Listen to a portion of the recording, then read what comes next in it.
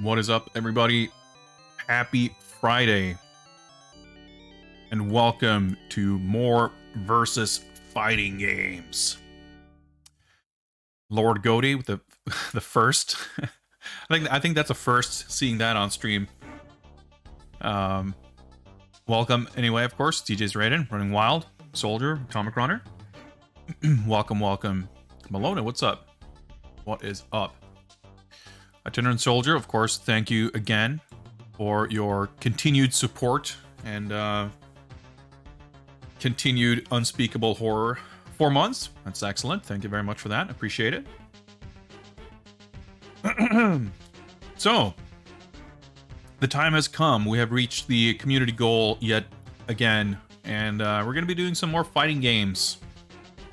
And as usual, we will do some raffles. We will determine who gets to pick the next game, and I will play whatever game gets picked. I'll do my best at, I don't know, going through arcade mode or whatever equivalent we have in whatever game gets picked. I will make no promises whatsoever that I'll be able to beat any of the games we play, but, you know, I'd say we usually do pretty well. There's been, you know, there's outliers. There's Zankabuki and games like that where you spend fucking 90 minutes in some dumbass board game mode and it's impossible. But hey, you know, we're all enriched by these experiences, right? We learn new things, we see new things, we play games we may otherwise not have played, and that's what this is all about. Well, it's also about having fun. Almasar, what's up? There will be, if I remember anyway, to enable the channel point redemption rewards. The option to spend con coins to skip the raffles, but as usual, I don't want to keep that, like, I want to make sure we do at least one proper raffle to start things off, and then if/when I remember to actually enable that reward, it'll become available.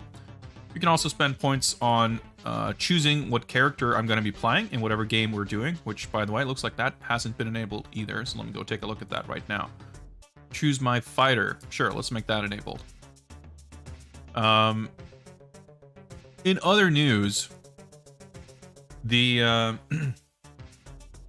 the continued story of my my poor old dusty launch PS3 is well, it's ongoing, I suppose.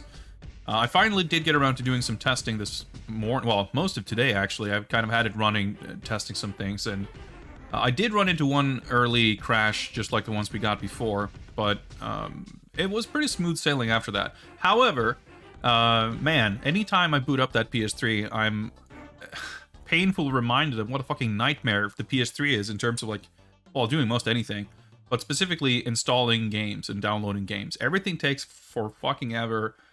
You have to, like, manually install shit. It's the worst. So as such, I realized that there's a few disc-based games that I have that I don't have install data for currently, and I don't know if they require it, but basically, I've done some testing on a few games, and as it would happen, because I had to mess with some PlayStation Store stuff and whatever, I actually found some games that I didn't even know I had. I'm assuming they're PS Plus games, but Persona 4 Arena Ultimax and PlayStation All-Stars Battle Royale have been added to the list, because apparently I have those games. And I've also tested both of them, and they actually work. And there's a few other games that I did test, or at least I know they are installed. So some of the PS3 games have become eligible again, and others remain ineligible for the time being. So by all means, peruse the list, and anything that has, like, the strike through is still off the table. But anything that isn't, we'll give it a shot, and we can hope that it'll work, at least. Obviously, I can't really make promises, but my testing appeared, well, promising.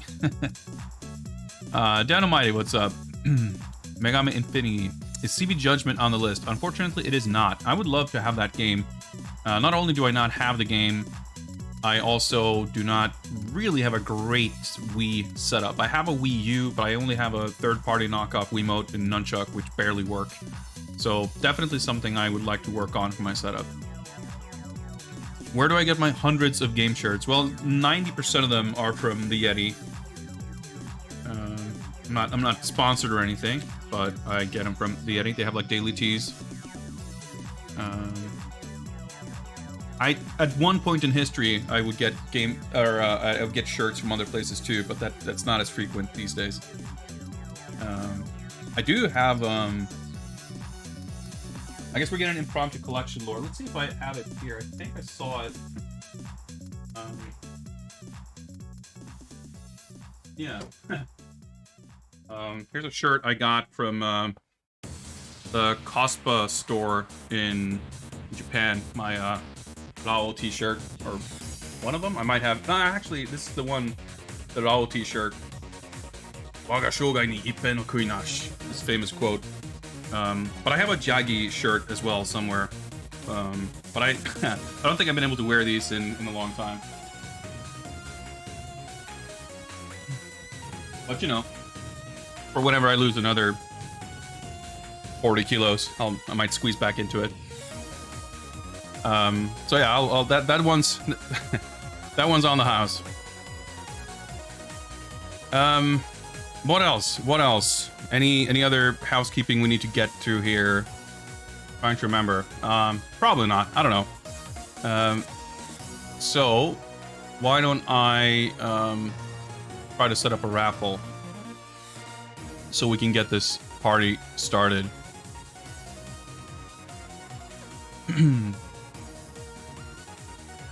Giveaways, which is what it's called here. It's not a giveaway. Oh yeah, right. I forgot. Subscribers get extra luck. Wait, how do I... If you're a sub, you will have... how do I phrase this? You're twice as likely to be picked as a winner. So subs get preferential treatment. But anyone, you know, engage your rigging protocols strongly enough and anybody can be a winner. Pay to win, sure. I mean, I gotta offer the Skull Club members some perks for spending their hard-earned cash, right? It's only fair. There we go. Raffle is now open. Type raffle in chat if you would like to have a chance of picking the first game of tonight.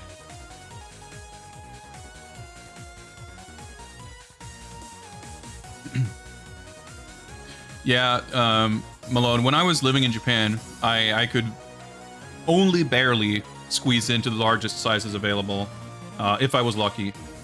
And I've gained a lot of weight since then, so I'm not even gonna... I'm not gonna subject myself to the anxiety and depression involved in trying to see how some of those old clothes would fit. I have clothes that are significantly less old than that shirt, which already don't fit, so...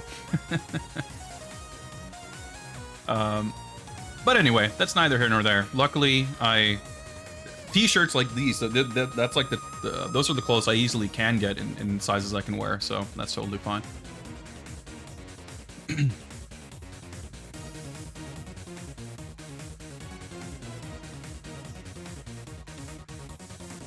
Oxonoken condoms, huh?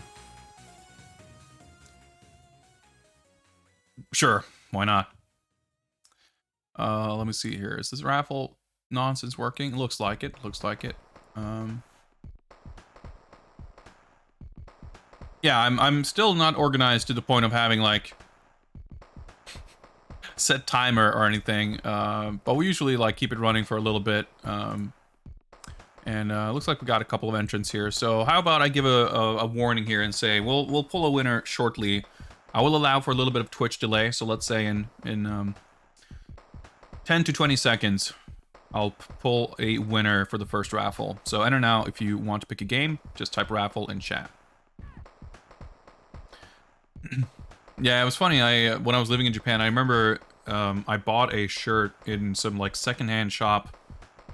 It was all like American stuff. Like, I don't know where they got a hold of it, but I had I don't know what you'd call it, like a jersey. I don't know. It was like it had a zipper. It wasn't a jacket, but it was like a, I don't know. Let's call it a jersey, I guess. I guess that's what it would have been called in Japanese anyway. And that was like an American size medium. And it was like a looser fit than all of my Japanese like XL or LL or whatever size shirts. But hey, that's how it goes. Sizing is fucking arcane magic. Alright guys, let's do it. Let's see who gets to pick the first game of the evening. Roll it. Boom. Atomic Runner. Well done, well done. Properly rigged. Congrats on your win. And let me know what it's going to be.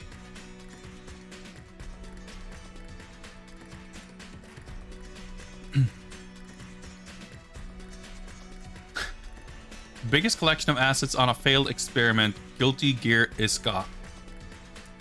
All right, let me find Steam here. I'm pretty sure I haven't even booted this up, so let's hope it works. But it should be fine, right? I had to remember for a second, like, wait, hang on. Which arcade stick do I use for PC games again? I can't remember. But it should be this one.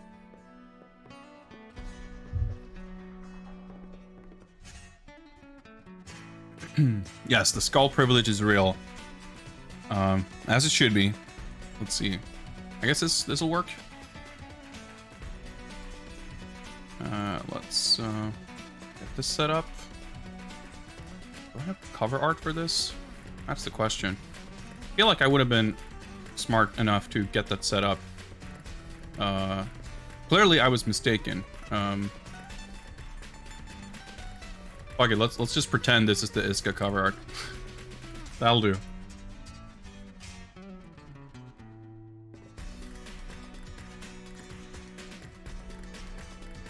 And let me figure this out.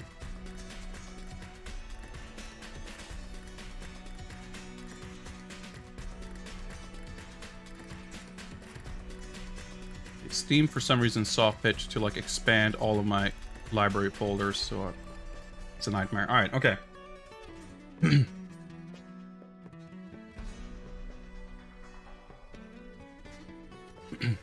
Godin's almost you're almost fully funded. Wait, hang on, why is this not? Give me a sec, guys. Why is this? All right, there's some weirdness going on in my OBS layout. Whatever, who gives a shit? Guilty Gear. I I have all the. Oh, there we go. I was gonna say I bought the. There was like a humble bundle thing, I think, with the Guilty Gear games. Now I have like 6 Guilty Gear things in a row in my Steam library, and I can't tell from the thumbnails which is which. But we did it. I found Isuka. Oh yeah, I should probably connect my arcade stick to the PC. That might help. That might help.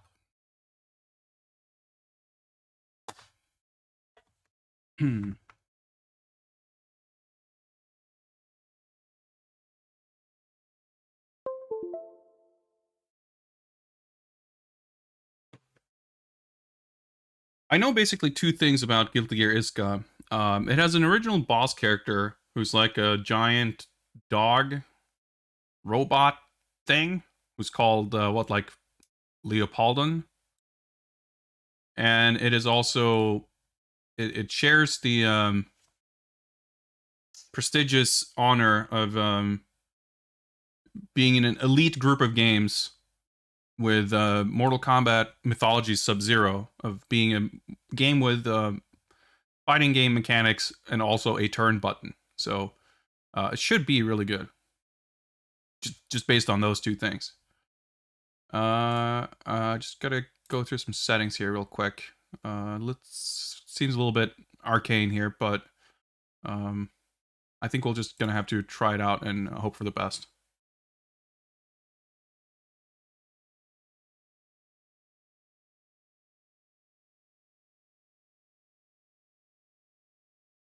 All right, I think it's like going in 640, 480 full screen here. I'm gonna have to mess with the display settings here, I think, for a bit before I can even get it on stream here. Okay, I clicked the mouse and it just disappeared. That's great. I wasn't able to use the arcade stick to skip the opening cutscene. This is just A lot of things are going great here. Wait, did I just... I think I pressed escape to skip the intro and it quit the game. Yeah, it's like it's a proper old PC port with all that entails. All right, let's see if I can start the game. Okay, space bar. Okay, start.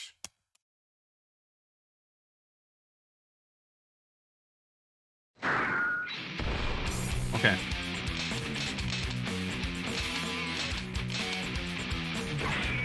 There's probably... Right, there's no actual...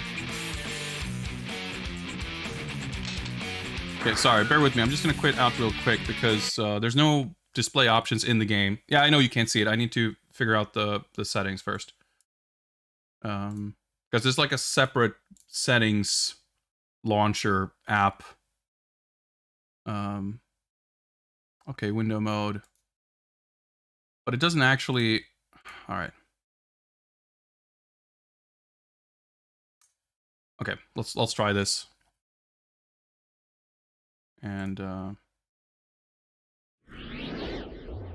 that works. Wow, okay, I set the like aspect ratio fix, and now it's like in a tiny window. Let me see how this is gonna work. Anytime I like click in OBS, everything just like freezes up. Fucking PC game streaming, it's it's a bit of an adventure.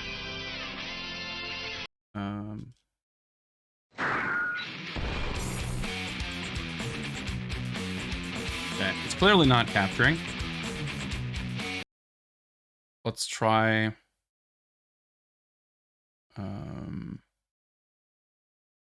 try the window capture, even though it's full screen. Although I probably shouldn't. And now it doesn't even show up in the list. Well, this stream's off to a terrific start. That's definitely not what I wanted to do. Why did... What the fuck? Okay, let's try running the game windowed and see if I can capture it that way.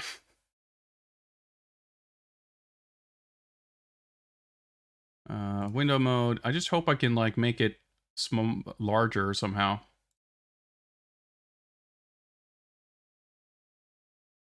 But I mean, this is partially on me for not having tried this either, so.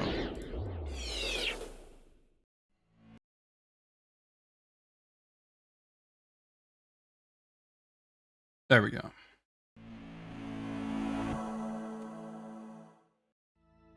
We're getting giant Steam overlays. That's fine. I guess I can't make the window any bigger, so I have to like freaking squint to see it, but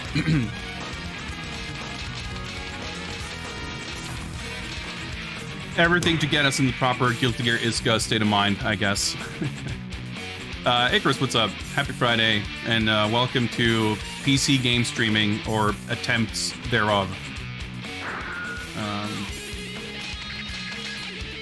Alright, sure. Cockpit font is a very good option name. Adjust settings. Sure.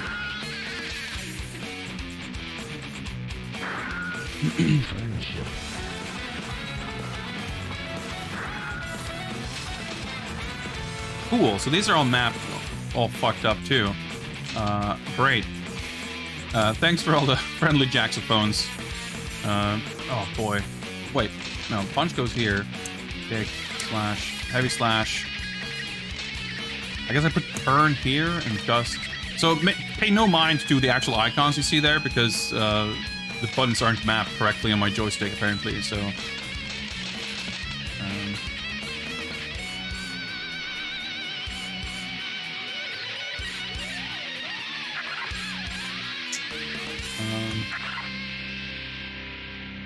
I apparently also do not have a start button, even though one was definitely mapped to something.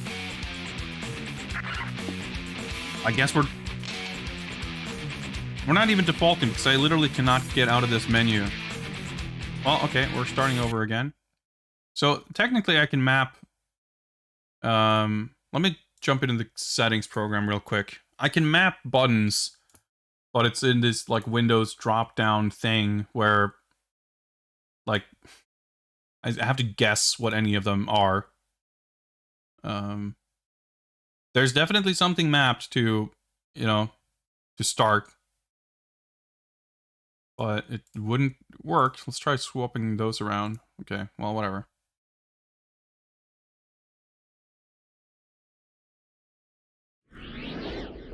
The next game, anime. Well, it's the next game, functional. It's fine. I still can't. Luckily, I don't need start to get into this, I guess. Well, we should be able to get into the game and start pressing buttons. What? Wait, hang on. Okay. I thought my joystick stopped working, but I guess I swapped between analog stick and D-pad mode. Let me just tempt fate by going in here real quick and take a look. Okay. Fine. We'll just jump into it and... we'll see how it goes. And let me also, before I forget, let's enable the next game pick thing for anyone who wants to do it, because I definitely will not remember otherwise. Please select your character. Let's start the timer and hope for the best. Wow, okay. Oh, that was random. Okay. Oh yeah, Robokai's in this. I don't know how to play any of these characters. I'm just like, oh yeah, who's even in this? I guess it's like, oh, Eddie, okay. I guess it's like basically the reload cast. I think Kai's the one character I know about 2 things with, maybe. I don't know what button to press. Let's press a button. Team Red, I guess. Oh, Appa was added in this, I see.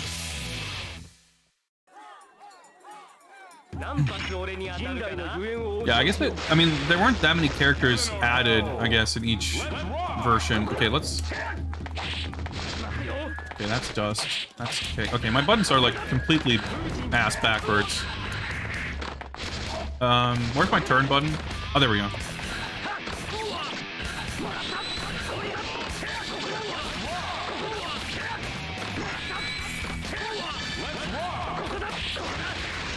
Okay. I have no idea what survival level means, but I'm hitting him, so that's probably good.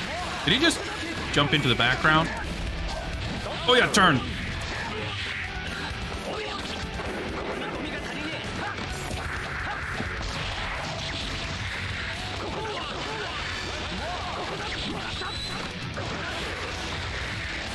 Wait.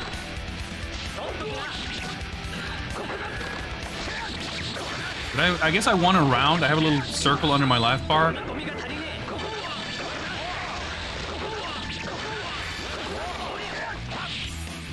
This is, I mean, nice to look at, I guess.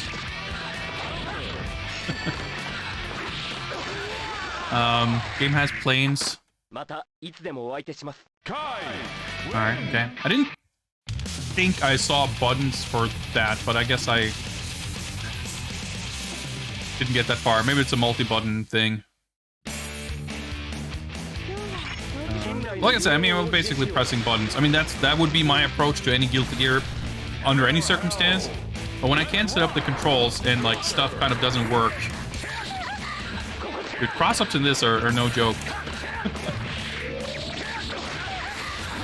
Wow, this background is so noisy. I can't even, like, see anything. I feel like that slowly floating beach ball, though.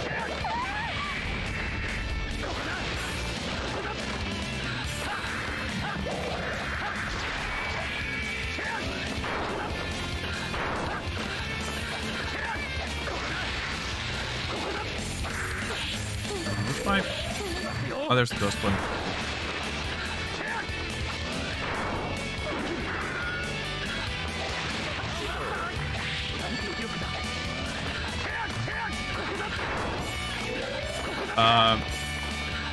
My turn button is on like the top left, like L1 on my 8-button setup. It's like definitely not very comfortable to reach. Oh, wait, oh yeah, let's do it. Turn, yeah.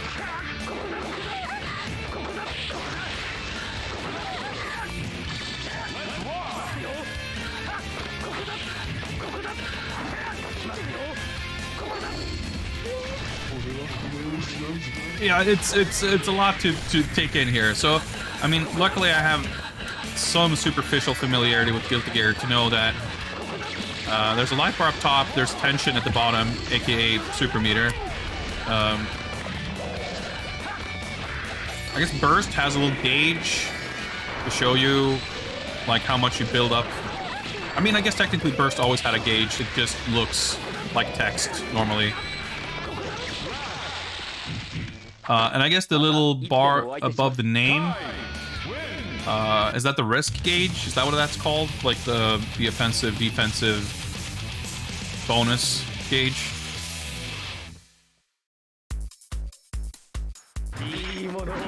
Yeah, I mean, Atomic Run, this is a vintage port, so it is kind of what you would normally expect from a game of this vintage.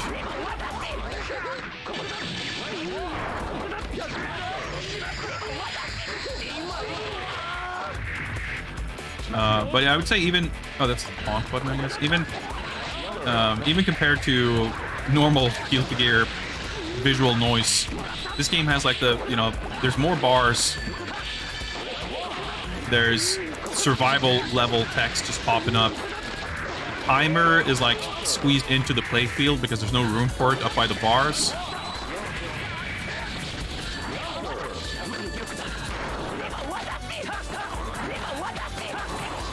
So it's like unusually crowded.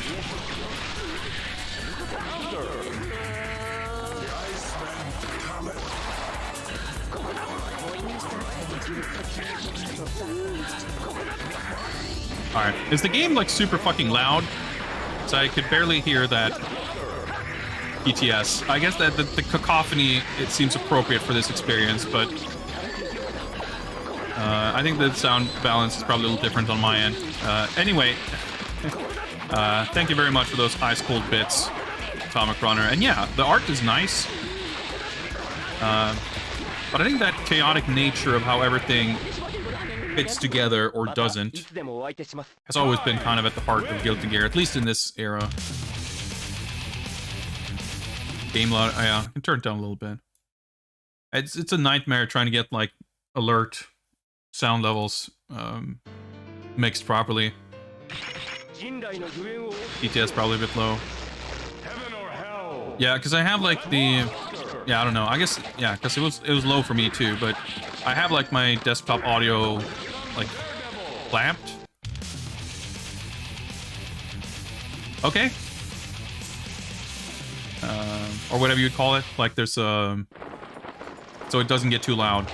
But sometimes that means when you have multiple audio sources like TTS or game audio and stuff, like the mixing between those can get a little weird.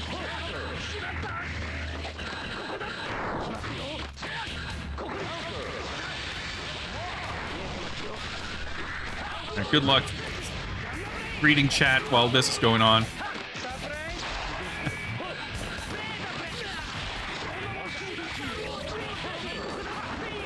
Oh.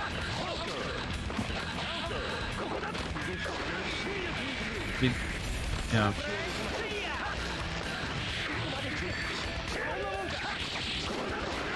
Also, keep in mind, guys, my game screen is like this big. Because I'm playing this on like a 1440p monitor, and it's in a 640 by 480 window, and I can't make the window larger as far as I can tell.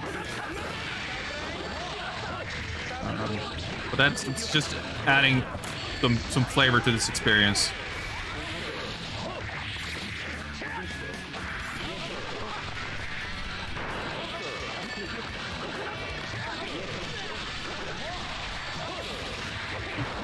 Starting a combo on one character and continuing out the other, I mean, that's pretty cool, though.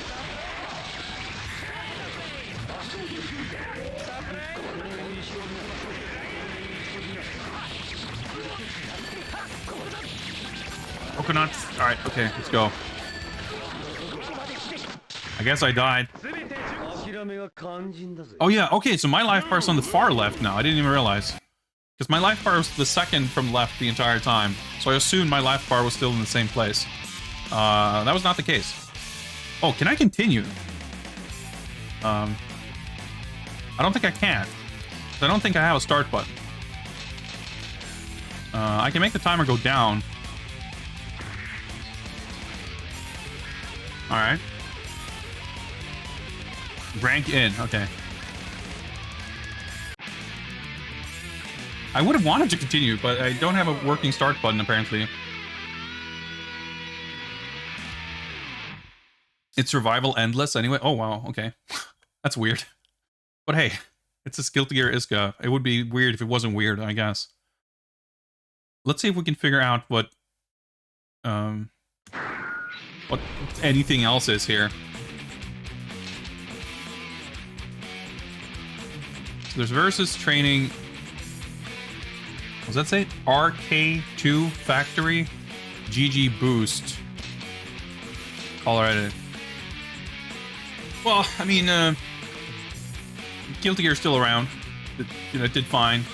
I don't think there's... I mean, I think it's more worth celebrating that something like this was allowed to exist in the first place than lamenting its failures, because... How does something like this even exist? Create... Alright, build a Robo-Kai. Okay. I guess GG Boost, is that the other mode? Press a button and see what happens, I guess. Select Battle Slave of yours. Okay. I guess we can try Soul.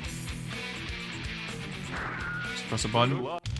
Hope it doesn't cancel. Alright, we're gonna stick a little pixel map. I have to look over to my OBS preview because the game window is like this large. My OBS preview is like this large. I guess it's like laggy and frame droppy. But for something like that, it works. Okay, this is weird. I guess I have a kick.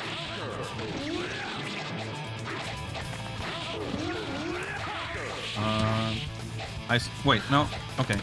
I do use the turn button, but the turn button also dashes, I guess. Yep, okay. I gotta, like, neutral turn to turn around. I was about to say I can understand a turn button in a fighting game, but in a beat-em-up it gets weird. But actually it gets pretty fucking weird in a fighting game, too.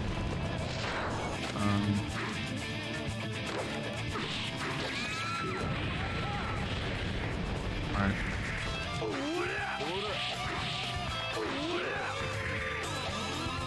Okay, so dust does nothing. I have 3 buttons that don't do anything. I wonder if I'm supposed to have a jump button.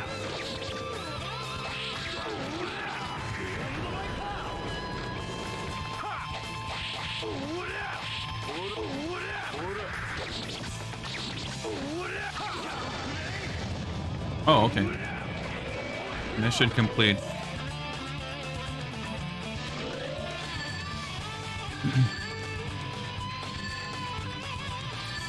Yeah, this definitely has like strong, I don't know, open bore vibes. It doesn't feel like a real game. Or like weird Korean MMO beat 'em up or something. I don't fucking know.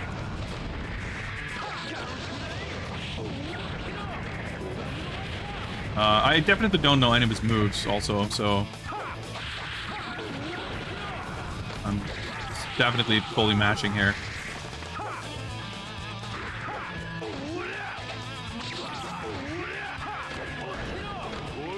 Oh, I have a throw, I guess. Fighting game throws in a beat 'em up. Definitely a little strange. Okay, mission complete, I guess. Tom McGruner with the top tier picks. Yep. There's the button, okay. I mean, in fairness, the experience would be smoother if I could set the controls and if I could have a slightly larger game window. And none of those things are on you. I mean, you didn't make the game either, but I mean, the experience of playing Guilty Gear Isuka is turning out to be a little jankier than even, you know, than it might have been. I guess I'll have to take responsibility for that.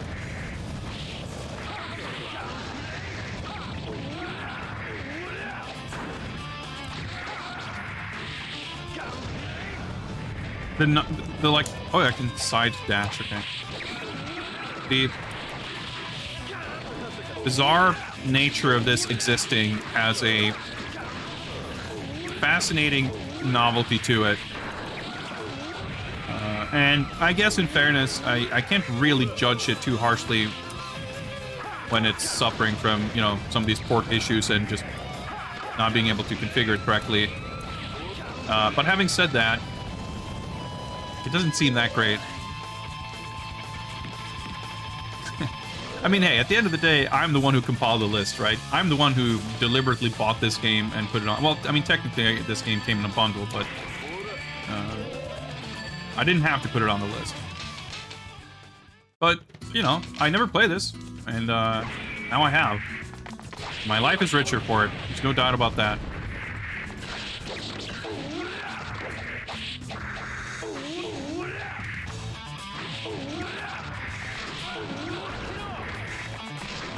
Oh, shit. Okay, that's a move. Did I do that? Oh boy, we're getting fully stun locked here.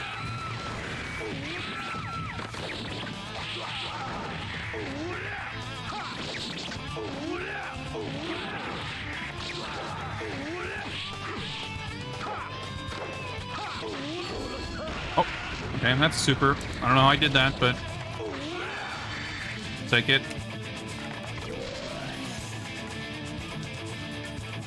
I figure I can burst, that makes sense. I don't know what the fuck any buttons are, though. Alright, full super meter.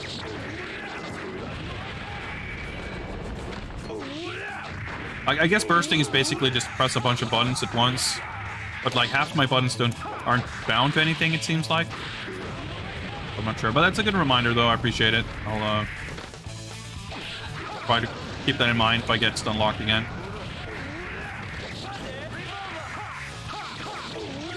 Any button plus dust. See, it's kind of weird because I think the dust button doesn't do anything in this mode. But I mean, the input for bursting might still be the same. Okay, that move's really funny when the screen scrolls.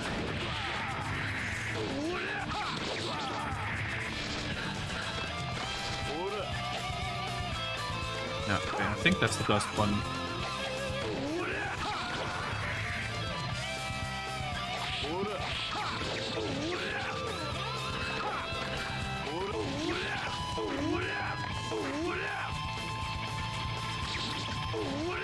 Slowly walking away. Alright.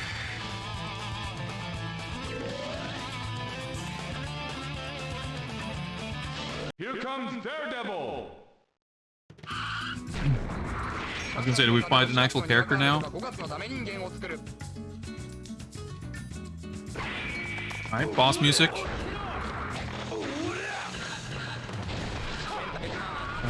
Yeah, okay, I still can't jump.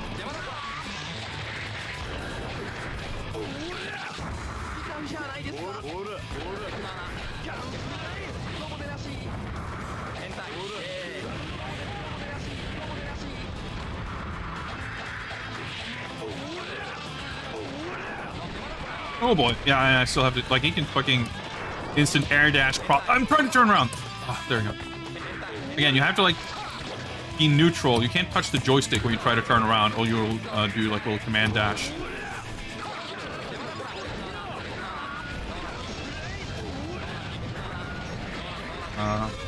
Oh, okay, I do have multiple life bars, I guess.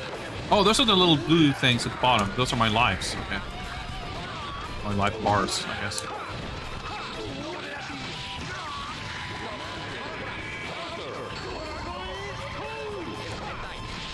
Okay, that did a thing. I'm way faster. Well, I was for 2 seconds.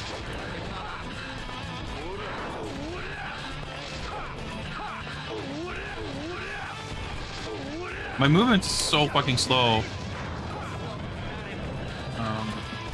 Without having any grasp of, like, my dashing and shit. Oh, everything takes forever. I'm sure that's down to me not knowing how to play, but makes it a little tedious. How does the turning work so poorly? Like, if you at least also turn around when you dash or something.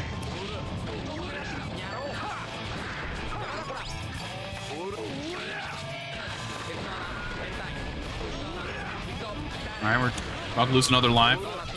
That's fine.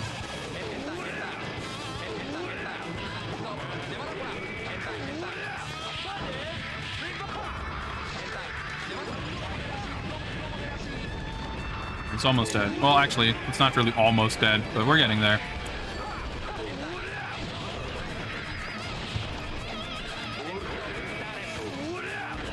Ah, where's my... There's a... Okay. It takes like 5 attempts to turn around because I can't find the button on my joystick. And when I do, I often like press a direction, so I accidentally dash instead of turning.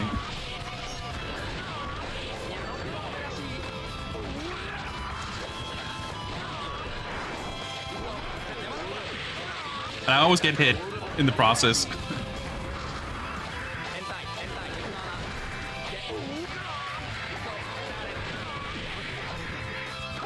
Alright, that's another line. Wow, okay. You lose. Well, there we go. Well, even though I could continue, I don't have a start button. Well, that was miserable.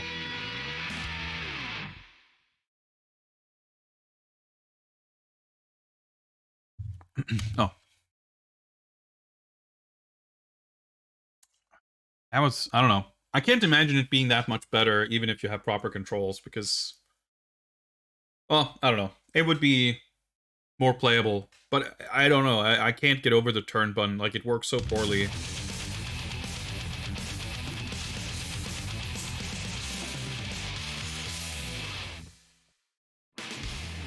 Unlock stuff with Robokai.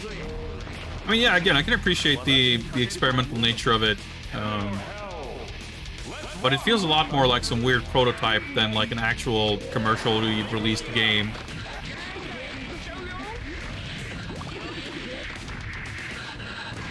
It's an interesting novelty, but it's also like barely playable. Let me turn on the game a bit. It's so loud. Oh man, I feel like I need a fucking nap after that. I'm so like full on sensory overload, trying to like squint to look at this tiny ass window while it's like playing 4 games at once. Well, I'll be honest, I'm not sure how much more Guilty Gear Isuka I have in me. Actually, I do want to just, out of curiosity, what does this look like?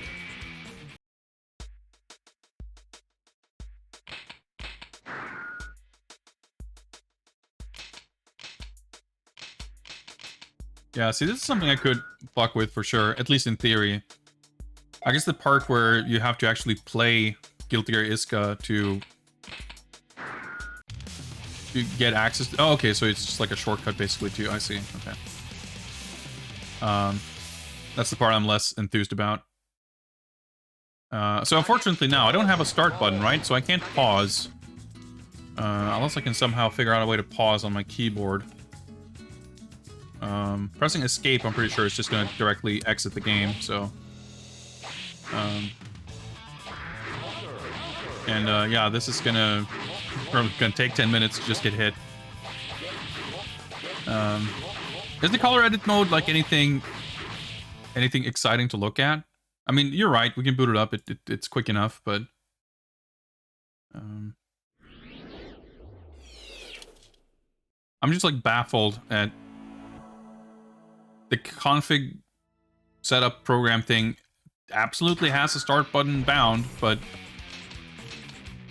none of my physical buttons have a do the start button function.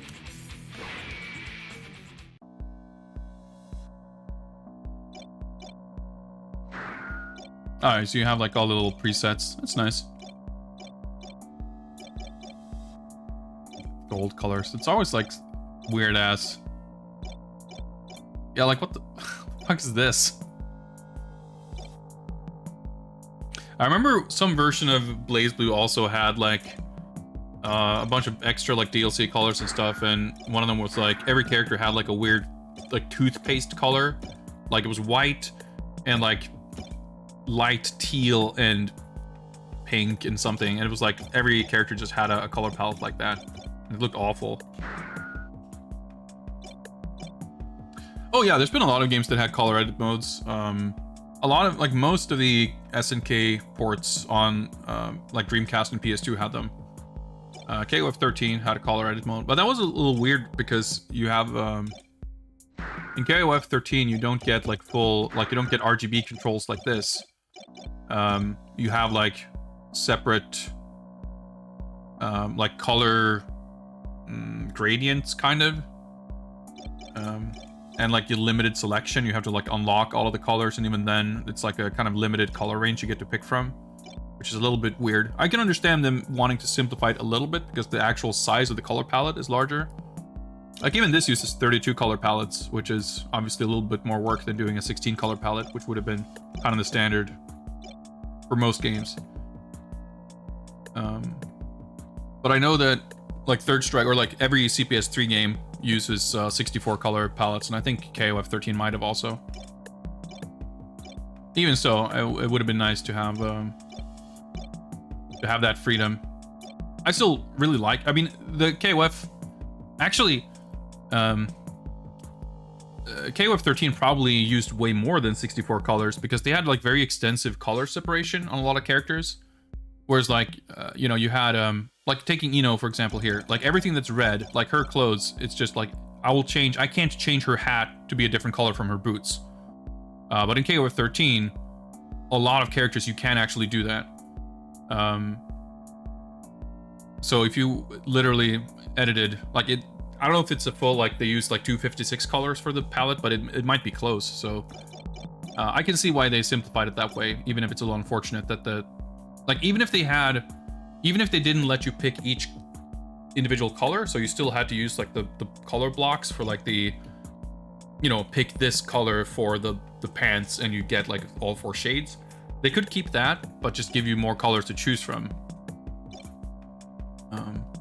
But yeah, color edit's always fun. A lot of people are excited for Melty Blood having color edit. With all right, you know, it's a cool feature, and it's a sad thing that modern games don't really make use of it. Even games that do use 2D sprites.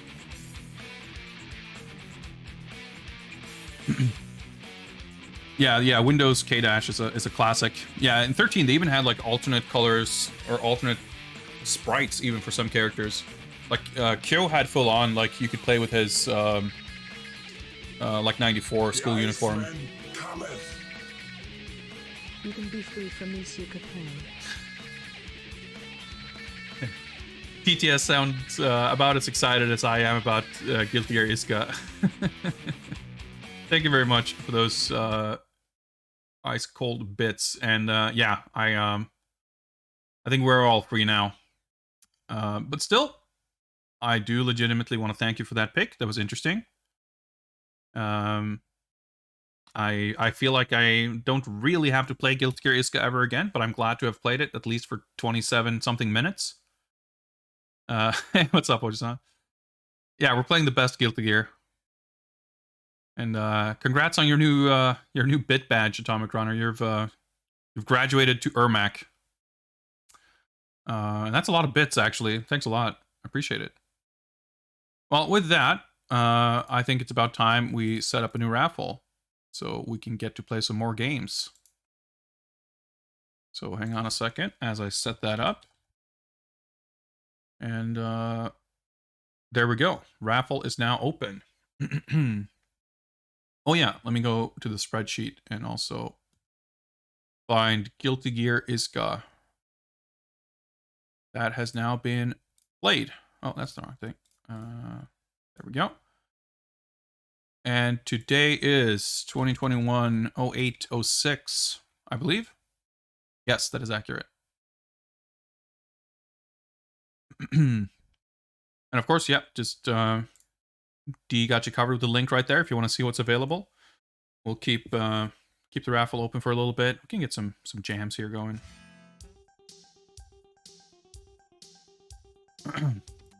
Gundam, you did barely miss Guilty Gear Isuka. We spent about 20 minutes, I think, trying to get it to run.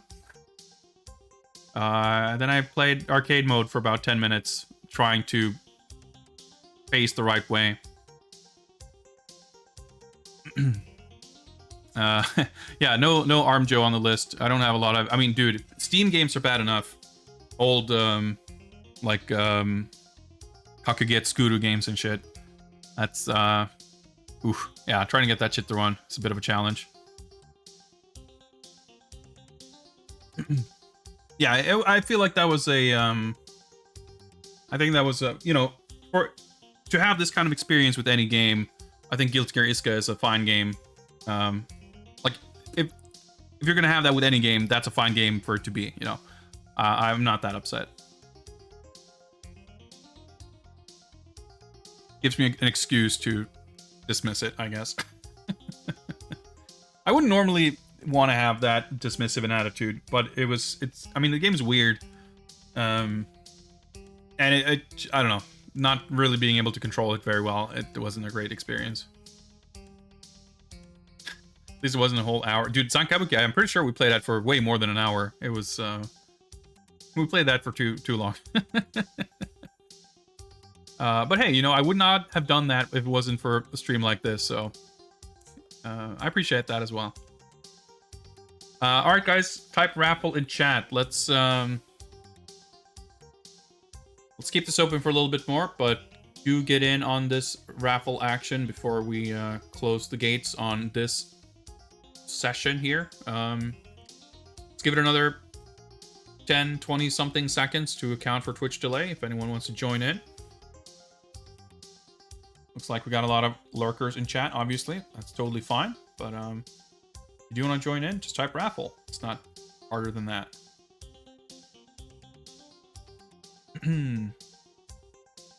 Okay, I think... Oji-san, if you are the winner of the raffle, you get to pick which games we play from the list, which you can find right here. Any game that isn't all marked in red is eligible to be picked, and we shall play it. All right, I think we've given this long enough. Let's see who's the winner.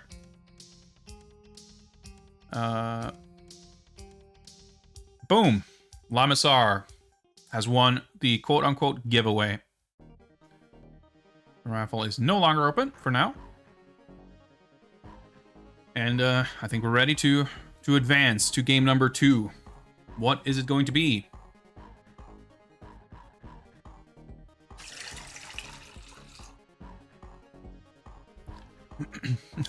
That's a good emote.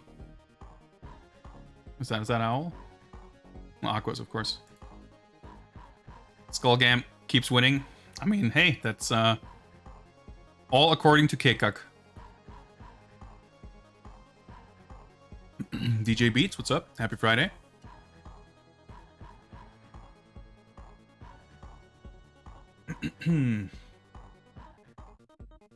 Always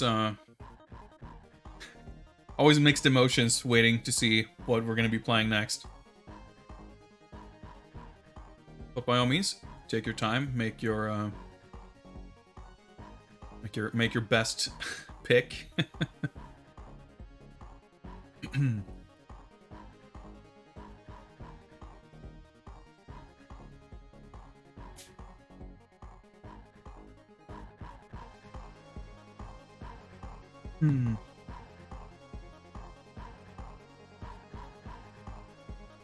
I can't feel too bad about having gotten Isuka taken care of. At least it won't come up again. And I would say something about our daily allowance of technical issues, but I don't want to tempt fate. I'm sure we'll be able to run into all kinds of technical difficulties with any number of games. What the fuck is Punch Planet? Well, I guess we're gonna find out, aren't we? I actually weirdly have not played this, but I'm excited to. I bought this when it was in early access. I'm pretty sure it's like full release now. Let's try to boot it up here. It's an indie game. It was out on Apple Arcade, but it was on Steam as well. It's like it seems super cool, to be honest. It's like a comic book inspired sci-fi. Oh, maybe it's still in early access. I haven't followed it super closely. I actually sort of learned about it, I think, following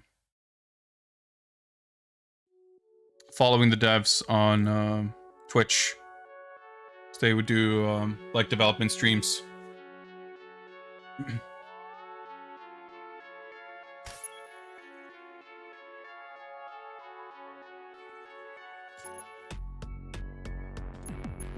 All right, this is a modern game, so like controls work. That's good.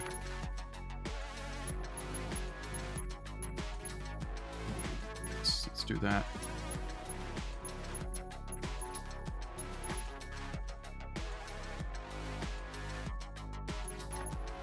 Just check this real quick. I guess we can do this and see what it looks like. Oh yeah, I guess Gat is the new character. I think I may have seen him, but I don't recognize him really. Oh, this is super loud on my end. We're just doing the benchmark. It's like running through it as quickly as it can, but I think we can. I think we can trust that it's going to run at 60 FPS.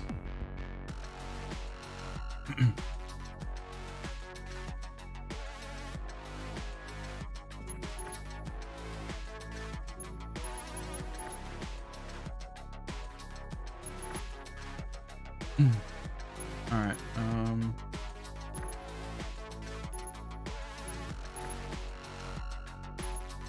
Oh wait, hang on. Okay. Do I just do nothing here? It'll reset.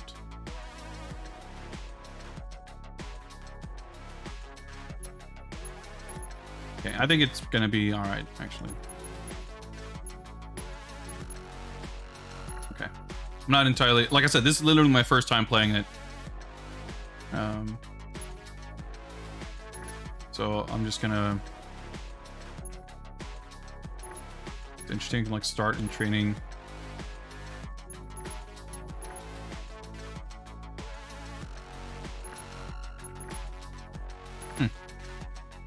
Interesting. Camera settings. Yeah, it's interesting actually because the visual style, I think it kind of... I preferred the way this game looked in some of the earlier versions where the characters were more like flat. Because they've added like... it's a little bit like Wind Waker HD. Like the original Zelda Wind Waker has like this perfectly flat cartoon look. And then in the HD version, they added this kind of ambient like shading to everything to make it look more 3D, which just kind of breaks the cartoon look, which is weird. It's not nearly as egregious in this game, but I remember kind of preferring the way it looked in the original. Okay, so I guess there's no story mode just yet. That's fine. I guess we'll just do some versus matches then. Behavior. Footsies are default, okay. I think we can go easy just to, like, see how the game even plays. We'll start the timer just to keep some idea of how long we're playing this. Yeah, one of the characters is Dog. Oh, wow, yeah, okay. Oh, right, I remember seeing this character, like, on Twitter or whatever. But I guess Gat is the most recent character. Because, yeah, when it first launched, I don't think even Agent was in it. It was Roy, Sid, Tiara, Dog, and Max. And I know they've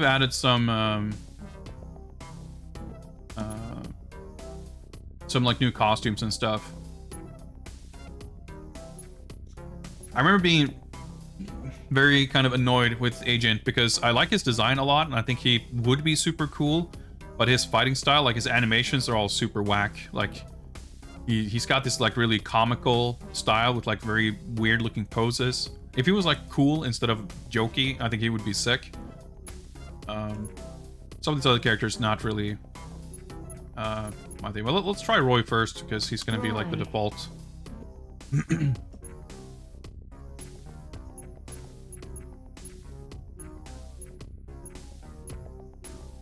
Alright, good selection of colors. I think some of these have been added later, probably.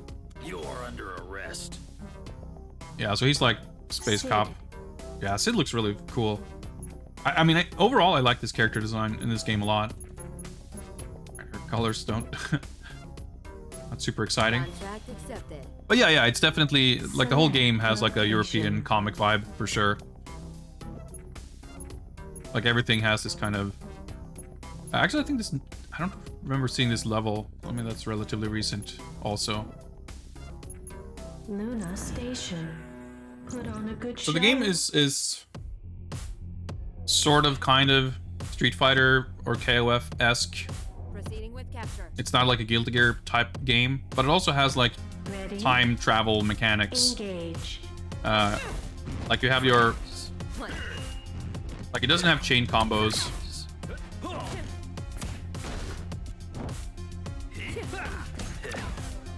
And you have the... Like the T gauge is like the time gauge, and you can use it to like... There's like a parry. Is that thing I did? Don't give up I forget how it works, but it's like a... Decision player one. It's like a cancel thing, Ready? I guess. And I think there's like two different mechanics that use the meter. There's one kind of a parry thing, and there's that like cancel kind of thing. Actually, is there a... Yeah. Okay, so there's target combos, MP, okay. Alright, special moves, gunshot. Oh, you can... Okay, you can hold it, interesting. Headbutt, quarter circle forward kick. Okay, simple enough moveset.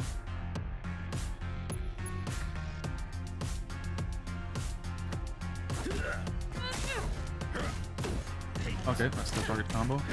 Watch out. Yeah, but you can kind of see like just the shading on the models. It actually kind of looks different than it did. Like on the character select screen, it had more of that flat look. It's still it's still like consistent. It doesn't look bad by any means. But when I first saw it, it seemed a little odd. Engage. Yeah, this game is like super polished, and really cool. Watch out. Watch out. I think the I don't like that style of like really disengaged announcer.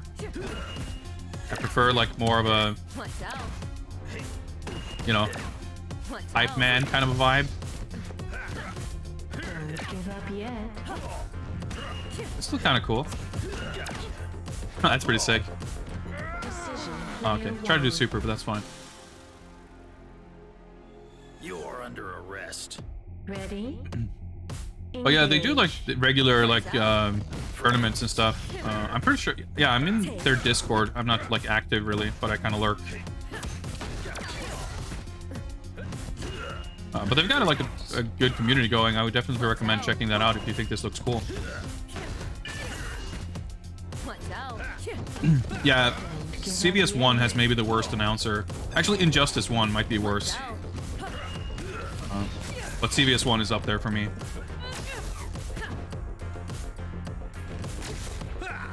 Alright, yeah, let's get Street Fighter style throwing.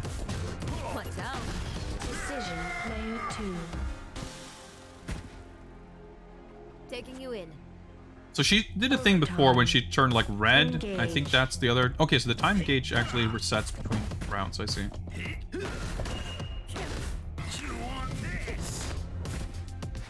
Simple enough, super.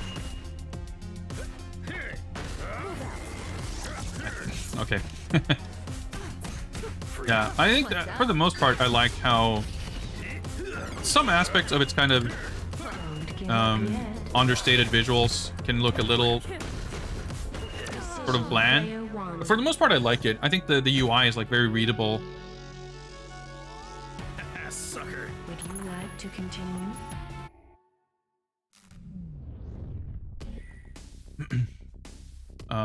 Oh yeah, that's the thing, Atomic Runner. Like this isn't like that style of game. Like it's not a super fast game. I mean, I'm sure it's plenty fast in terms of like decision making and following what's going on. But it's not like crazy cancel combo, you know, that kind of a thing. Don't get attached to your head. Dog. But I also wouldn't really judge how the game like flows based on me pressing a few buttons because I have no idea what I'm doing. Let's just get this over with. Select location. The Sugar Daddy. There's only one winner. You will make a great. Yeah, I think there's parts of this that have. I mean, it's interesting going from Guilty Gear to this, right? Because they're very much on opposite ends of the spectrum. Ready? Engage. There's like a minimalism to some of this that I find. Parts of it can be a little bit like iffy, but I think it goes well enough with the style and pace of the game.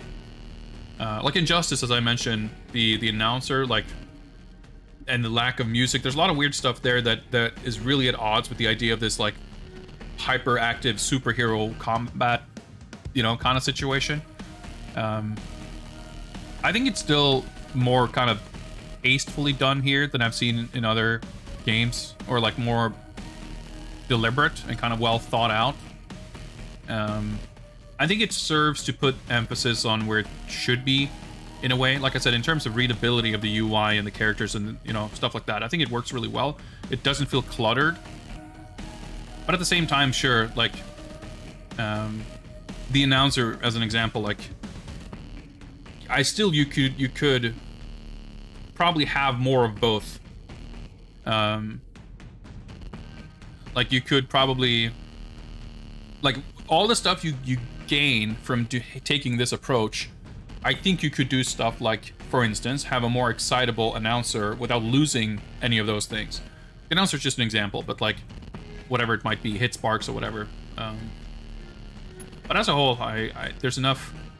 That aspect is maybe not my favorite, but there's enough else going on that I really like that it doesn't bother me at all.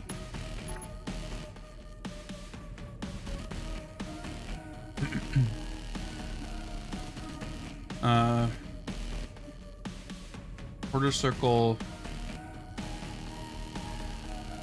UCB punch, Shoryuken with kick, shield charge.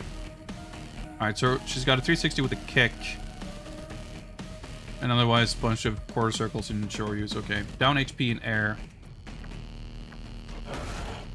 Charge this. Okay. Oh, I think, yeah, that's got to be her axe drop. Okay. Oh. Shield drop, yes. Break your bones. Okay. That's her command grab. It's kind of funny looking. Don't give up yet. Break your bones. Decision player one. You will make a great trophy. Yeah, I think like having a little bit of dynamic lighting and stuff helps the stages from feeling super. Because like bland stages can definitely be. I mean, it's one of the things that I can't stand in so many like French bread games. They're all like super empty and nothing's going on, and they're.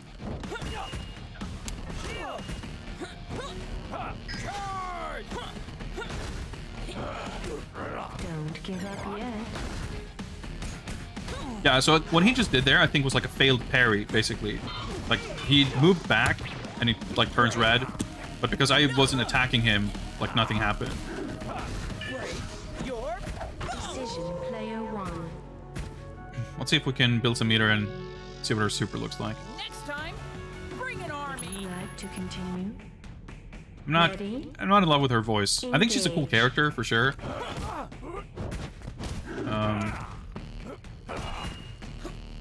That's a good sound effect. That's the anti-air. Okay. But yeah, I don't like her.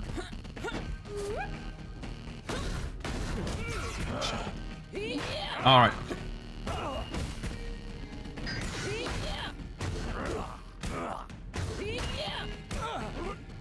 Did that get like 50 frames of hit stun on counter?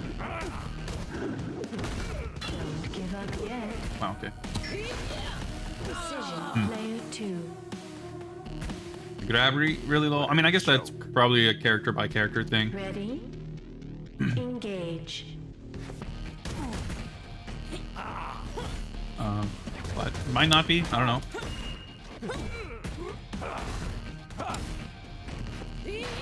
Can I do... I cancel that. Doesn't seem like it. I'm assuming I cannot cancel into the command grab. Don't give up Assuming yet. we're operating on Street Fighter rules here. Don't get attached to your Oh, that's a taunt. Okay, I see. break you. Wait, hang on. Decision player 1. You will make a great trophy. Let's take a look. That did not take all of my super. Engage. Yeah, War Dance costs 2... Okay, interesting. There's supers that cost 2 bars. Shield! Shield!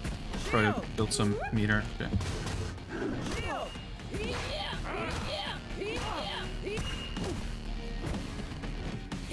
Yeah, the gravity is like, to me, is more noticeable when you when I get like knocked out, like counter hit, flipped, because you kind of stay in the air to get juggled a little longer than you might expect.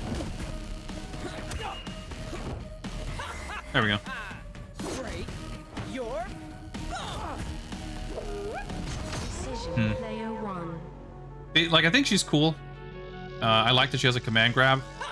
But I must be honest and say, as far as the command, a 360 grab and a like 720 grab super goes, pretty weak. Pretty weak. Like not as satisfying as you want those types of moves to be. Yeah, there's EX specials in this game. Agent. What's his other costume look like? Okay, not that different.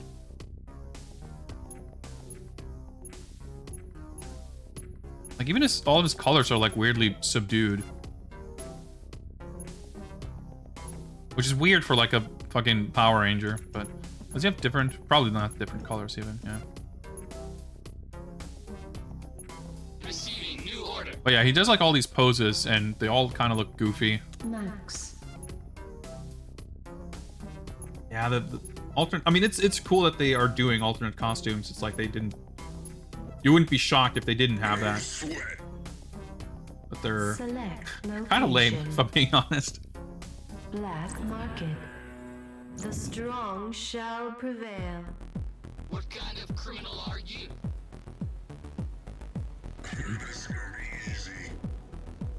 Dan Almighty, are you suggesting that Power Rangers do not wear bright colors? I'm gonna say that that's a questionable statement.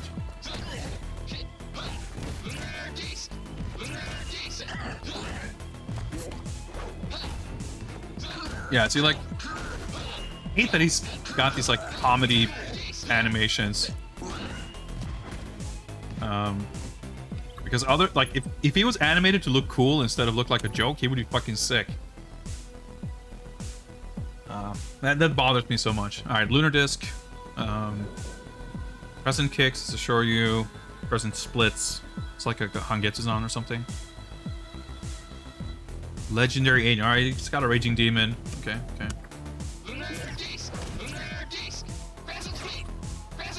Yeah, pretty much. Short range though. All right, it's got the Jackknife Maximum. Give up yet.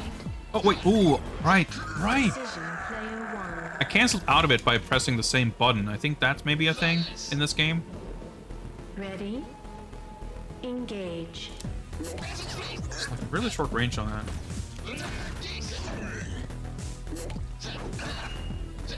Not sure what's going on with Max's drinking.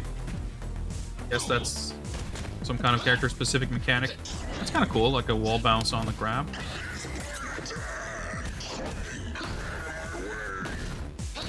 Okay, I could block that.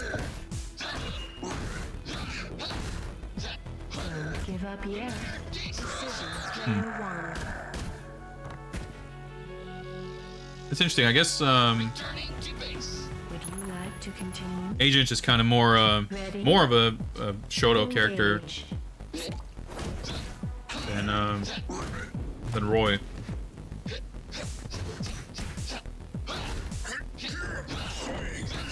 It's got the fireball uppercut. But yeah, overall, like I like the characters in this a lot.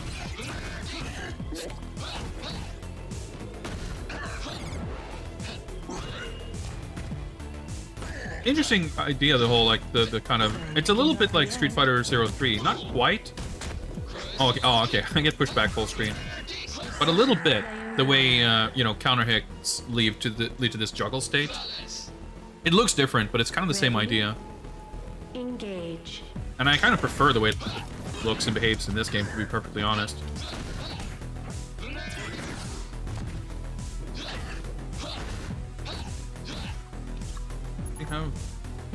No target combos. Like forward MK HK, okay.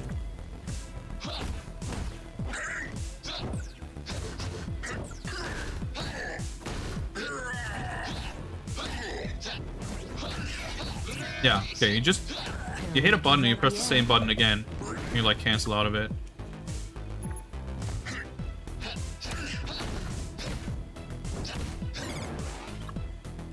No. Oh, H, okay.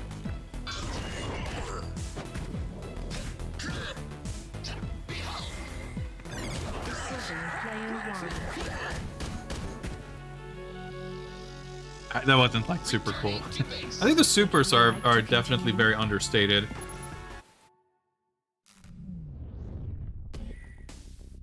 Well, that definitely feels like a stylistic choice, you know. The KO Wars.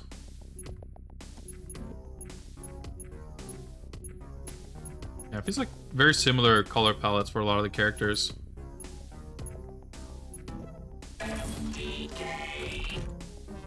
Gat.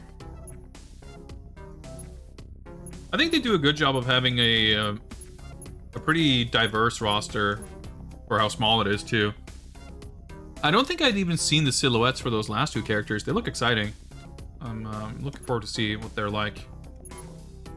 Exquisite. Select location. Let's skip training Crystal stage. Desert. This should be exciting. I mean, yep, that's a very, very excited announcer voice you got there. Ready? Engage.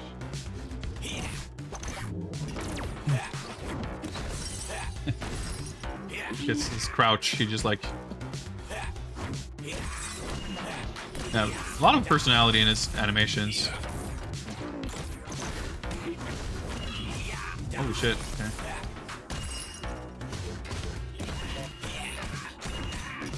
That's a standing heavy punch. Back heavy. An anti-air, I guess. Well, that's also an anti-air, I guess. Medium punch. Okay. Okay, so charge character. Pretty much do any charge move. 2 kicks in air for back boost, okay.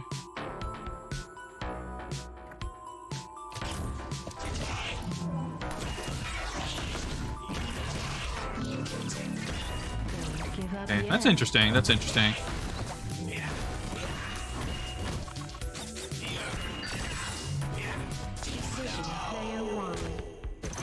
Giving me almost, speaking of Injustice, Lex Luthor vibes. Ready? Like just throwing shit out, like set up weird projectiles and stuff. Like with this move.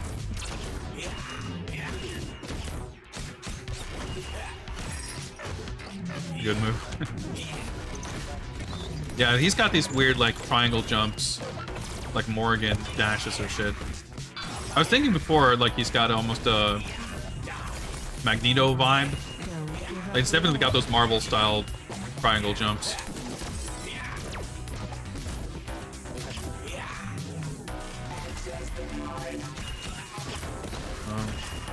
Okay.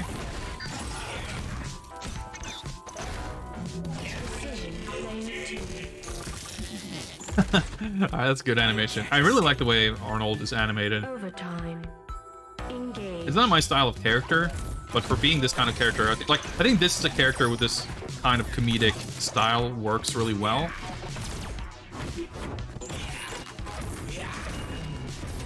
I think overall the animation is really good in this game.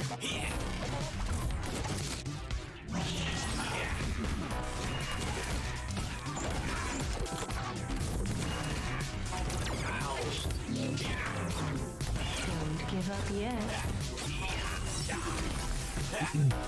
Yeah, I mean, he's definitely not fully just a Magneto clone.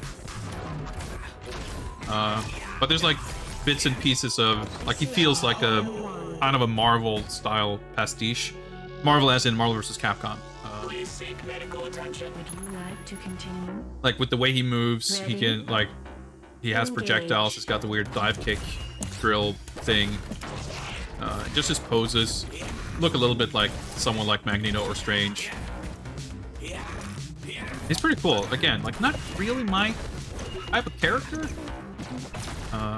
But it's still, I don't know. I think it's impressive for a game with like 6 to 8 characters to have several characters that I'm pretty into, and even the ones I'm not, I'm like, you know what? They're still pretty damn cool. Like I think Sid and Tiara and Max are awesome. I think Roy and Agent are cool and like partially awesome. Like I really don't care for like animal characters, so Dog is just like, there's nothing about the execution of the character Dog that has me disappointed, because there's no way a character like that would have appealed to me like anyway.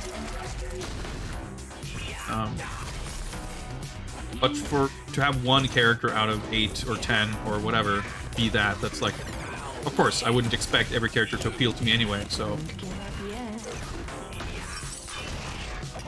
that's like a highly acceptable ratio.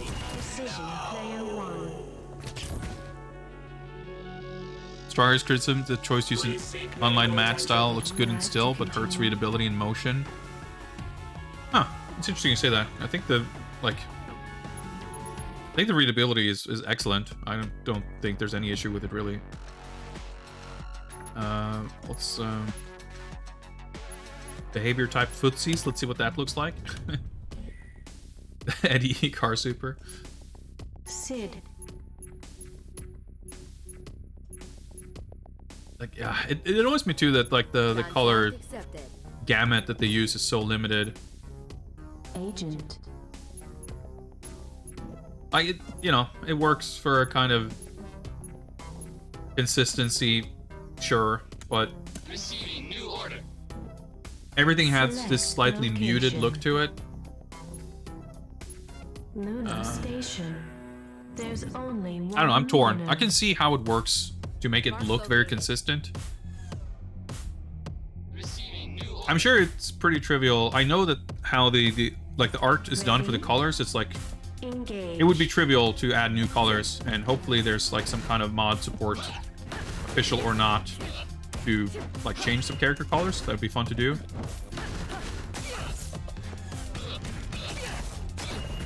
All right, let's take a look.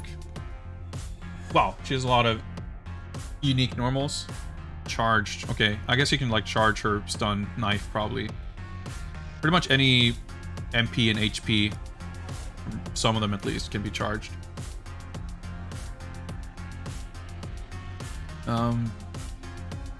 Light kick to medium punch, okay. Circle punch, kick to grenade, knife wheel back with kick. Okay, pretty simple. Like, all the characters seem pretty simple move list.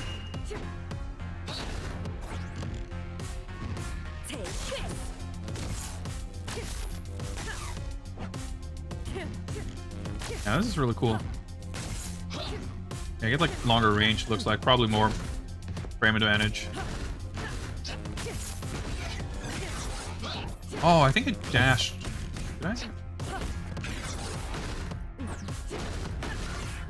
Oh, okay. Yeah, the time cancel thing is interesting. I don't really know how you build either of the gauges. It always feels like the time gauge barely has time to fill before the round is over, Down. Give up yet. and then it resets the next round. But that could well be... I'm sure the game isn't balanced after people who have no fucking clue how to play, so, you know. Decision player one. Call it in. Ready? Engage. 25 minutes. Oh, yeah, I like it better than Guilty Gear Isuka. I think it's like hardly an, you know, controversial statement. Call in. No, I mean, I would normally... It's very unusual that I would quit a game in less than 30 minutes. I think this game's really cool. Like I said, I've had my eyes on it for a long time, and I bought it because I thought it looked sick. I just, didn't really get around to ever playing it. Don't give up yet. But this style of gameplay appeals to me a lot because it's not, like, overly complex. Like, it seems very straightforward and simple to learn your character's kit. Watch out. Decision player one. And, I'm sure the cancel mechanics and stuff still add a lot of depth to it. Would you like to continue? Ready? And I'm excited to see, like, what they do with the story and everything. Like I said, those last two character silhouettes look really intriguing. But I like dry fighting games. My favorite fighting games are like, ST, MK11, Virtua Fighter, Decision player one. and I don't like Arc System Works games. I don't like Marvel. I don't like Ready? Melty Blood. Engage. This is much more up my alley anyway. And it's cool, like, it's refreshing to see new games. Like, for a while, it seemed like everything had to be, that kind of anime, Marvel, whatever style.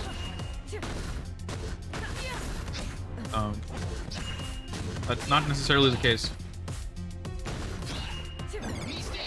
I mean, yeah, just in general, like, this just has a super polished look to it.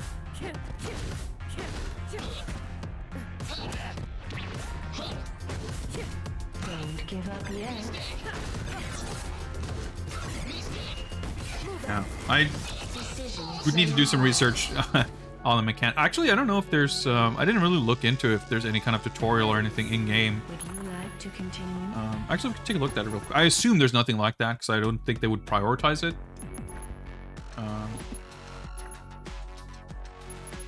Yeah. System info. Interesting. It's kind of cool. But yeah, like... Okay, cool. Oh, alright. So this would have been here. I could have looked at this the entire time. I just didn't scroll through the pages. That's cool. They at least put, like, something in here to explain. Yeah, again, this game is in early access, so, like, not all of the content's complete. Yeah, cancel the recovery of an attack by pressing the button when you hit. Like, I think that's it's really cool that it's so simple, too. Ah, okay. So you hold the overhead hop to make it not attack, I guess. It's kind of like, you have some, like, ninja characters typically in games that have this kind of style of teleport where you see, like, multiple options and only one of them is real. So it's kind of like that, but a universal mechanic. It's kind of cool. Ah, okay, so forward in both mediums. It's the red thing. Okay, okay. Well, let's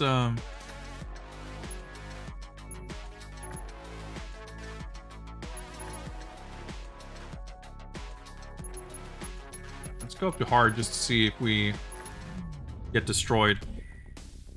I don't know if it was the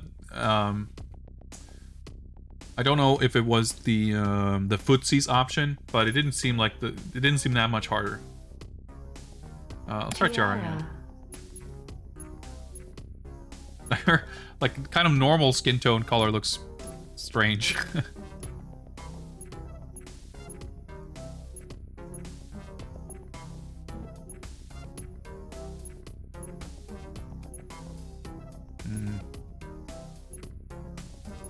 Sure. Don't Get attached to your head.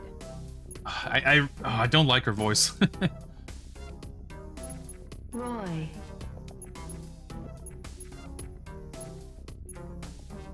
You're under arrest. Select location. Crystal Desert. Alright. The strong shall I remember prevail. anything that it said. You Alright. will make a great trophy. Forward and both mediums do the parry. I see. You're under arrest. And hold both. I'm not sure if that costs me. I think it probably does. So we can try it right now. Engage. Oh, it doesn't. Okay.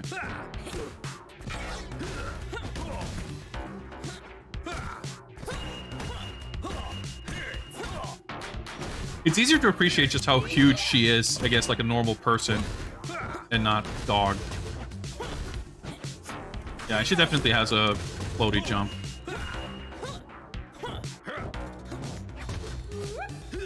That was supposed to be a 360, but...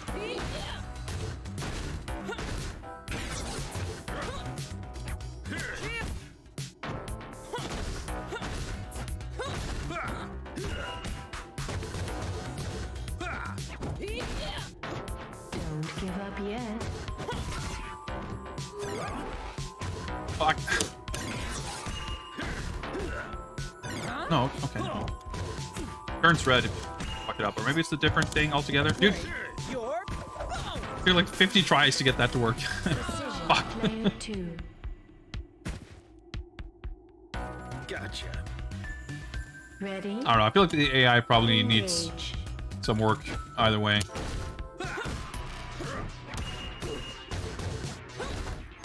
Like, if this is the highest difficulty, I feel like I should struggle more than this.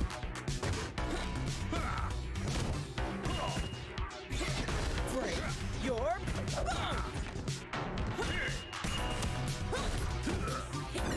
break. You're break. Ah! Break you. Huh? Don't give up yet.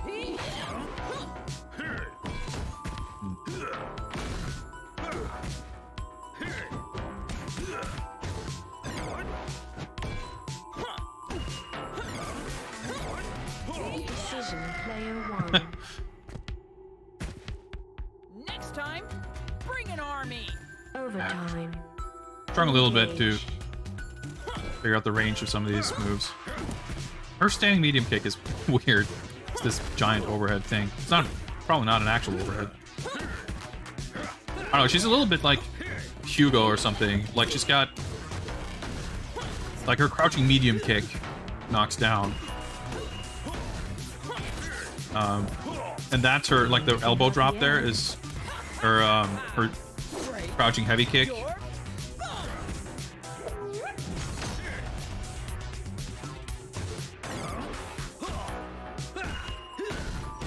Decision player 2.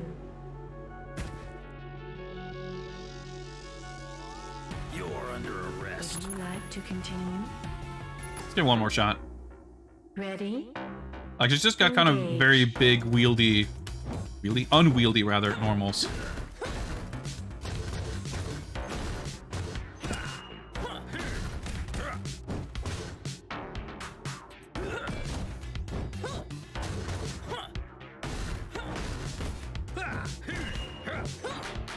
Good priority on that elbow.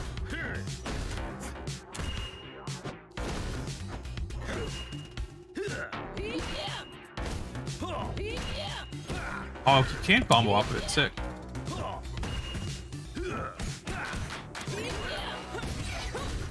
Okay, that's pretty cool.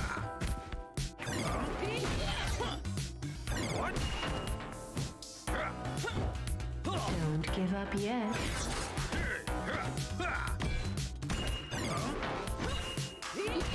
Decision player That's 1. super satisfying, comboing off that counter hit. Ready? Yeah, she's got kind of an unusual vibe, but I like it. I don't think she looks too goofy. I think this move looks kind of dumb, but a lot of her other normals I think look really cool. How the fuck do you hit with this thing? Well, combo off it at least. And yeah, the Footsie's AI seems kind of weird.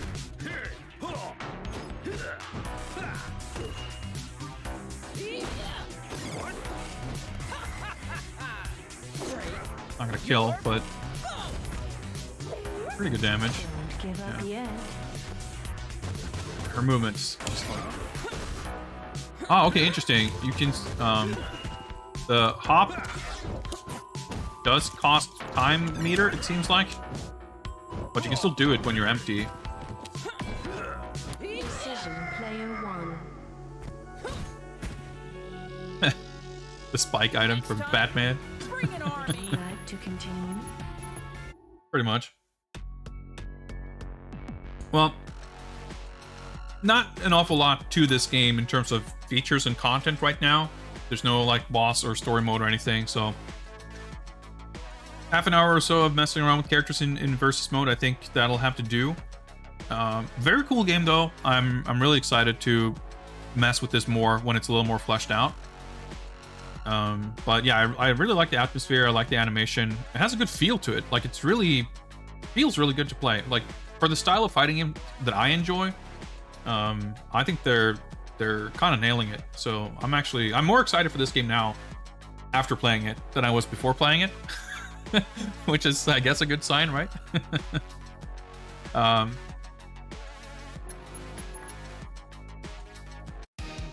I think we'll leave it there. We'll be satisfied with that. So, thank you very much for that pick. I hope you were as happy with it as I was. I shall set up a new raffle. Give up yet.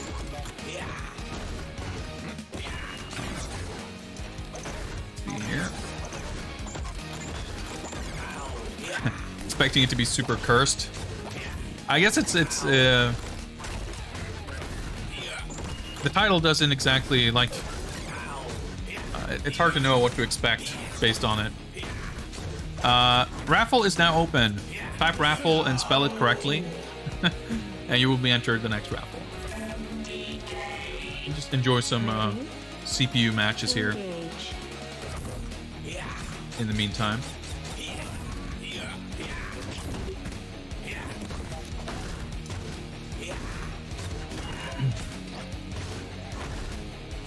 Yeah, I think it's mainly made by like 2 or 3 people. They probably have more people like helping out here and there, but I think it's like one main artist and like one other dude, I guess. I could be wrong about that, but that's the impression I got.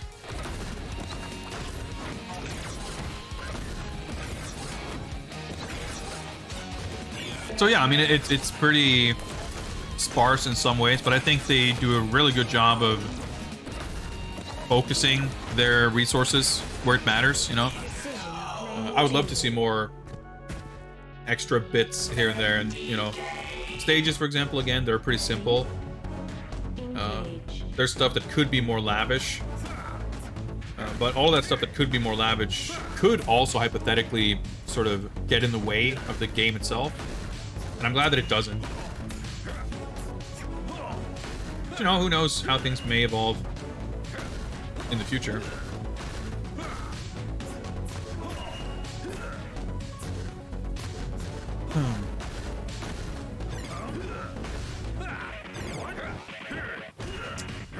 All right, tell you what, I'm gonna need to take a super quick bathroom break. I just realized. We'll just let this rock. I'll be back in like 2 minutes, and when I'm back, we will pull the winner for the next raffle.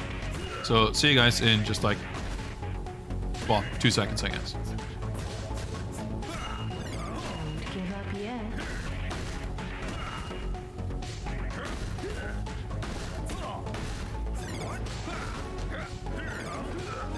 Decision player one. Sucker. Ready?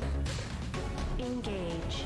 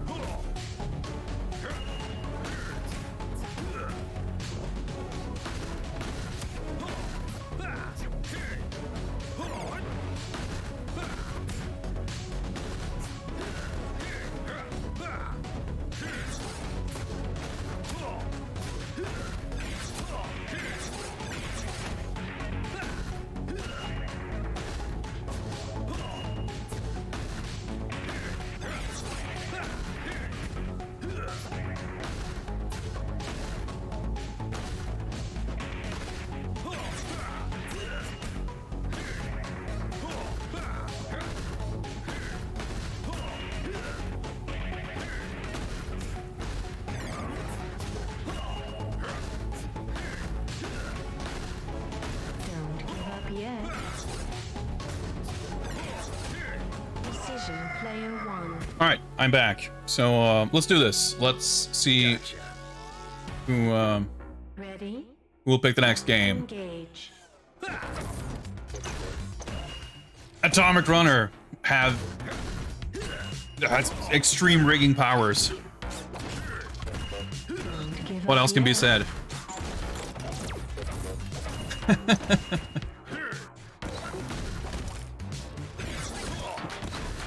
Yep, rigged. What else can be said? Decision player one. What else could be said is that I'm too lazy to Sucker. enforce any kind of rules for not winning after winning. Engage. Fuck that. Kidou Butouden G Gundam. That will be exciting. I bought that game a while back and I have not seen it, let alone played it. So that we can arrange. We'll just keep Punch Planet rocking here while I set a few things up then. Don't give up yet.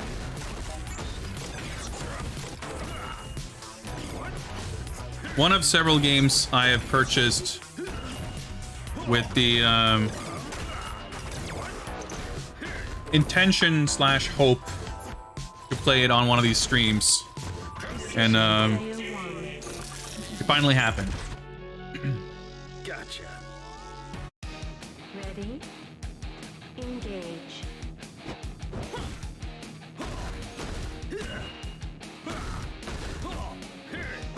And this one, I even have boxed. How about that?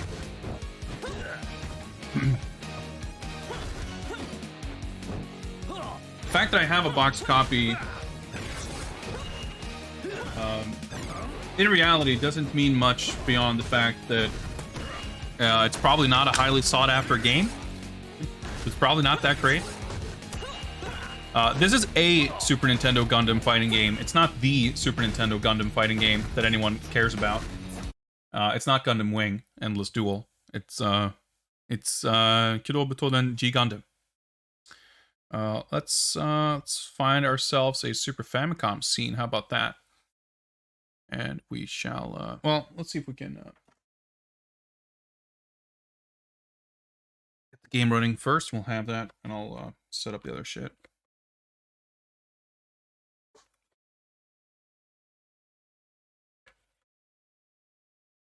I do have the manual and everything here.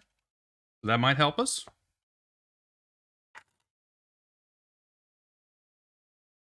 Have I even looked at this? I'm not sure. Oh yeah, I think, right, I have the power cable. It's the engine, so let me...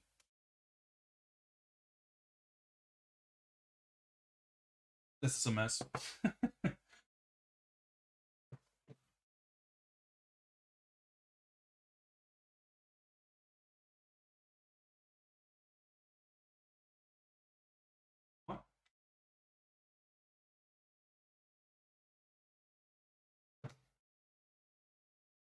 Really see what I'm doing back here. Oh.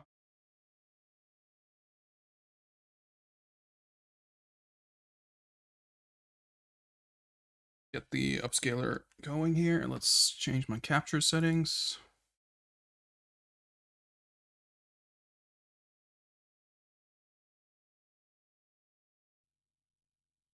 And I think that's the, there we go. Whoa, okay, it actually booted first try.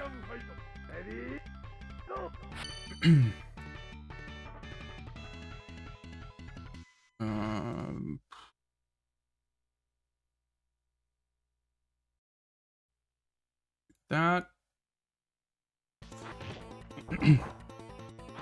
Oh yeah, and let's...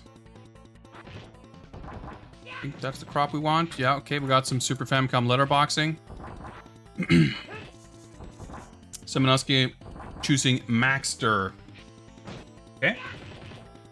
We'll see if that's a character in the game, and then we will pick them.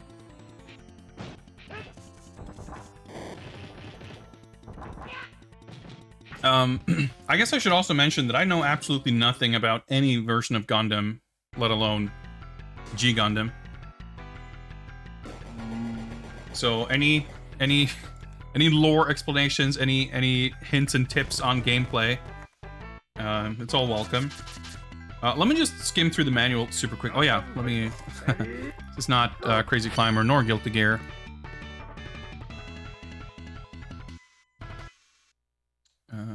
There we go, G Gundam.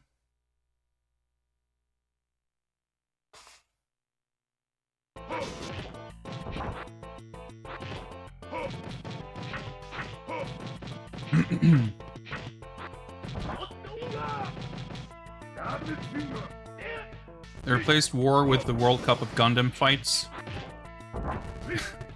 It's all tournament arc. All right, that sounds ridiculous, but kind of good.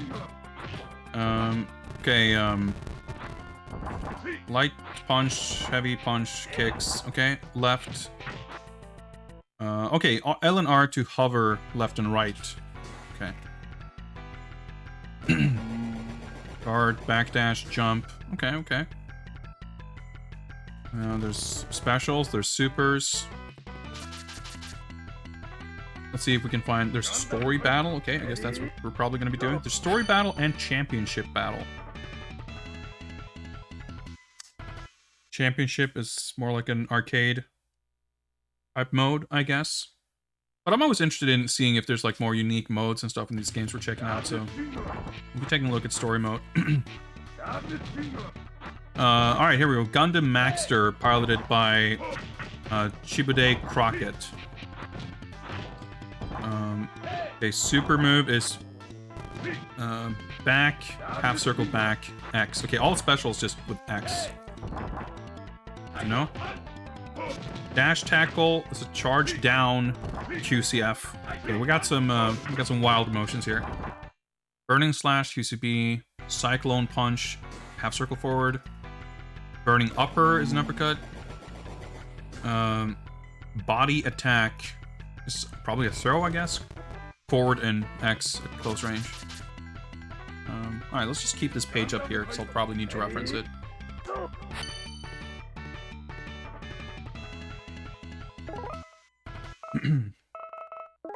Let's take a look here real quick. It's fine to me. Do I need to turn up the audio a little bit, maybe? Seems a little soft. Oh yeah, timer.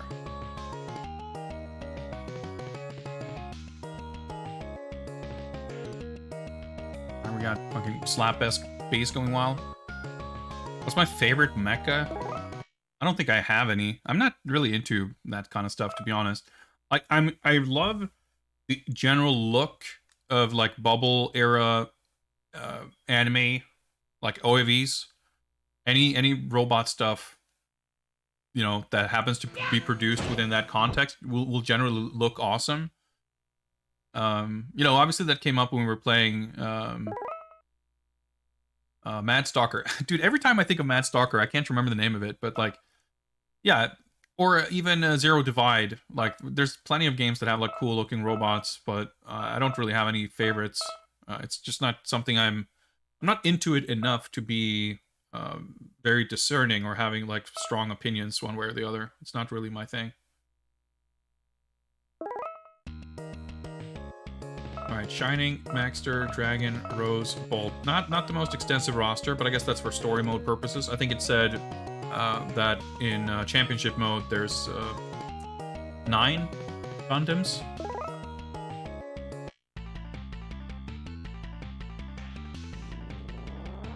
Gundam fight those kommer. Alright.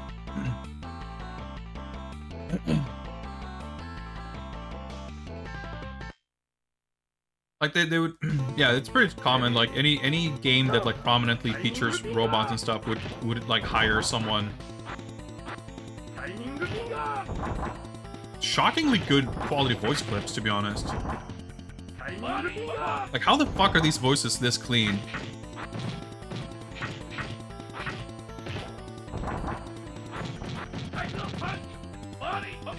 Like I'm like stunned. Power of the Superintendent. Like, the voice clips are the shit that would usually sound the worst. Cyclone punch. Oh shit, that's maybe his super? I don't know. Like, the music sounds a bit shit.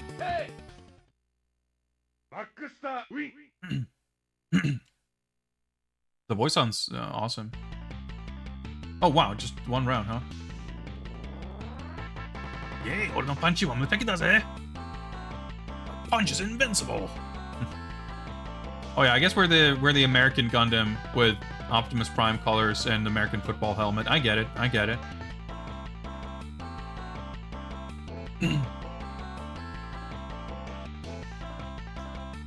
なんだこの子供は。何のやつが Neo China のファイターなのか。Alright, who's this little snot-nosed punk from Neo China? へへへ、やってみるかいおっちゃん。Like, oh yeah, you want to try me, old man? Surfing, football playing cowboy. Sounds pretty good. Alright, these transparent clouds are pretty cool.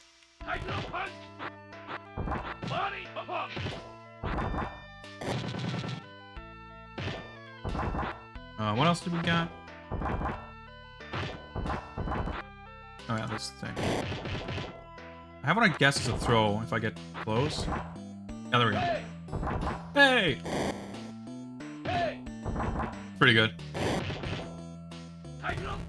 I realize this game is like not nearly as exciting as Gundam Wing. And of course I think this game is forever destined to stand in that game's shadow. But this is honestly still a lot cooler than I expected. Like, it feels fine. Like, it's probably a little bit limited. Doesn't have a huge roster, and the movesets aren't, like, gigantic or anything. But, I mean, they don't feel that, like, weirdly sparse or anything.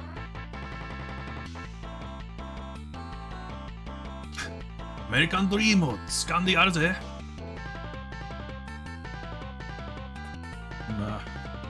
Grasping the American dream. Oh, お前さんがネオフランスのファイターだな。このチボレー様がガンダムファイトを押し込むぜ。あいつ人だ。いいでしょう。はい。このファイト受けて立ちます。Alright. I'll accept this Gundam fight. Rose from Neo France. That's pretty sick. Like, I like the designs of these. So it's a good Eiffel Tower in the back, by the way. I'm assuming there's some G Gundam lore. Not gonna lie, I kind of want to watch this show now. I've definitely seen, you know, there's like the Dutch Gundam that's a windmill and shit, right? I'm guessing that's from this show then? Oh, I stunned him.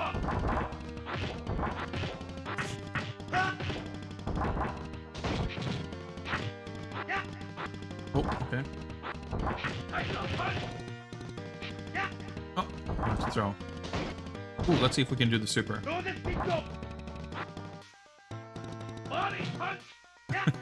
That's a chip? That was my super, by the way. Oh, shit! Alright, luckily that did fucking no damage. I'll just timer scam this. Hey. Also, every country is just Neo, I guess. Burning Punch is a Rambu? Okay, okay.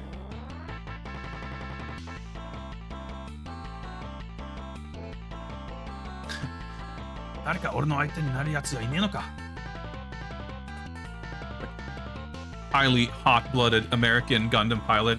So very full of himself. Looking for anybody worthy to be his opponent. Ready? Go!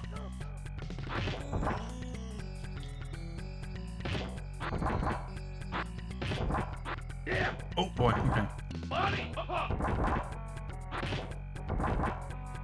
Stages are a little bit of a mixed bag, but not ugly to look at, but maybe a little bit bland. And I think they could probably do a little bit more to sell the scale. I mean, you can see the little pier and everything, it works, but I mean, I guess even in the show, most environments would probably be, you know, for the sake of animation, if nothing else, not like super crowded cityscapes or anything. So it's a slight bland feel. So this super seems fairly difficult to land, given that it has like 2 seconds of fucking startup.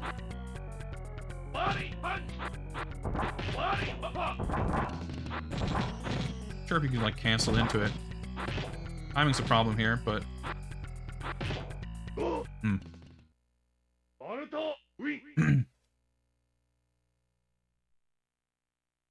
how does this play versus the other? Oh, right, there's only one round. Fuck. I haven't played Gundam Wing, but I know it's like one of those games that people like play in tournaments and shit. World is in ruins. I mean, that's fair. It's not necessarily that I'm missing lively cityscapes. I just mean, I understand if even the show had like relatively sparse environments. So that's maybe where that comes from.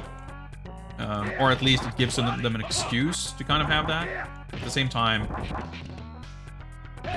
I don't think that's really what's happening here. I think it's more that they didn't have time, effort, skill, or resources to make more exciting backgrounds, I guess.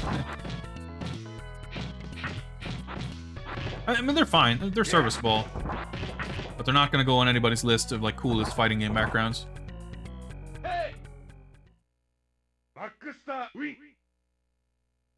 Alright, alright. Do I have a draw this poll reward?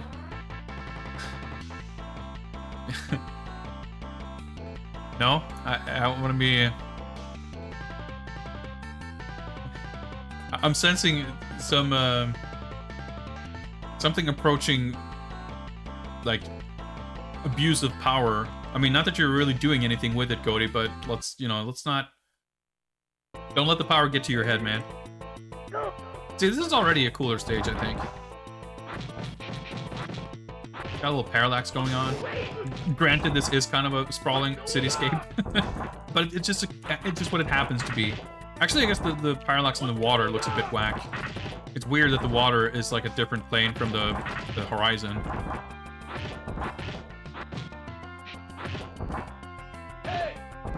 Oh yeah, we're fighting God. We're attacking and dethroning God right here. Yeah, I mean, the sprites look great in this. The animation's not too bad either. Like, I'm surprised. Again, like, I think kind of the worst thing that could happen to this game was Endless Duel coming out. Because I think that game just relegated this game to obscurity. Not that there's anything, like, super special about it, but I don't know. I'm thinking of, Final Fight Revenge, right? The epitome of a nothingness fighting game. It's nothing really bad about it. There's just nothing remarkable about it whatsoever. And with like so many other Super Famicom fighting games, and especially licensed ones, it's kind of,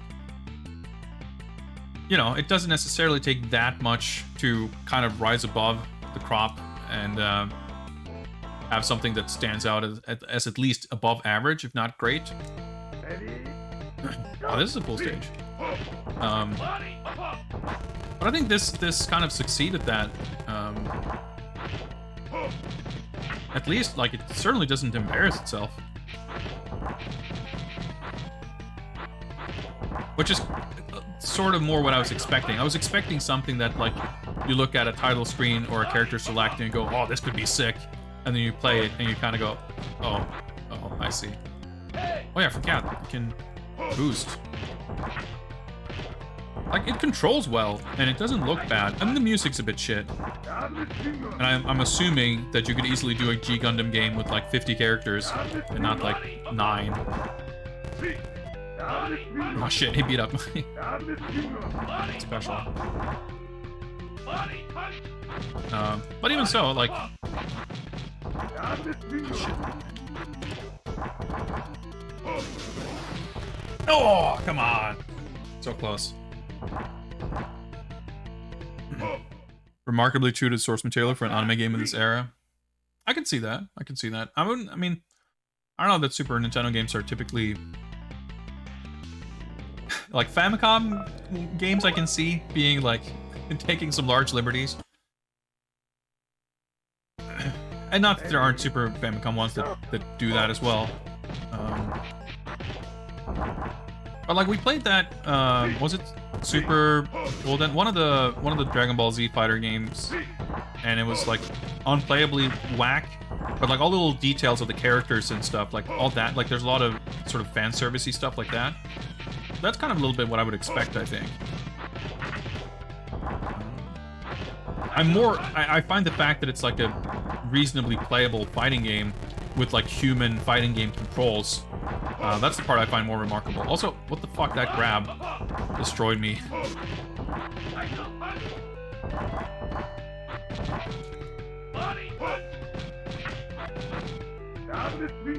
Yeah, I've been trying to do the super a lot, but it has like a year of startup, so... Like, he just stands there posing for like a full second, so... easier said than done. Doesn't seem like you'd be able to combo into it. Even if you can cancel into it, the startup's just way too long. Maybe, hypothetically, you can anti-air with it or something? I don't know.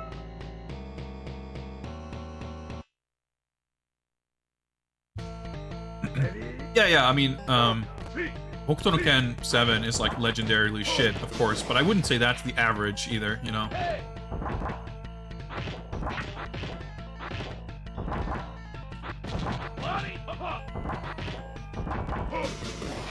But true, I mean, I don't mean to take anything away from this. This is an impressive effort. Is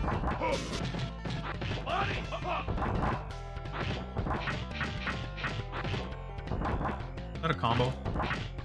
I mean, I'm sure this game has a lot of dank, like, re-dizzy loops and shit. Oh, that's a stun. Oh, I guess you could, if you stun, that'd be a good opportunity to use the super. Yeah, you can just do a couple of jabs into sweep. Seems like it works. Yeah, if anyone was in the market for like investing time and effort in a Super Nintendo Gundam fighting game, it probably wouldn't be this one. That makes perfect sense to me.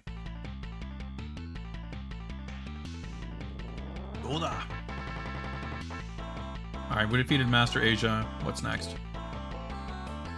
I like these little interstitial dialogue bits.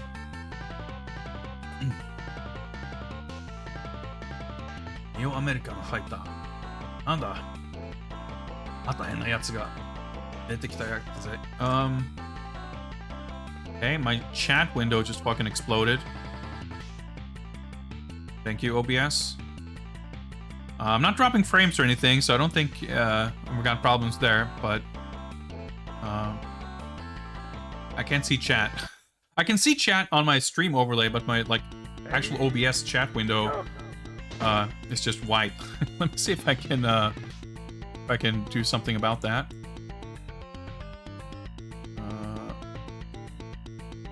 Where do I even find docs chat? Oh, there we go.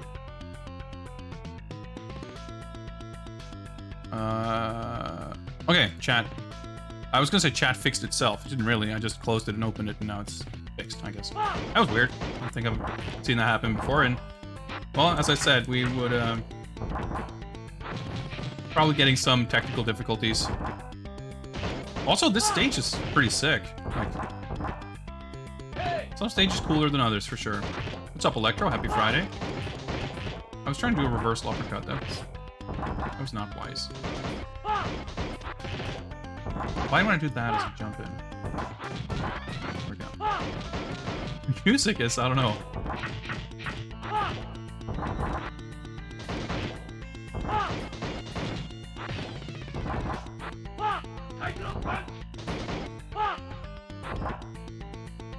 Pretty good range on that sweep.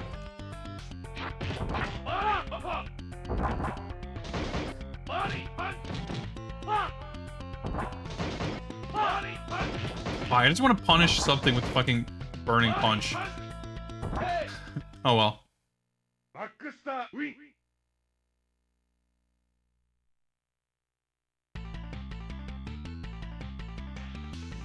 mentioned Bartz. He reminds me of what was it called? Adolf Retzel from Lightning Legend. Game was pretty dank, but had some pretty sick characters. The PS1 Konami fighting game with what's it called? Warlock, whatever. I don't know. It had some good characters that game. I want to say that game, the boss was like some djinn or some kind of demon or something that was voiced by Norio Wakamoto. Pretty good game. Alright, I guess we're fighting this guy again. I keep reading his name as Hamster. I guess it's Master. Oh wow, okay, that's interesting. We have a move. Connect.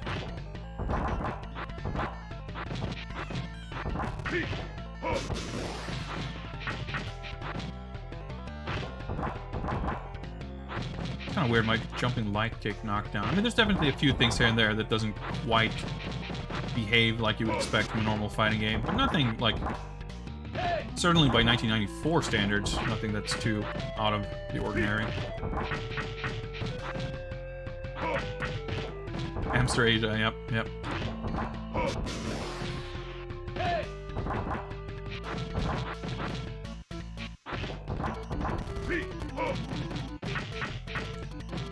Okay, I was trying to cancel into the drill.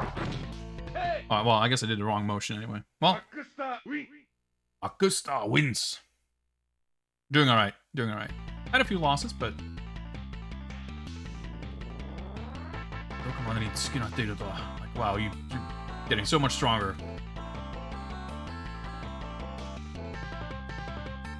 Alright, but that power will be nothing against Devil Gundam.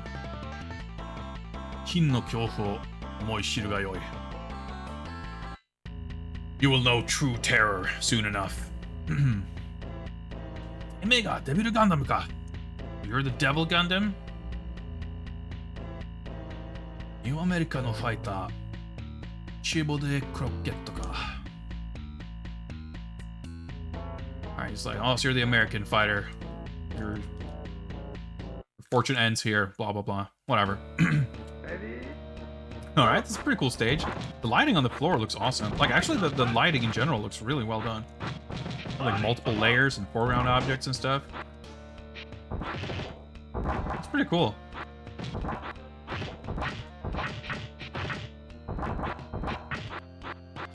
Okay. Oh, okay, that was a pretty sick move. Alright, this guy's zoning seems pretty powerful, so I guess I gotta get in that ass.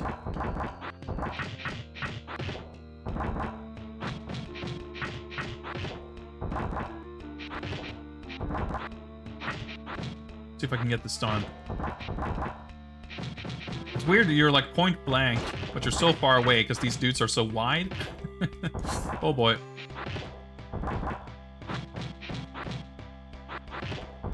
Ah, shit. I did a really early jump kick there because I was afraid he was going to anti-air me.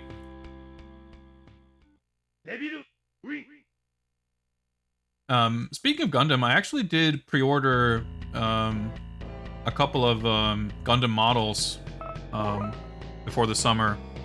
It reminded me that I haven't been keeping up at all. Like, we have, through work, we have a like, hobby store. Like, it's a complicated story, but in, like, the company group I work for, we have a company that is, like, a retailer for computer software stuff, which is, in the relative recent history, also kind of expanded into tabletop gaming stuff.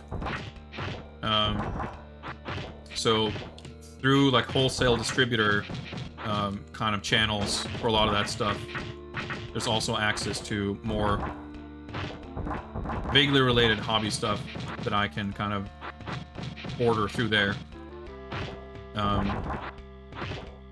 Wow. But it's a little different from buying stuff at a store, because you know, as a retailer, you have to pre-order stuff like very early, and it takes months and months, and it's a bit different. But I ordered a couple of Gundams that I thought looked neat. I don't remember what they were at all, or even what they looked like. But they weren't too expensive, and I've built some other... I built a couple of, like, Star Wars Stormtrooper model kits, and they were pretty fun to build. And they make for cool kind of figures. So I can see why people get super into Gundam models. So I'm looking forward to getting those and seeing if I may, unfortunately, have gotten yet another hobby on top of my 58 other hobbies. That's pretty tough. Pretty tough.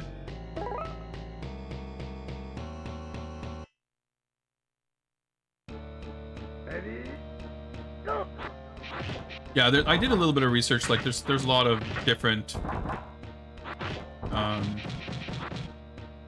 I think the ones I got were the master grade kits, which the name might sound scary, but by modern standards, that's like the entry level line.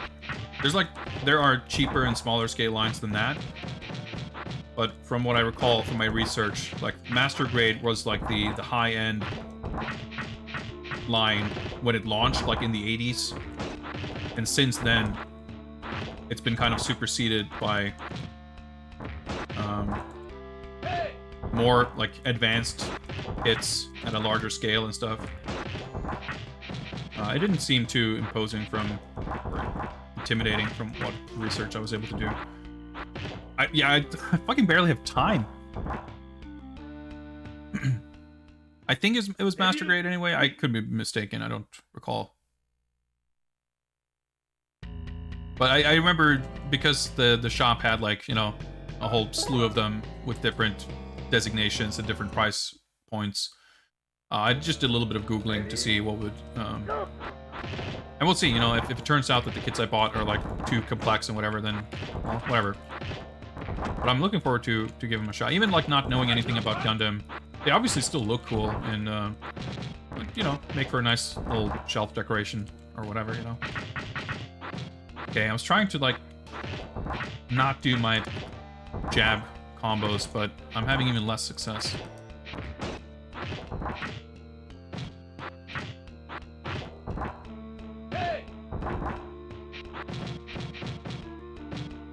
I'm trying to do he has like a half circle forward move, which is the cyclone punch, the like drill punch, which seems to do decent chip damage.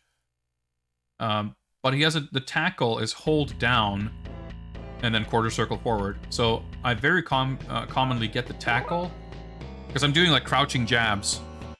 And maybe I should just do standing jabs.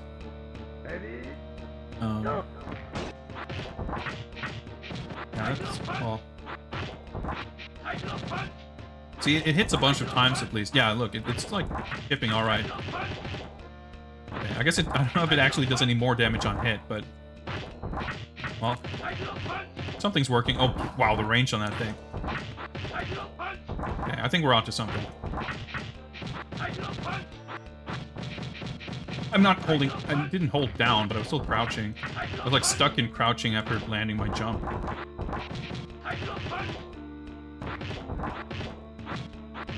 Ah, shit. Almost perfect. Oh, we got it. Hey! Ah, that was annoying. I could definitely have gotten the perfect, but oh well. I'll take that. My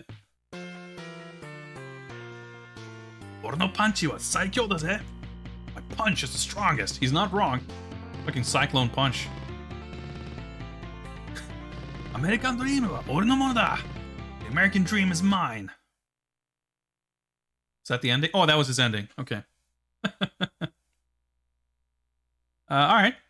I guess it's time. Pretty cool game. The ending could maybe have been a little more exciting.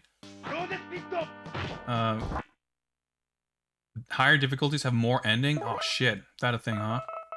I didn't even look. Yeah, we're on normal. Maybe there's more of an ending on hard. I'm assuming handicap won't affect one-player mode, but you never know in games like this. Oh, what's up, Tonda? The art in this is good overall. It's not exceptional, but there's nothing to complain about, really.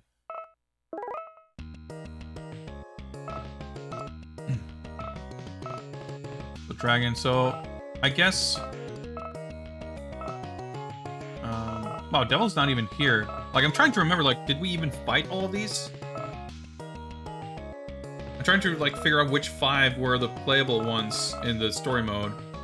So Master and Spiegel, I guess, must not have been. I did not fight Rising. Okay. It's maybe the first... I don't know. Okay, well, let's pick Rising. Alternate colors here. Let me see.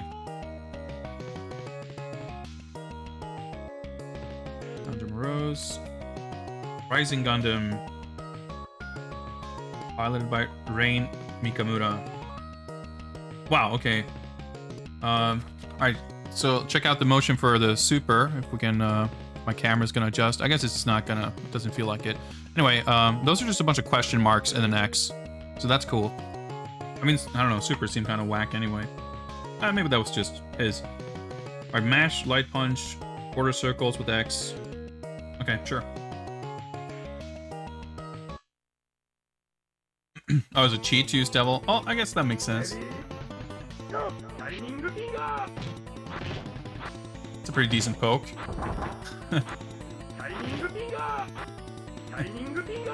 Wait, do I not have kicks? Oh, there we go.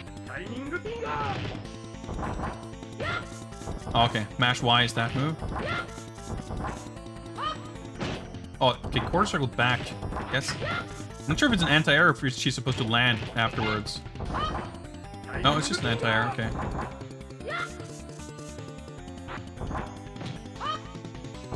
That's her throw, okay.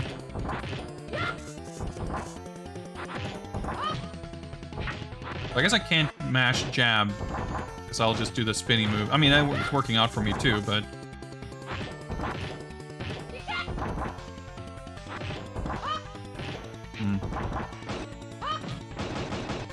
I was like, oh, let's do the super. It's like, oh yeah, right. Fuck is my super.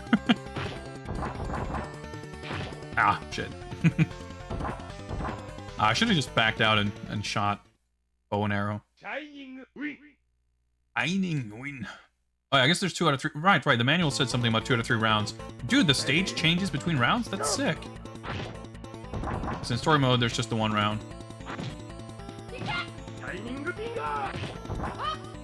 Alright, I guess I'll just do the fucking windmill.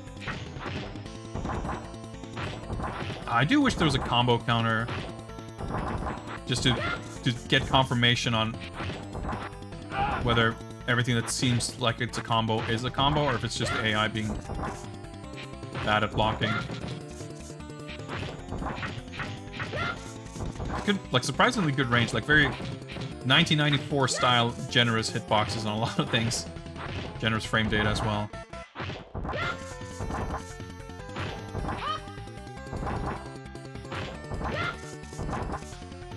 Yeah, I think the stages, at least some of them, do a pretty good job of selling the whole world in disrepair vibe. I mean, it doesn't feel like depressingly apocalyptic or whatever, but like, if that's the deal with the setting of this world, it's like, yeah, okay, I can see that. Makes sense.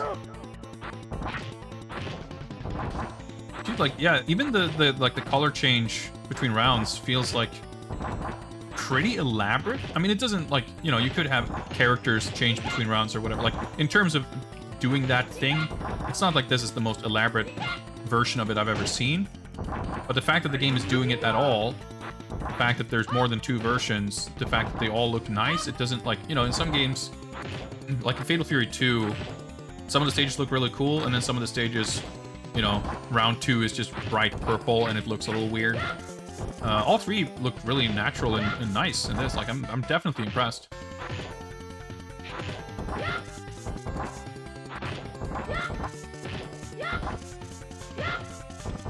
So let's just try this. That works. Well, we're not doing a full championship mode playthrough, but at least we got to see Rising Gundam. Oh, did we? Probably didn't see his stage, did we?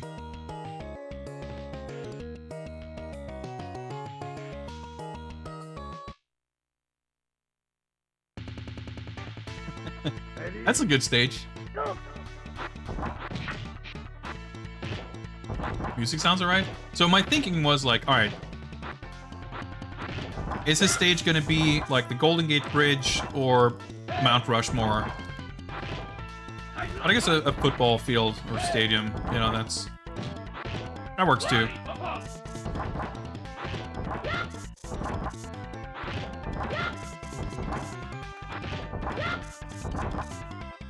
How is this compared to Gundam Wing? Well, I've never played it, so I can't really answer that. I'm sure people in chat have.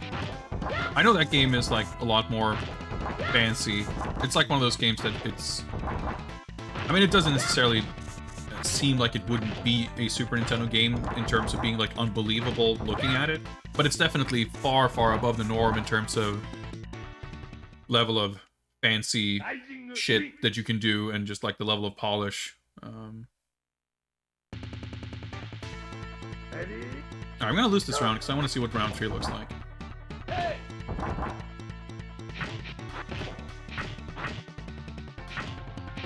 I would say this is like kind of above average. Maybe not for Super Nintendo fighting games in general, but for licensed like anime fighting games. I mean, compare this to the Hokuto no Ken games mentioned, all the Dragon Ball games. There's other shit. Wow, the robot's even like broken when you lose. That's really cool. It's kind of unremarkable in some ways, surprisingly nice in others. Definitely very decent, but not like... I think Gundam Wing is one of those games that you can like... You can play that when you're like, hey, I want to play a cool robot fighting game.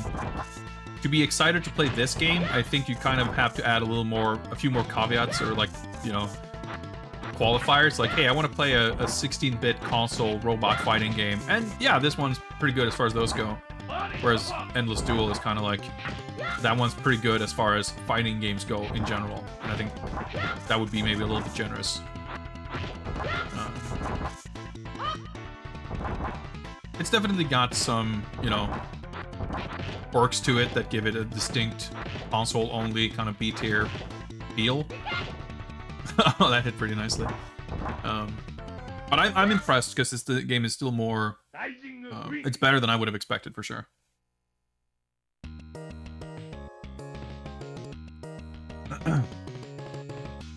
Well, I think we will... Wow, okay. Did we see the stage before? I don't remember. We definitely fought Dragon... I don't know. Probably did. I don't know why we would have fought them someplace else, but... This is a nice looking stage. Alright, tell you what. I'm gonna pause. And I do want to see what at least the next round looks like, but let me set up the next raffle. Hang on.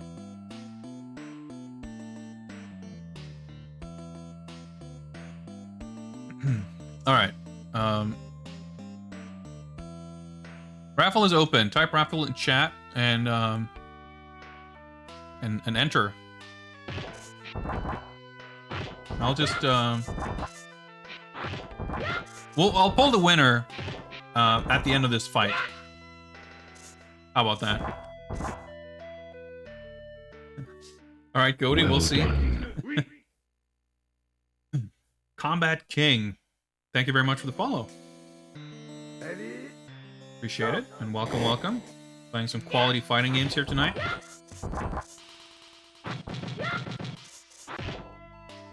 This looks cool. Good follower. Thanks. Oh wow, he's... I thought he was like not getting up, but he was just... His stun animation was just like sitting on the floor. Actually, fuck it, let's lose this round so we can see round 3.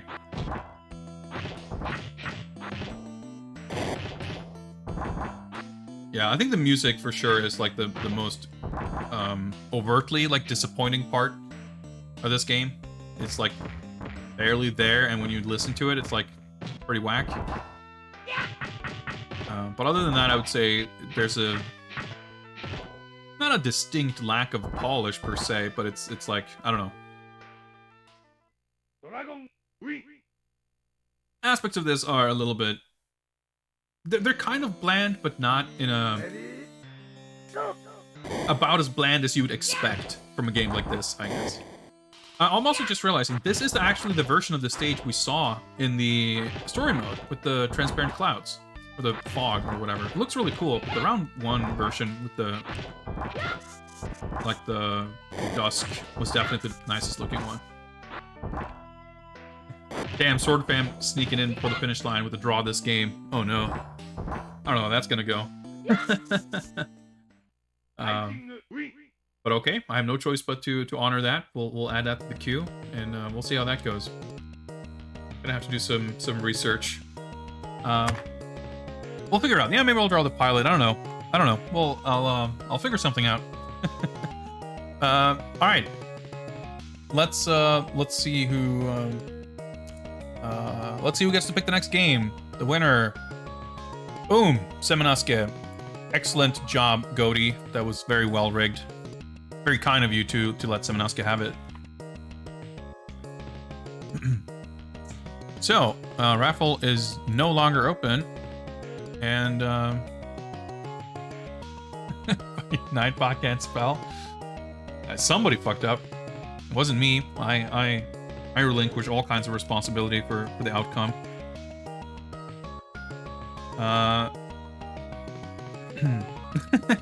Okay, I'm just looking. It's pretty funny. Like all the character profiles, they have like pictures from the show, but then Master Asia is just like a pixel screenshot from the game, which you barely can make out. The best version of Mortal Kombat 2, Mortals will bleed snot on the Super Famicom. Hell yes. We're gonna be playing.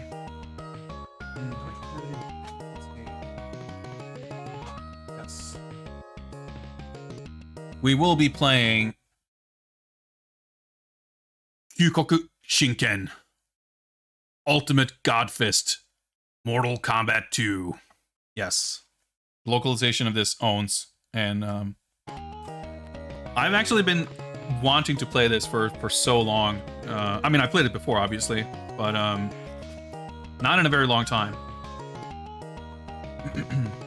Let's see. All right, let's shut this down here. Basically, ever since I learned a little bit more about like actually playing MK2, doing the 1cc and everything, I've been wanting to kind of revisit this version, and I just didn't really have a good excuse to do that, I guess. Not that I really need one, but luckily, Seminasuke kindly provided one. Yeah, so Acclaim Japan localized Mortal Kombat 1 and 2 for the Mega Drive and Super Famicom. They're actually really quite interesting, at least if you're a localization nerd like I am. There's a couple of Japanese releases of MK games. There was actually, I retweeted an interesting tweet the other day of Taito offering a localized, well, not a localized, whatever, like they distributed the arcade game in Japan, and it was sold as a dedicated cabinet, which was highly unusual for a fighting game. Of course, it had its own like control panel and stuff. But yeah, there was, Acclaim Japan was pretty prolific on the Mega Drive and Super Nintendo, or Super Famicom in Japan. And more often than not, the contents of the games themselves, such as in this game, is completely untranslated. It's fully in English. But the work that they put into these manuals are pretty impressive. Actually, I feel like I gotta show some of this. So the manual is maybe not visually anything particularly, amazing to look at or anything. I mean, it's fine, but that's not the cool part. The cool part is the some of the terminology and lore and stuff, like Kyukyoku Shinken, which is the subtitle for this game, which means Ultimate Godfist. Can we get some autofocus here? There we go. That is Acclaim Japan's terminology for, or like translation, whatever you'd call it, for fatalities. So in Mortal Kombat 2, in this version, you don't do fatalities, you do Ultimate Godfists. And I mean, holy shit, like how sick is that? But what they also did for some of them anyway, which is kind of interesting here that it's kind of changed, but for the characters in MK2 already, they've kind of abandoned it. You can see there it says Ryukan, Liu Kang in katakana. But in MK1, they actually gave like proper kanji names to all of the like Chinese characters and the Japanese, like Kano. But also the special moves all have like sick names. So like Liu Kang's special moves have Chinese names, and then there's like English translations, or I guess there's, I don't know. So Liu Kang's fireball is called a Phoenix Fire Shot. And there's the under Phoenix Fire Shot, but then there's the kanji for like Ho Hokuken and Ho Nanken, which means Phoenix North Fist and Phoenix South Fist. His flying kick is called Flying Dragon Attack. Gekiryu Kyaku. So they put all this effort into all this sick names, and not just like the Chinese and Japanese characters. Like Johnny Cage, his fireball is Stardust Flash. His shadow kick is called a Hologram Attack. Got a Rising Upper, Diamond Crusher for the Nut Punch. So there's like so many cool. Oh yeah, remember reminded too now seeing Sub-Zero. Again, in this game, it's just Sub-Zero with katakana, which is what it's been ever since. But in MK1, his name was written as Zettai Redo, which means absolute 0 degrees. So there's a lot of cool shit like that with the localization, which sadly didn't really stick around. I mean, MK didn't really stick around in Japan, period. But I always love that shit.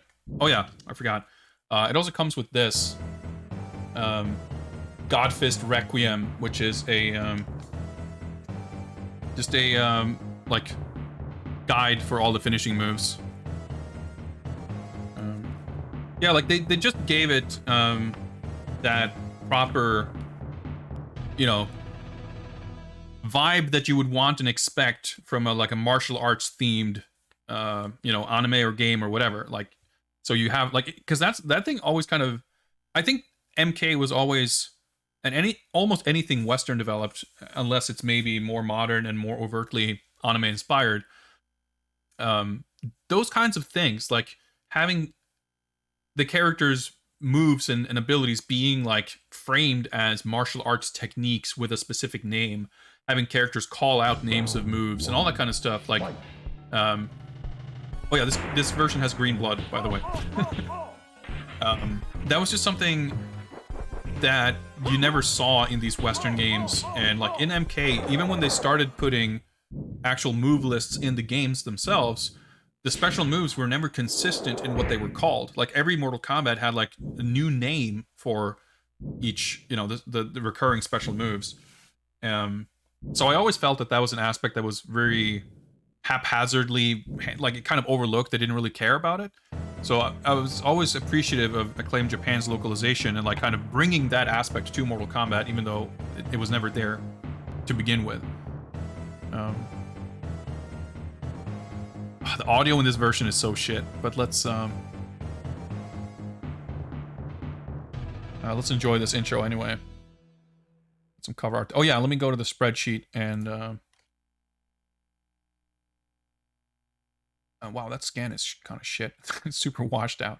Let me find Gundam here and get that off the list so I don't forget. And today is still 2021-08-06. There we go.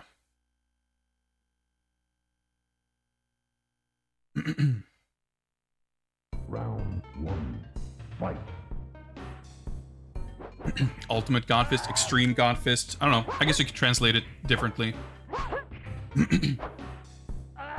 Yeah, it's funny too that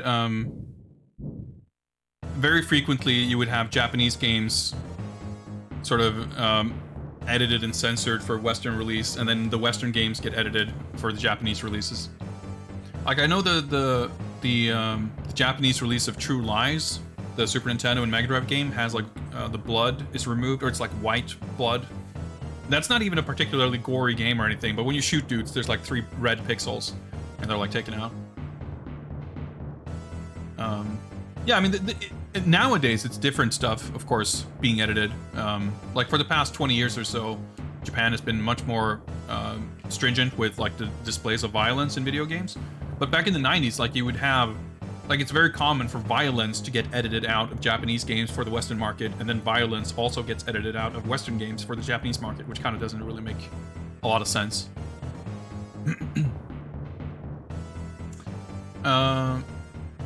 So yeah, this version, it has like, actually, let me see if they're included here. There's like cheat codes for like increased credits. There's a cheat code for like faster movement speed or something.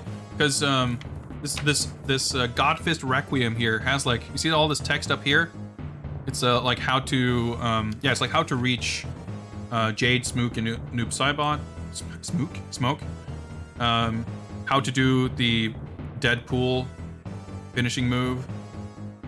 Some example combos. Okay, here's the best thing. It explains what combos are. It says like in Mortal Kombat 2, you can do consecutive attacks, during which if you land the first one, your opponent is unable to block. Because combos in Japan, in Japanese, combos in fighting games aren't called combos. You call them renzoku waza. So it explains what renzoku waza is, and it says this is called combos, or like in MK, this is called combos with a K. It specifies specifically. I'm gonna have to go back here. We have to look at this. If we can get some focus here. Can we please? Can the camera please for once fucking cooperate? Oh, fuck's sake. All right. It says combo with a K, and it even specifies and clarifies more specifically that it's not combo with a C. Can we, like, what the fuck's up? Ever since I got this fucking light, somehow it just cannot focus at all. There we go. See there? The third line. It's combo with a K. Combo with a C, dewa nai. It's not called combo with a C. Get it right. It's important.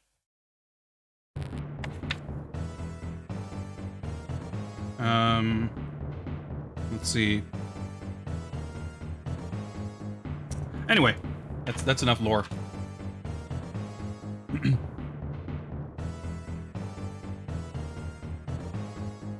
Let's see how this compares. Like these days, I'm far more used to the arcade version than anything else. So this will be interesting.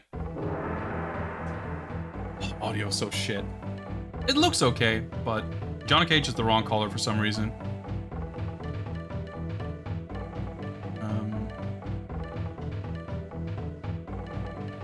So you know what? Let's go random.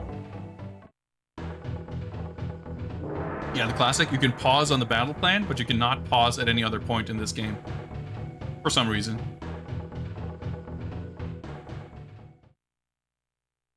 Round 1. Fight. I wonder if I should have put it too very hard. Wow, the delay there.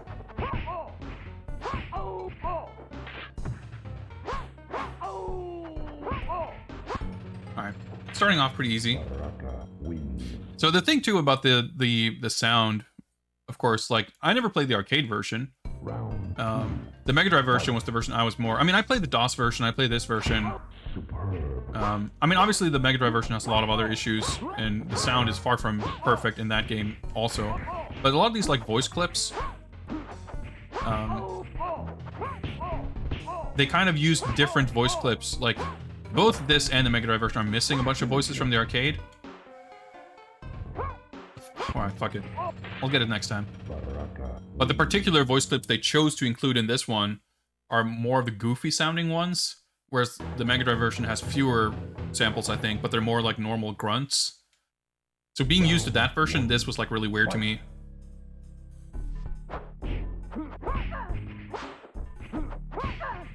Oh yeah, shit, I should... Well, I can't fucking pause, can I? I don't remember his, like, pit fatality. Alright, I'll just,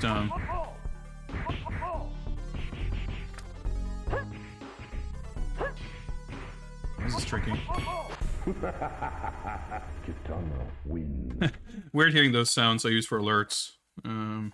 Baraka, pit. Round 2. Forward, forward, down, heavy kick. Okay. Hopefully I'll actually win.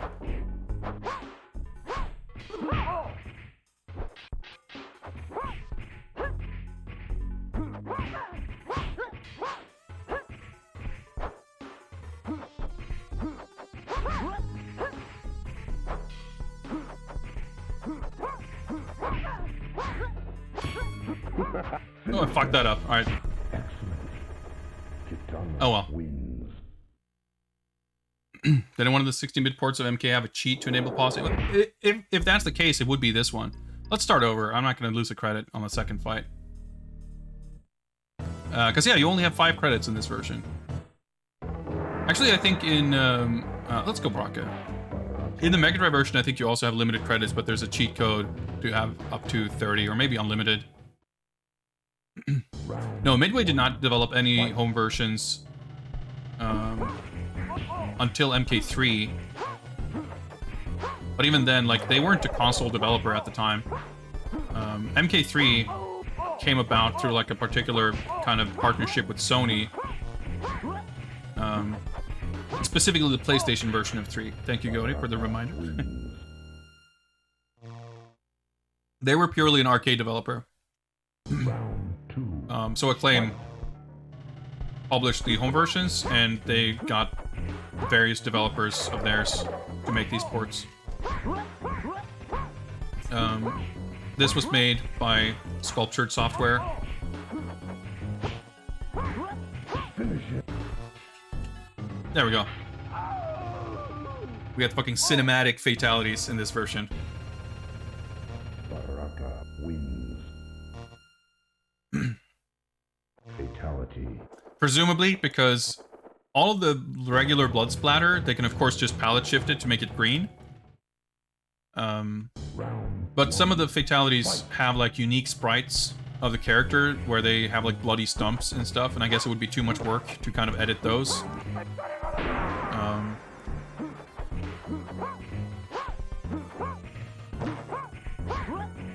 It's my best guess anyway as to why that is the way it is. Okay, my arcade strats like aren't really working. So this might be a little harder than I thought. But we can try cranking it up to very hard and see if that makes it easier, which sounds counterintuitive. But what happens in the arcade version is that the AI will cheat very rampantly. But if you set it to very hard, the manner in which the AI cheats will become far more consistent and predictable. Finish him. Which kind of makes the game easier. Baraka wins. Yeah, this is Kurosawa mode. Fatality. We did the Kurosawa mode Ultimate Godfist. Alright, let's see how this goes. Round 1. Of course, the Western versions of this did not have any kind of censorship. That was only in the first game. Because at this point, the ESRB was around. Baraka. I never understood why the background is orange here. Because it's not in the arcade. Round Or in the Mega Drive version, for that matter. fight. Like, as far as goofy edits go, the black and white fatalities are at least unique and kind of interesting. Okay, we kind of got it to work there. Right, just jump out. My katana is kind of weird, though. I missed the block button somehow. Okay. Kitana wins. Like, the Super Nintendo fatalities in MK1 are a little bit of a mixed bag, but they're mostly pretty decent. 3. On the Mega Drive, if you don't do the blood code, really fucking lame. They just, like, do an uppercut. At least in the Super Nintendo version, they, like, replace them with something. Oh, that was super stupid. Finish her.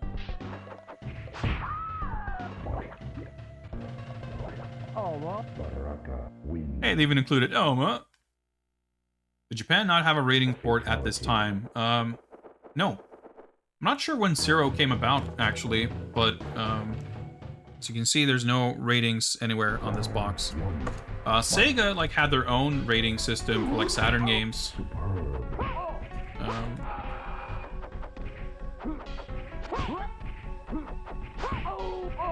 But I think Zero came about, at least, like, having the ratings on the box, like, PS2, I want to say.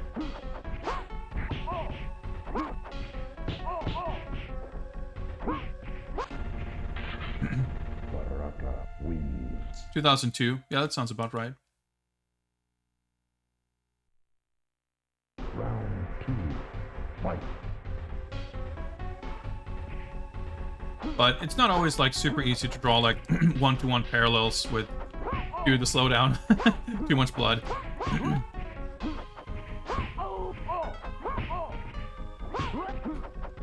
Finish him. But you had, like, yeah, there was, like, that famous incident with some PC game thing. Fatality. But I'm not even really sure how that relates to, like, the console market. But I shouldn't really speak to it because I really don't know. I'm not read up enough about it to really say much of anything. I fucking hate that scream. Okay.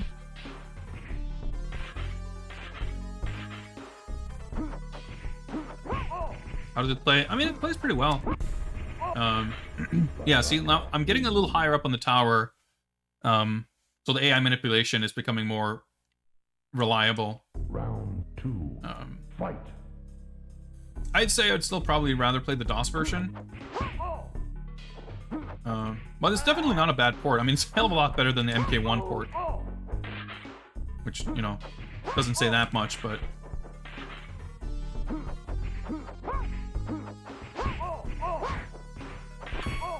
That was really stupid. I need to... Fuck, I'm dead. The thing is, once you're cornered like that, you really... you just have to eat the throat to get out of there, because... you're not going to be really... I mean, again, assuming this is like the arcade, you're not going to be able to do anything, really.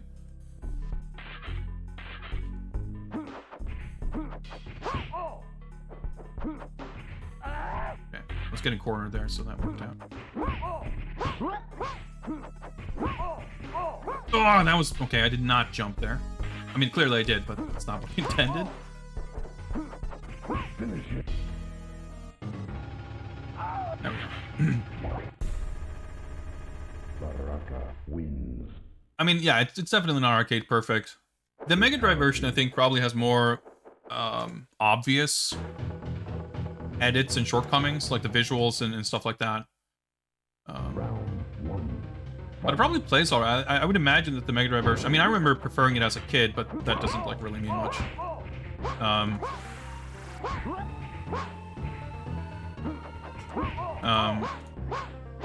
I would expect that to be, like, faster. Okay, that should not work, by the way, at all.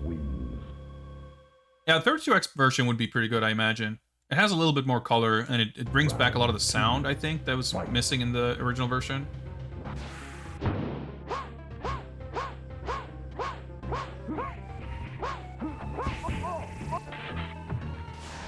Yeah.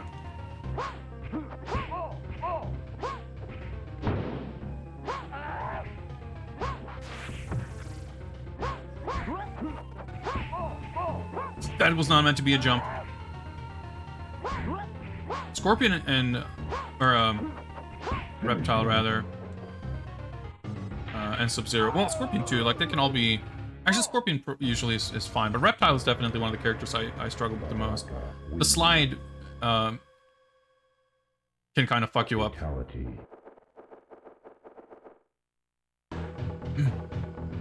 But yeah, first time playing this in a long time, and I would say I'm, like, reasonably impressed with this. Fight. I'll never understand why they made Johnny Cage his Player 2 color, where it has weirdly glitchy hologram after images, but... Whoa. Struggling a little bit with this D-pad. It's a little mushy. What the fuck's going on with the music in this stage? Baraka wins. Sounds terrible. Round 2. I mean, the roars are okay. It's the music that's whack.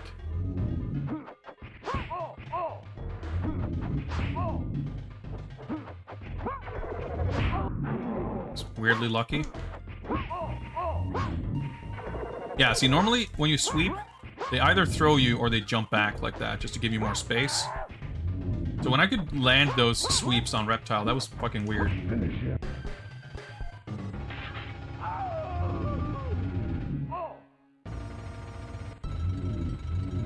So to do friendships,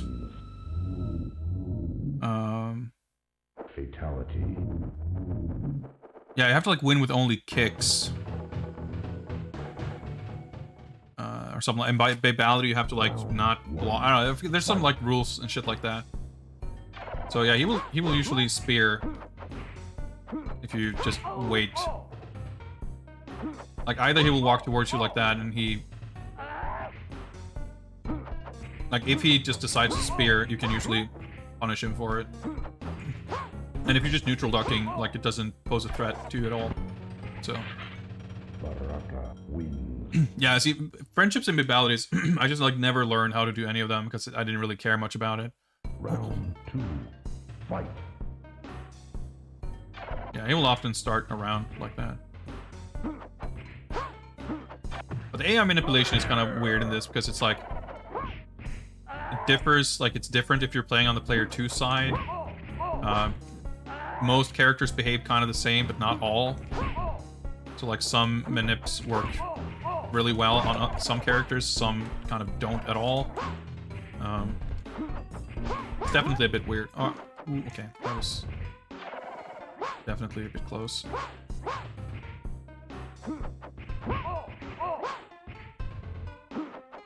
Finish it.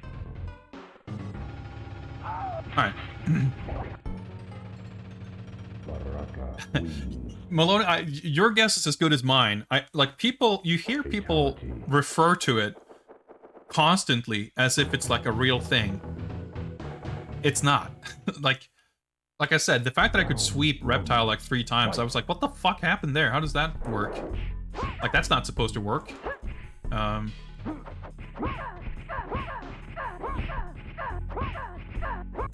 Yeah, so Melina, when I played this as a kid, she was like the worst character to face. Because, yeah, she will just she can roll very suddenly. 2. Fight. Or anytime you try to jump, she will do that. But if you just space it correctly, Finish her. that's like actually a good thing. Alright, mode 7 action. That actually looks really good. I think that's a cool thing that they added in this port. That looks better than in the arcade, honestly. Because it's much smoother. The scaling effect on the arcade is really kind of jerky. So I always like that. Round 1. Fight. Alright, Sub-Zero can also just like throw out a slide similar to Scorpion Spear. Which can be weirdly awkward to punish. Like, sometimes you can get an uppercut, but I guess it's like character specific, what the kind of hitbox looks like. Baraka seems to work well, though. Yeah, it's missing the scream, sure. I guess I would have been comparing it to the Mega Drive version as a kid, and I thought the Super Nintendo one looked better. Right. Can we get smoke?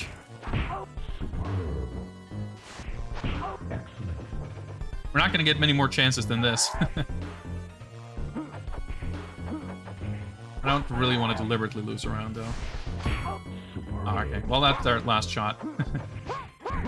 Unless I actually fuck up and lose, which seems plausible. Alright, there we go.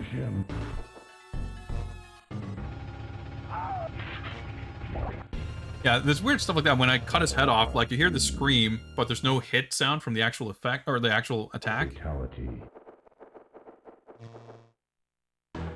Alright, Liu Kang is the other real problem character, usually. You can do the same kind of thing as with Melina, because he will do the air fireball. but spacing it is a lot trickier generally.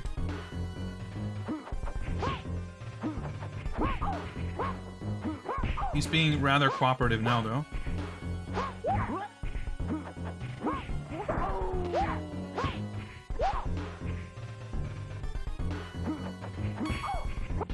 Yes, okay, we got it. Baraka wins.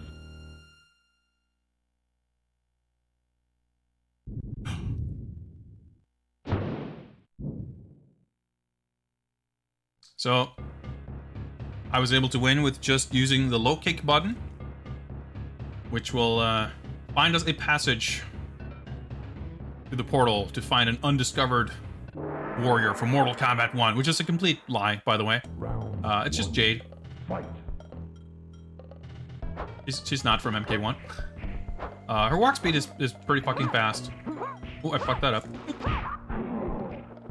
Oh yeah, right. Projectiles don't work on her, I forget. Timing the jump back is weird. That spacing was weird. Okay. Jade wins. The thing is, it doesn't matter if you lose to Jade. You don't lose a credit, and you get to skip Liu Kang. So, Fight. oh, like, it's so fucking hard. Yeah, that comboed, by the way. Jade wins. Like so Jade and Smoke, I guess probably Noob Saibot too. They walk at like double the speed. And you have like startup frames or like your jump. It's not instant. So my, you know, hardwired jump timing.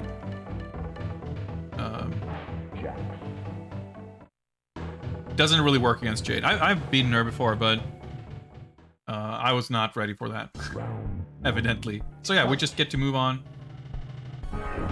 Yeah.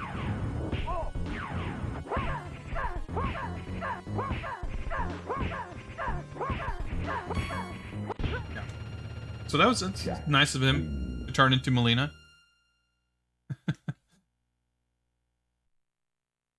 Round 2. Fight.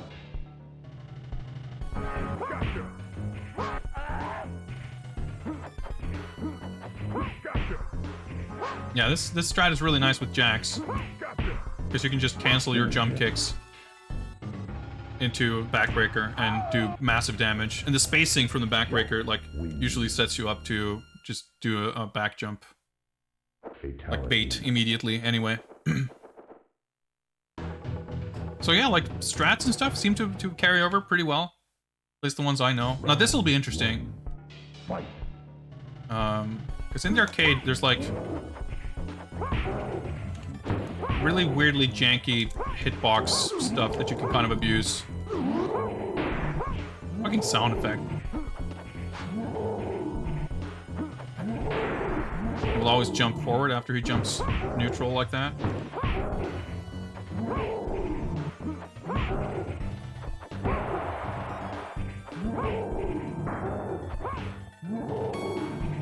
Ah, oof, whoa, okay, that was pretty fucking lucky. It was a very good time for him to taunt. There's way more elaborate Kintaro strats that I don't know at all. With Baraka especially, you can typically kind of just jump right through his uppercut, but now he just doesn't uppercut at all.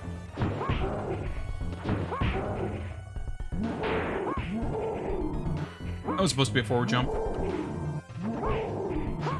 Oh, that was supposed to be a fireball. Okay. Wave, whatever. Okay. I was getting a little too creative there at the end. Oh, there's even like actual crowd noises. That's pretty cool. But yeah, this game, like, visually definitely suffers from the lower resolution. Everything has this kind of smudgy look to it. I'm not a big fan of.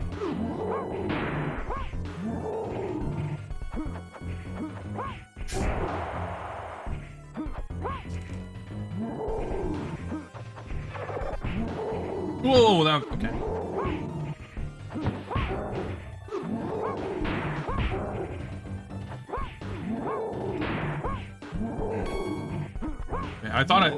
I thought I died I didn't think I would survive that throw, so I kind of already gave up. I kind of lost track there. Okay, 4 credits. Let's see if we can do this. Yeah, he doesn't quite behave the way I would expect. I'm curious to pick Baraka just to see if that makes any difference. So another thing too is in the arcade version, the game, like the difficulty scales, you can set the dip switches, you know, to whatever difficulty level.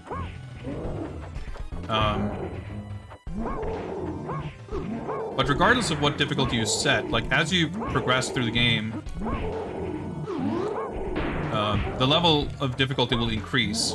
Not like some elaborate rank system or whatever, like no, just actually like, even if you set it to very easy, it'll go up to medium and hard and eventually very hard. So by the time you get to the end, you will be playing on very hard. But I don't know if that's the same in this version, so I'm still curious to set it to very hard and see if it, like, it would change anything.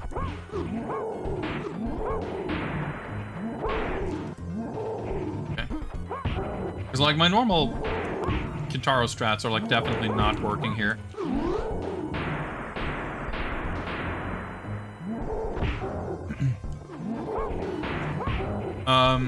Yeah, with Raiden, you can, like,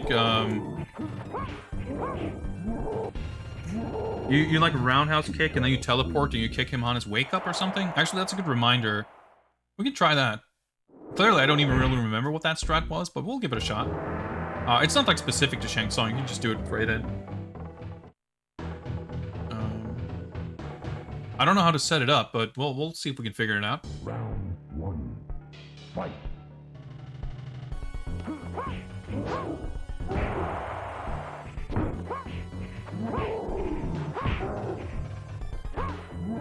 Okay. Nice. He hit me mid-teleport. Okay, the range on that's a bit whack.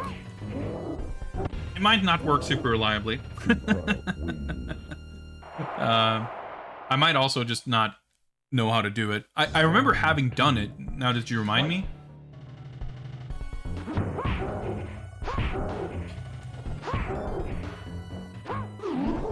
Fucking slow down, though. Okay, that doesn't work. Some wild fucking slowdown. Like, all the blood splatter and then me teleporting on top of that is just like... It's fucking worse than 3 barrels in Final Fight.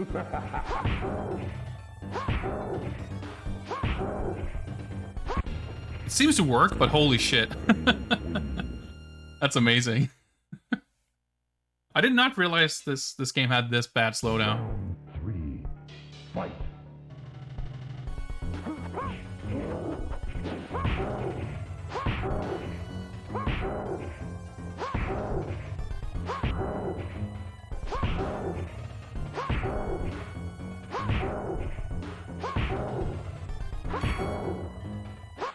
There we go. Well, thanks a lot for reminding me. That worked a lot better than any of the strats I had. Flawless victory. That's a good face on Raiden there. But yeah, like overall, it seems like all the arcade strats basically work, which is cool. Oh, okay. Let's see if this works. Raiden might not be the best for it, though. Yeah. You will die. You will die. He's like too small. Shao Kahn isn't... Weak, pathetic. He isn't big enough. You will die, mortal. So my strat doesn't really work. It works if he's already blocking. But it could be Raiden's kick being kind of bad for this.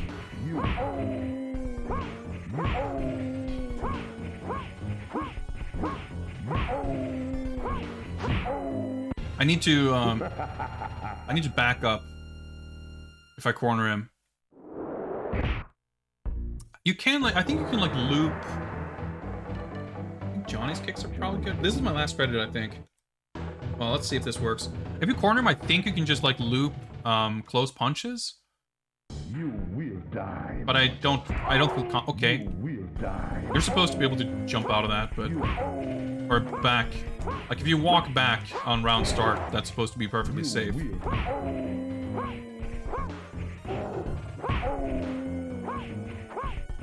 I got him out of the corner.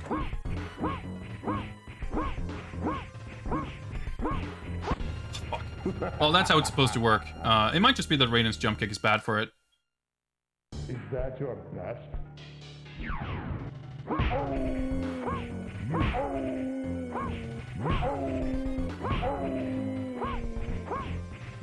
I didn't mean to neutral jump. Okay. Die, mortal. Yeah, so Shao Kahn cannot jump or crouch.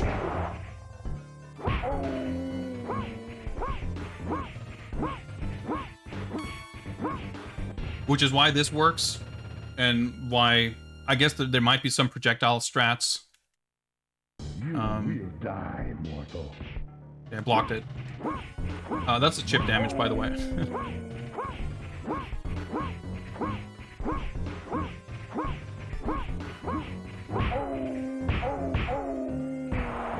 See, that kind of works. That was supposed to be a jump kick, but I'll take it. No. He doesn't do the big no. He's supposed to go no, no, no. And this is like really fucking slow. Like kind of anticlimactic.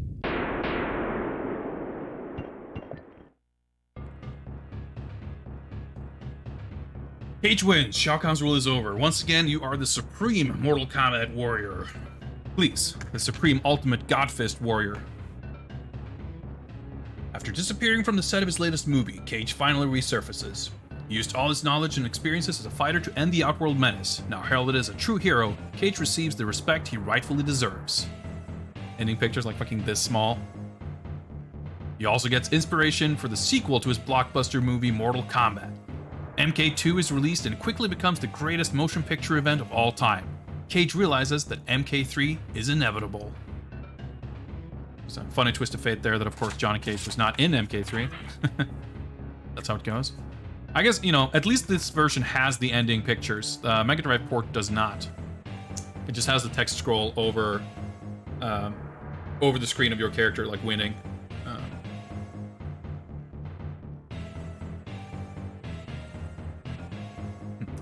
That's true, opponent. It's inevitable whether he's part of it or not.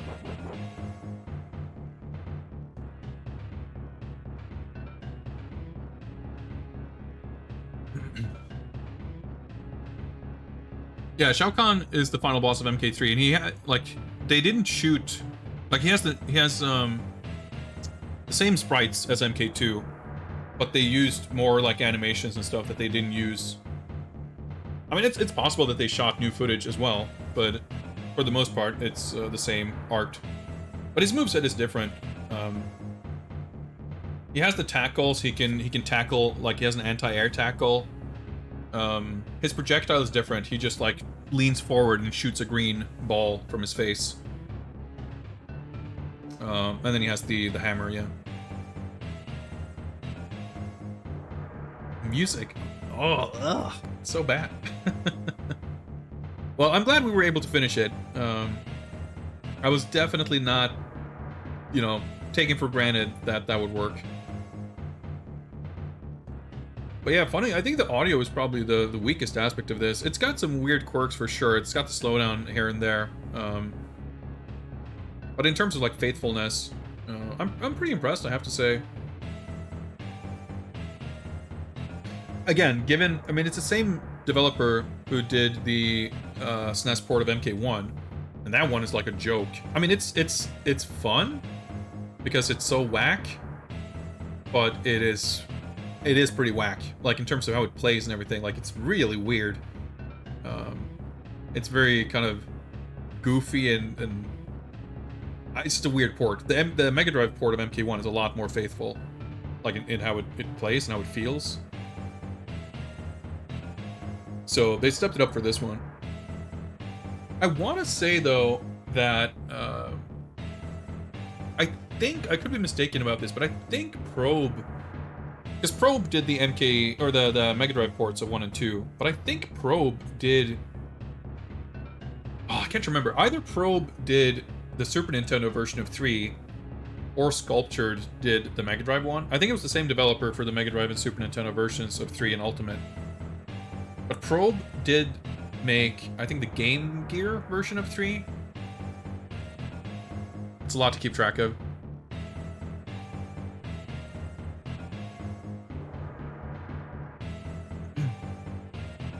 Well, we did it. Probe did the Game Boy version? Yeah, that sounds about right. Yeah, I think Probe did most of the ports of MK1, because I think they did the Game Boy and Game Gear versions of 1. And I think they might have done the Amiga version of 1 also. I'm not positive on that.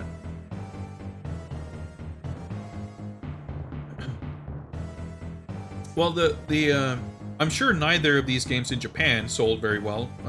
MK is like a super niche, minor thing. But in America, like the Mega Drive version outsold the Super Nintendo one like 3-1 or something.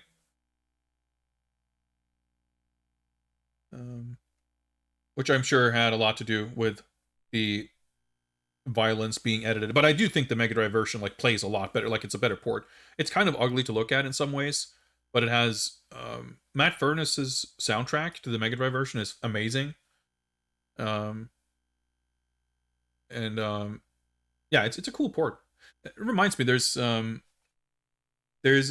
ROM hack that's being worked on for MK1 that is like for the Mega Drive version, that is like reinstating a lot of the missing features. They're like fixing color palettes, adding background layers that were taken out, adding more animation and voice clips and stuff.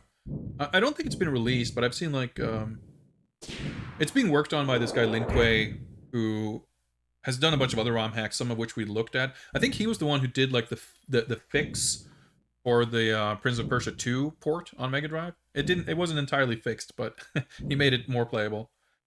And he's done some other kind of patches like that, and I think he's working on that, which is really cool. Whenever that does release, we'll definitely have to check that out on stream. Yeah, like, I wouldn't necessarily even say that the Super Nintendo version of MK1 looks better on the whole, but absolutely, like, in some ways, on its surface, like, it has, like, the Mega Drive version has more elements that are straight up missing in some ways. But like the aspect ratio is really weird. Like the screen space, and that's a funny thing too. I guess in the Mega Drive version, the characters might look a little smaller, but in the Super Nintendo version, it's like they didn't quite account for the aspect ratio correctly, so everything is like stretched and it looks kind of weird. And you can't really walk to the edges of the screen. Like they did a much better job in this version. It's much more like correct. But in MK1, like you can't. Basically, you can, if you go to full screen distance, your jump kick will connect. You cannot get further away from each other than like jump distance, and that's not how it's supposed to be. So there's a lot of weird stuff like that, which is, I mean, it impacts gameplay, but even on a visual level, like it doesn't look right either.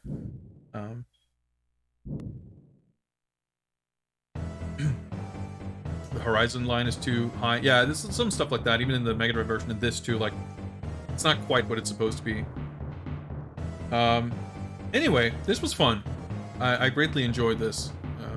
I do like this game an awful lot, and I love the novelty of this version. I'm very happy to have it in my collection, and I'm happy to get a chance to show it off as well.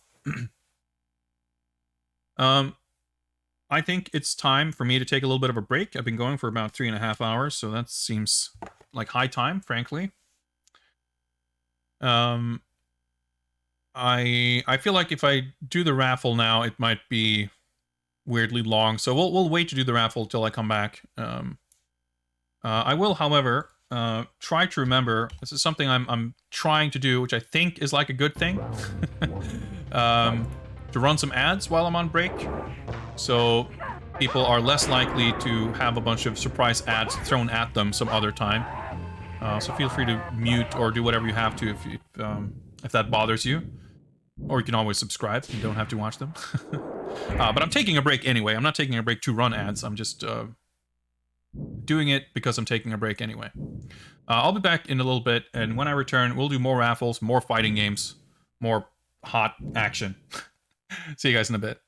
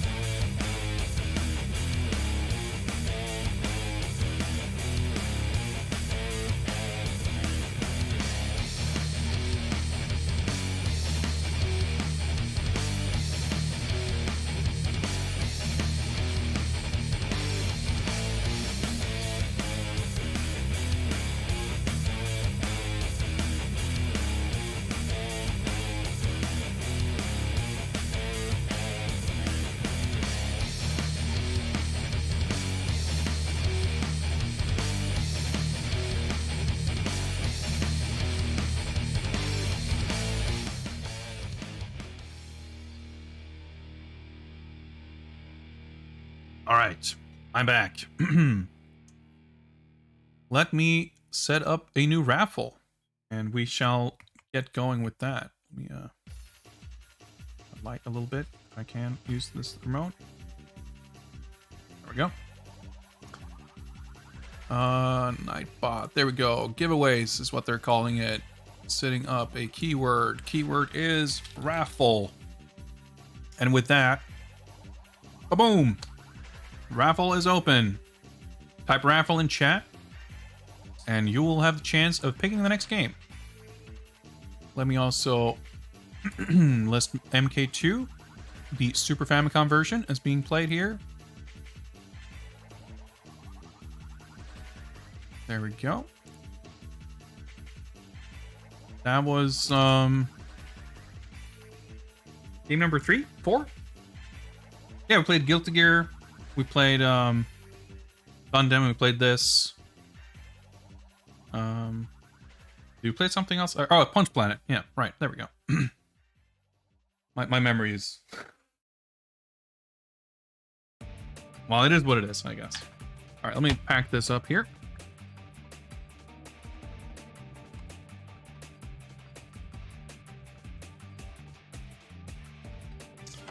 Super Famicom boxes, man.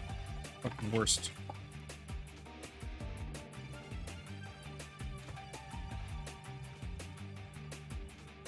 Oh yeah, I didn't check off Punch Planet. Thank you for the reminder. Let me do that as well.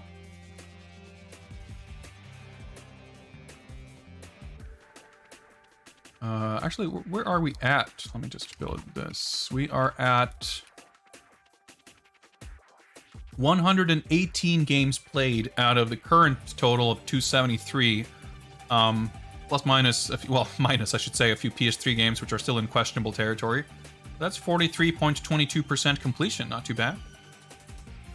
Reminder again that I did manage to do a little bit of PS3 testing earlier today, and I had pretty positive results. There's still some stuff that remains untested and uninstalled currently, so it's off limits for now. But I did test a couple of games, and they seem to work okay. So there will be some PS3 games that would have been previously ineligible, which are eligible to pick tonight. And hopefully they would work. Alright, last call. If you have not yet entered the raffle, but would like to do so, type raffle in chat. We don't have a lot of entrants here, it looks like, so any entrants will have a very good chance of winning. So do type raffle in chat if you would like to pick the next game. And we will pick a winner of the raffle shortly. Wait, hang on. What the fuck's going on here?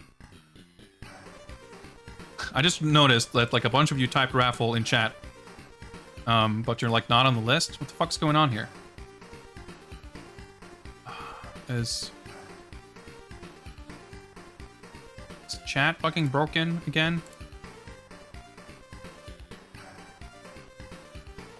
Okay, something... Okay, I'm sorry. We're gonna have to, like, redo this, because I don't know what the fuck is... Okay, tell you what. Even if you type raffle again. Because there's, like, the list here is weirdly missing people, and I can't add you manually, I think. Yeah, there we go. It's, like, working now. So type raffle, even if you did before. Because I was like, oh, only 3 people entered? That's weird. And then I looked in chat. I was like, what the hell? Yeah, it's all working now. You're all being added now. It's working properly. Yeah, that's weird. All right, I'll say that counts as fair warning. Let's pick a winner. Boom, Malone, congrats. You have won the so-called giveaway. Let me remove this before I forget. Nightbot slacking. Yeah, I don't know what's up with that. Yeah, unfortunately, some VODs were lost when I was hospitalized for a bit last year.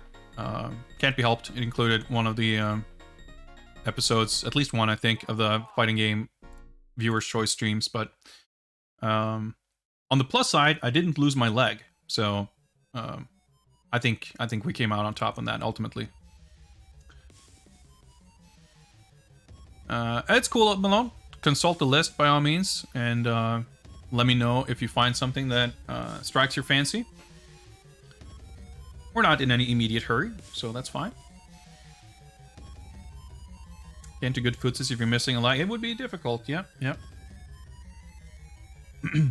Yeah, it was just kind of a weird thing. I got like a bacterial infection that got really, really bad. And I was on antibiotics through IV for like 8 days, I think, before I could go home. So I got a lot of antibiotics, and yeah, it like took a good while for it to take effect, but it worked out. It was fine. I mean, I was it took a lot longer than that for me to recover. I was I was living on my couch basically because it was too strenuous to like sit up basically for like the first few weeks.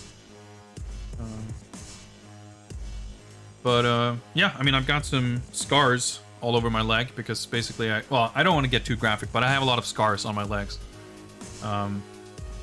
But you know, a few months later, I basically regained all of the use of my leg, and it's like totally fine now.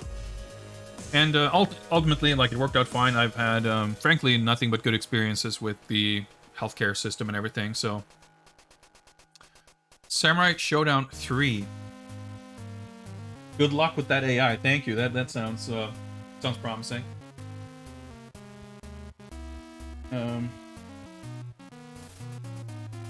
Like, thankfully, I live in a country where you don't go, you know, personal bankruptcy isn't like something that just comes with getting health problems.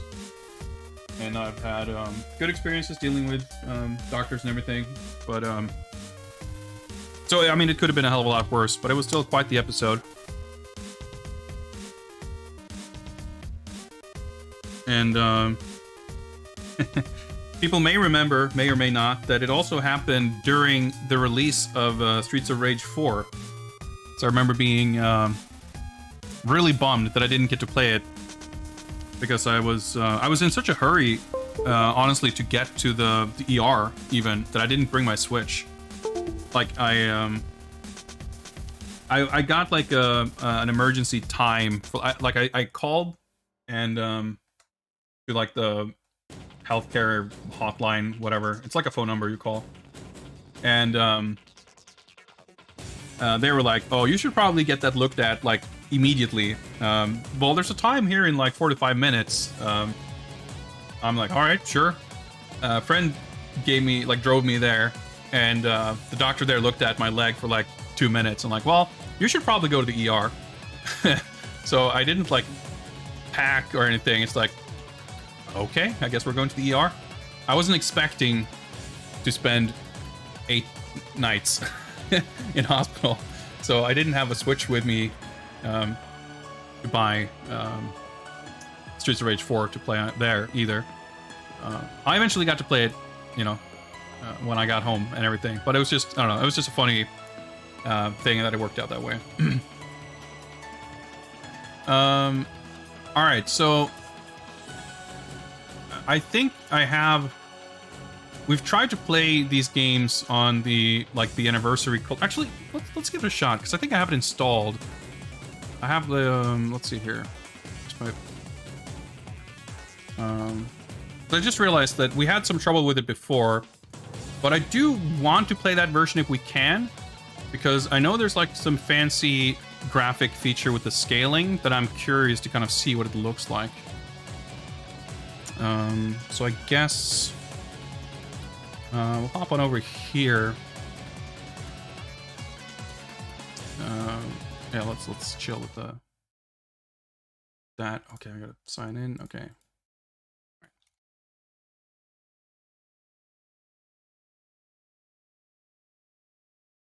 Epic is expecting me to remember what my login credentials are.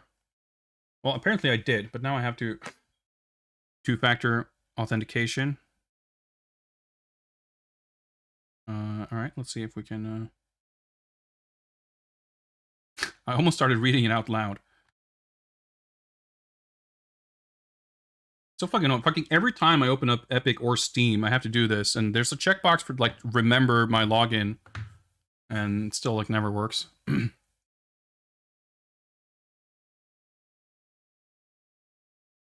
Music on the credits makes Sam Show 3 almost worth it. I think it remains highly debatable whether we will hear that. But we'll see. We'll see. Okay, so we'll see. We might swap to a like 4x3 mode here on my stream layout. I'm not sure exactly how the game handles that. I'm sure there should be audio. Maybe it's because it's not active. Let me just update this though.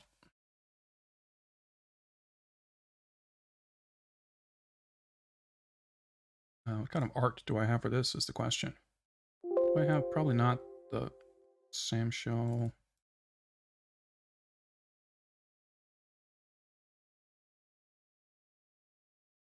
Do I have it here? No, I wouldn't.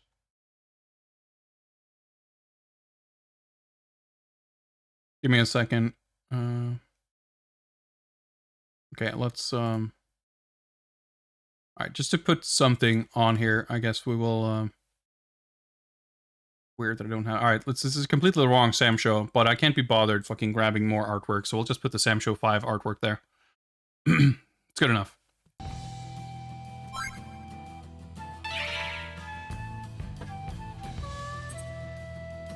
Let's just take a quick look here.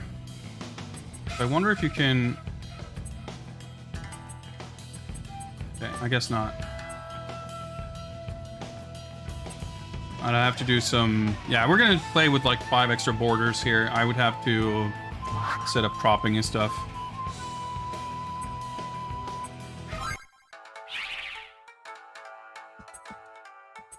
Oh, it's like weirdly lagging. Okay. Options. Game difficulty 2. Alright, that seems fine. So this is... Right, this is the... no. Wait, how do I... Okay, that's kind of weird. There we go.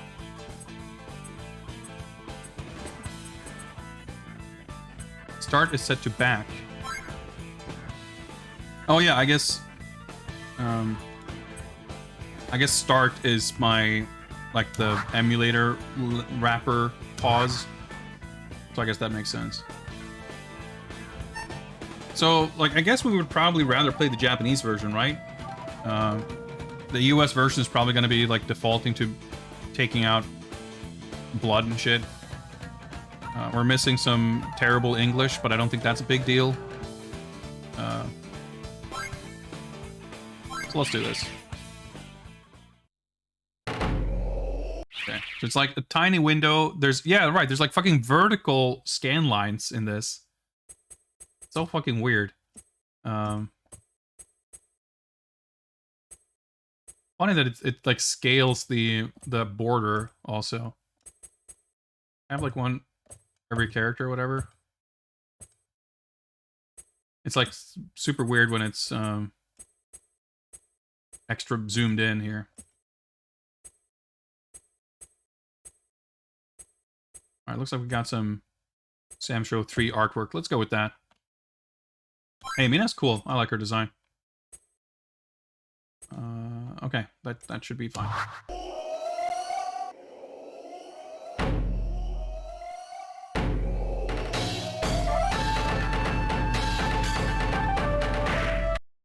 I'm gonna turn that down a little bit. It seemed pretty fucking loud. Oh yeah, timer.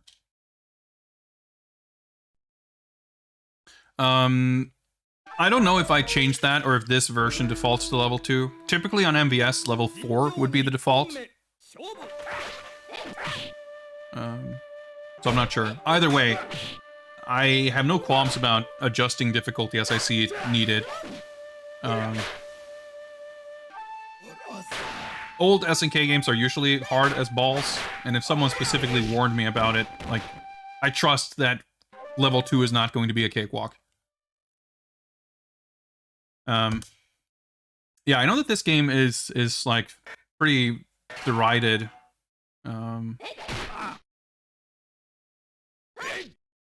B to dodge. It's cool, like, 3 is when they kind of redid all the sprites and they look fucking awesome. And these are like the sprites they kind of kept through all the 2D sequels after this. I I did not press a button. Okay.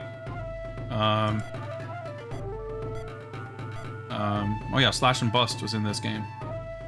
I guess we're playing Shiromaksa.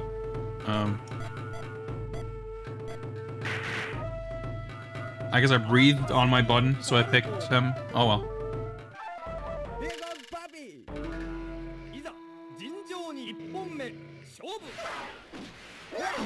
Yeah, so this version, you can,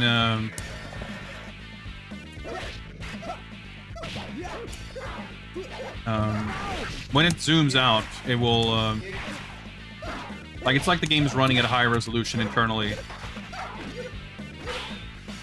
So that it doesn't become a pixely mess, which is actually really nice. I do like that. Oh, sick, I got him. I thought we traded and I died, but alright. Yeah, like 3 has a lot of weird, like, doesn't it have like chain combos and shit like that? I've barely ever played it. Because by the time I would kind of have access to and play these games on emulators, like, I would probably be playing 4. Not that I ever really played any of these games that much. Music's sick, though. Alright. Got him. Dual death screams. I was in 4 that had the CD combos. The art's so fucking sick in these games. Holy shit.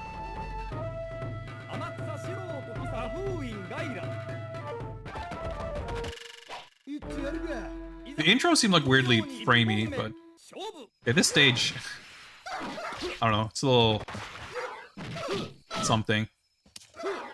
Yeah, I remember throws being a weird thing. The tutorial didn't even explain throws. If anyone knows what to do with the full rage gauge, I'm all ears.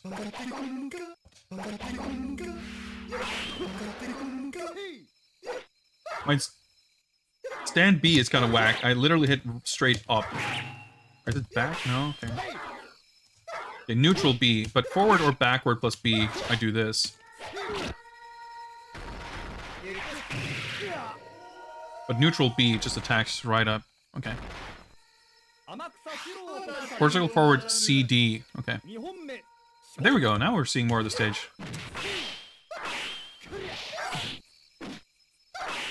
Feels weird that there's no, like, short hop. Like, feels like there should be when jumps are so high and jumping is so dangerous.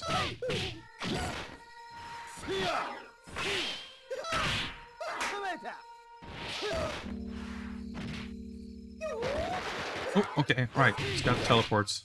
I was trying to remember which buttons are which here. To try if QFC CD did something.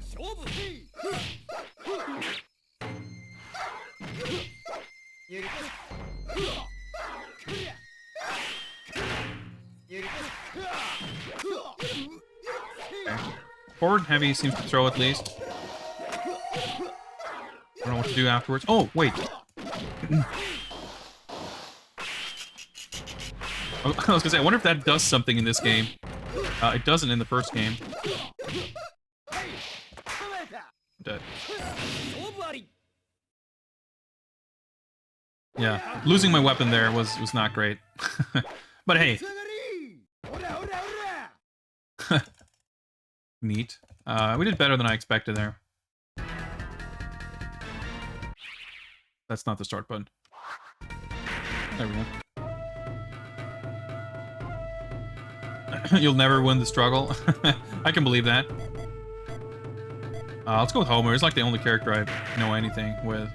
And even that is a stretch. Is there like an alternate color? Doesn't really seem like it. Maybe just start or hold or something.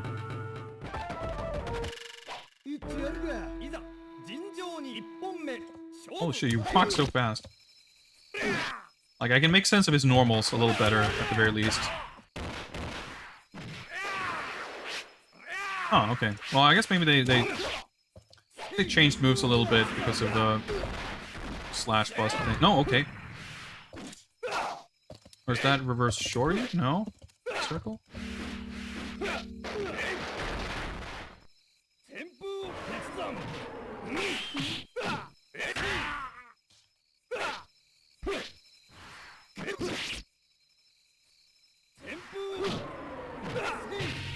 Okay.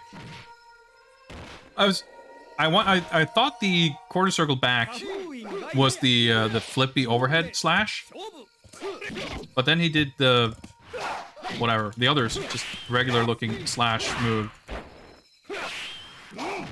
Then I got the flip to come out, and then I couldn't get either of them to come out. Okay, I guess he did some kind of parry or something there. Uh-oh, bad trade.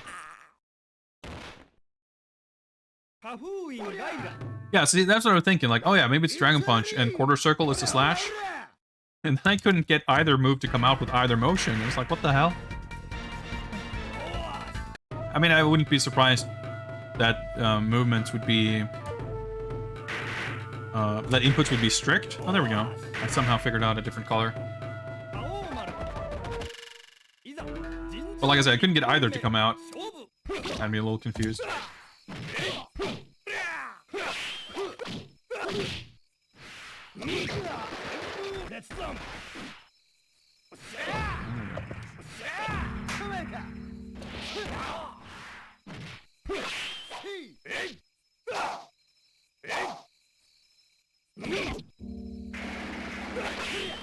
Fucking parry.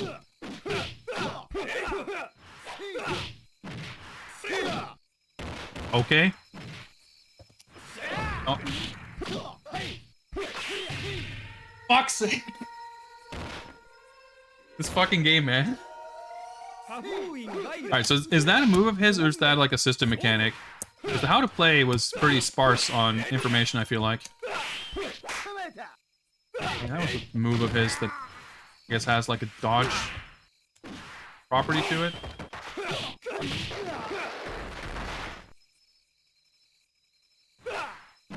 Is that the parry? Am I...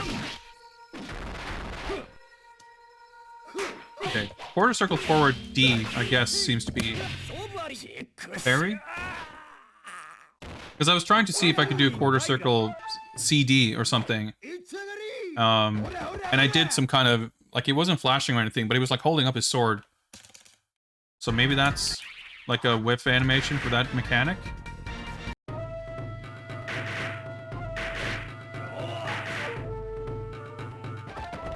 I mean, it seems like foolish to try to use it, but I'm just kind of curious.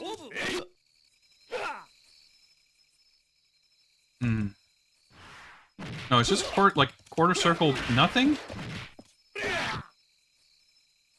Is it just his animation standing up or something? No, I'm doing like a half circle forward. He's doing that. It seems like it would be a thing. Ah, I could almost kind of see him doing that, but I still fucked up. I was gonna say, can he parry the jump attacks?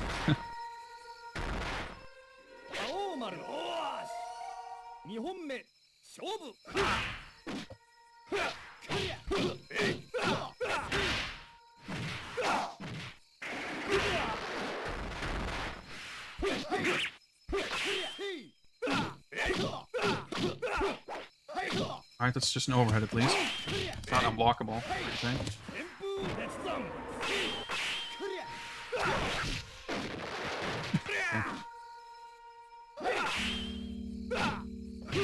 Ah. Alright, that was getting tense.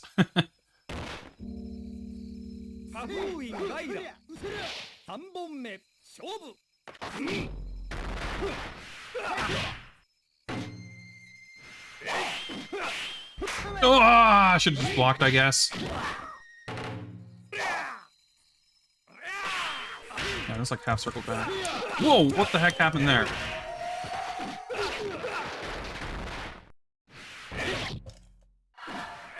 Oh, I'm dead.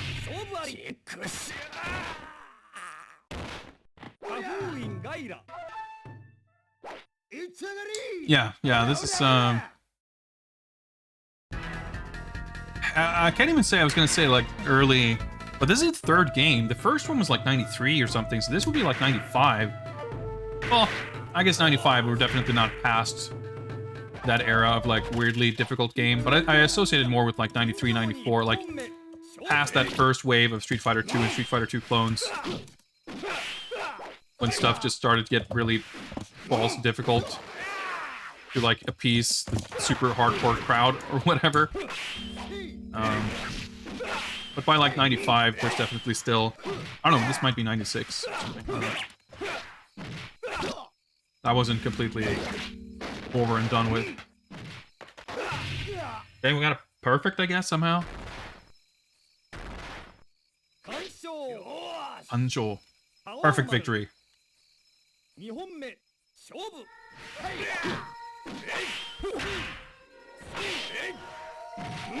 Holy shit. I mean, that was pretty sick, but what the fuck?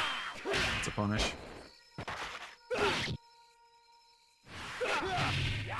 Okay, I can't... You know, my attack went under him. It's fair. It's annoying, but... I shouldn't press that button, I guess. Ah, my life. Okay. Great trade. That's another great trade. Yeah. I didn't really want to hit that, but I shouldn't just throw it out because he will block it and punish it every time. But I mean, that is this game. Like, there's a lot of, like, shit is just unsafe, you know? That's, Samsho is a very different game. Than many other fighting games. But I think some of its nature, like, the AI and how this behaves, like, it sort of highlights some of the maybe uglier aspects of that. I don't know what a good anti-air is. Like, the crouching heavy seems like it would be a good anti-air. Okay, the bomb just did nothing, I guess. But the last time I tried it, it really didn't work out. It's pretty slow. For example. Wow, okay, there's actually a throw whip animation. How is that not a fucking punish? I block and I stick out a poke and he parries it. Fuck's sake.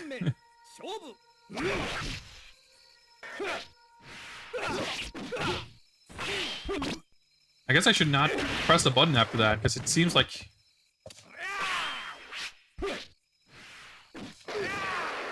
Okay. Be combo there, I guess. I was gonna say, surely that's a punish, right? Okay, maybe I need to use the BC hop more. Keep forgetting it's a thing. Also, I guess it makes sense, like, the game doesn't necessarily need a short hop. If there's a command short hop, that's a low. Okay, I see. Character's pretty cool, actually, Gaira.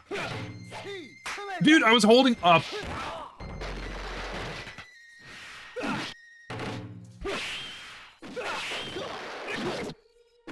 That worked out nicely.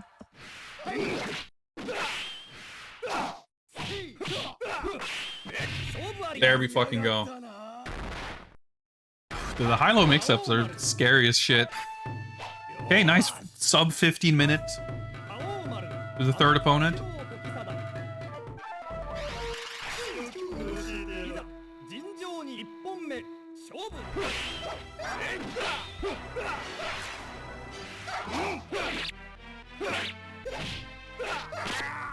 Oh, thanks. Some fucking chicken landed right on his feet.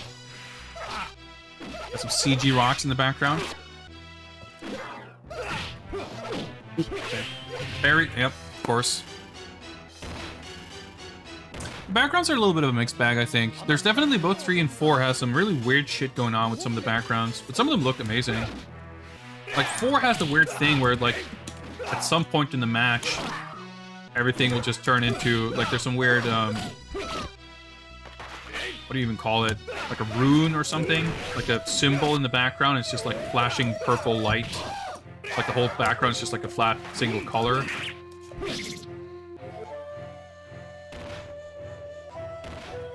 So I forget what it is. I just remember that it's like this weird magic. And it just like... It seems to trigger in a way that would imply that it has some kind of mechanical significance, but I have no idea what it is.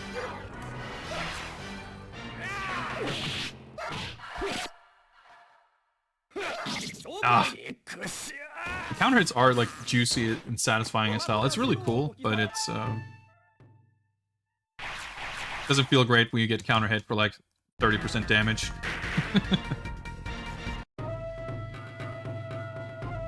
I guess we can try Rasetsmaru.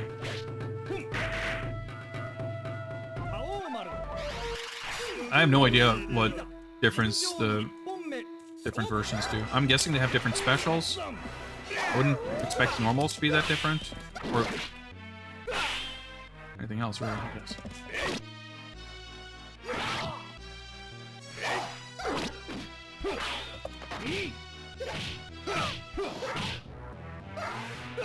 Dodging seems a bit useless, I guess.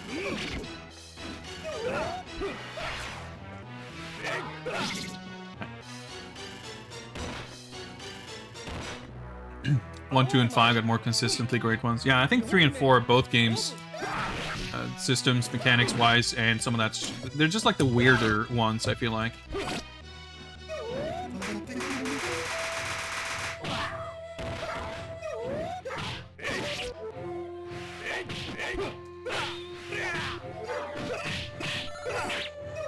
Chicken.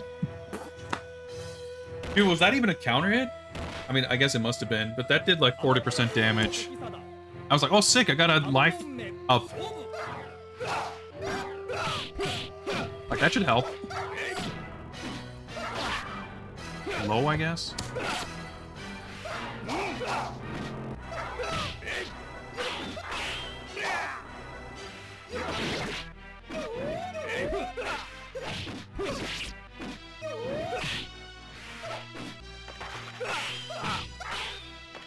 Ugh.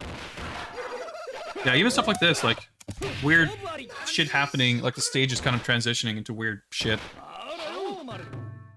Yeah, I don't think 4 is as... I don't know, reviled is maybe a strong word, but I feel like I first learned basically of the existence of this game in the context of people saying it's like the black sheep of the series. And this was at the time when the 4 was like the last one. I didn't really seem to hear people talk about 4 quite the same way. I mean, people would probably say that 2 was still like the most liked game, even if it wasn't like a very big game at the time or anything.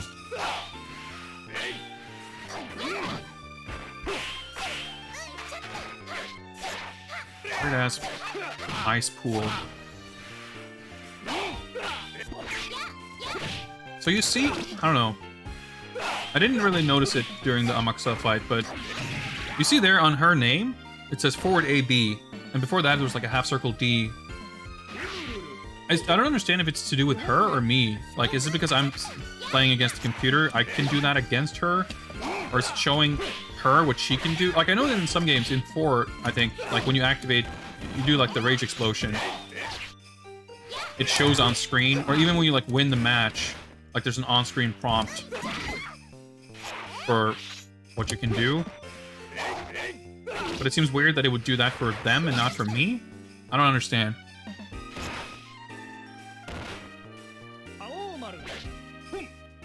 Yeah, it feels weird. This version of the song sounds peculiar. But this is like a version, I guess, of Nakuru's song from 1, I think.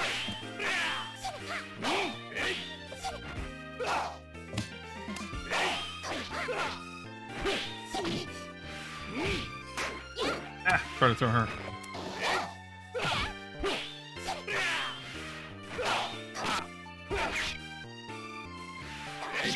Yes, okay. Went surprisingly well.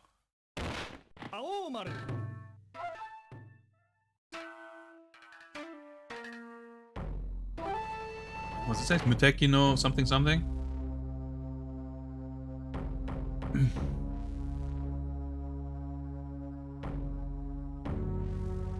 I feel like a lot of Neo Geo games I've at least played through to the point of like being familiar with some of these like interstitials, the cutscenes. Maybe I haven't seen all of the endings, but I kind of like have a sense of the flow of the game and the stuff you see. This game, not so much. Like, oh, that's a cool cutscene. That's Zankuro, right? The boss. I mean, not that I'm fighting, but the guy in the cutscene. I guess this is bust Kyoshiro. Like, he looks weird, but I'm not sure if it's just the colors. I guess he has the same sprite in 4 and beyond. But he looks, I don't know, he looks different somehow. Probably just the colors. Oh, come on. Oh, maybe I did get it? I like the look of that, like the AB slide. It looks really cool. We like dodge around him.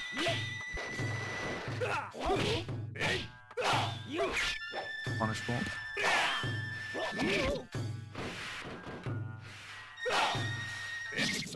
I was gonna say, he keeps jumping. I should be able to hit him, right? There we go. So Malone, you are more familiar with this game than I am. Anyone else in chat, of course, welcome to chime in. As a general, like, broad description, like, what is the difference with slash and bust? Okay, 6th battle. Fighting. Okay. Alright.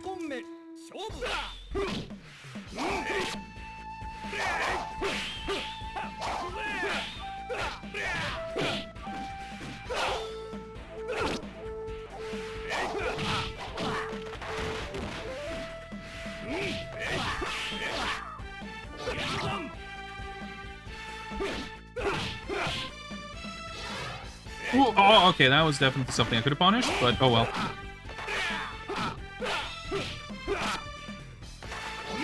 Oh, whoa, that hit kind of weird. Okay. Like, does it normally, generally, is it a matter of, like, 2 versions having different specials, or do they, like, is there any kind of universal system mechanic level difference? I basically have no idea. I don't know how to time that punish. I'm guessing that's also some version of bust, because he's doing shit that doesn't look normal.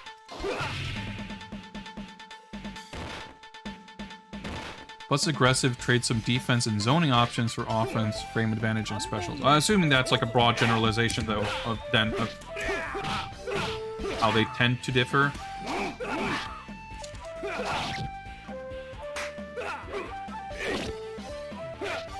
But thanks, I mean, that gives me some idea, at least. Yeah, like, I guess his version of the uppercut is different. Shouldn't have mashed. Like, this is, like, wild. You know, I know that, Kuroko is, like, a hidden character in some of the games. Did you fight him and he turns into a clone of you? Like, that's definitely new to me. I don't know that I make any use of the difference here, but I seem to do better than with the slash version. Yeah, like that tackle move.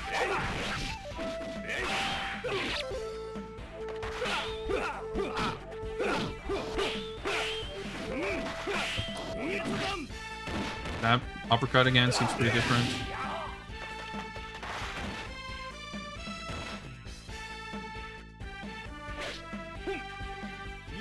I haven't like had the room to even try and figure out what other moves.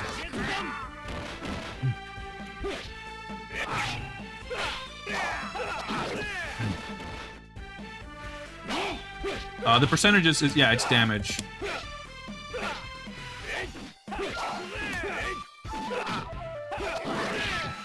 I don't even know, like, does he have, like, charge motions or something? Like, I don't even know what other... You only, like, you don't have punches and kicks. Well, I guess maybe you might have specials with B. I don't know. Oh, yeah, you do.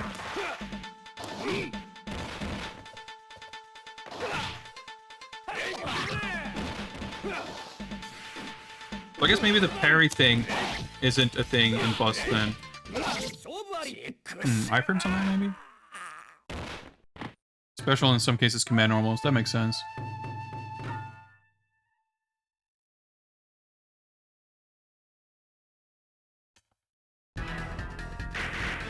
Yeah, of course, in 1 and 2, there was, like, the system was introduced in this game. So it makes sense that the, like, default version would be more like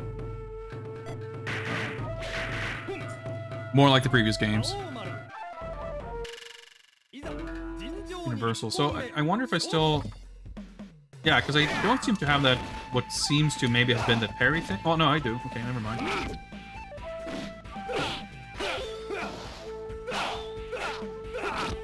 That should have definitely been punishable, right?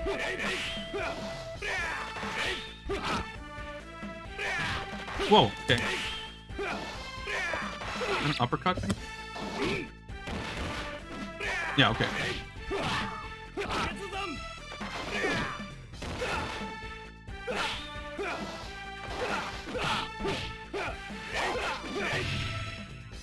Okay, sure, I'll happily take it. Could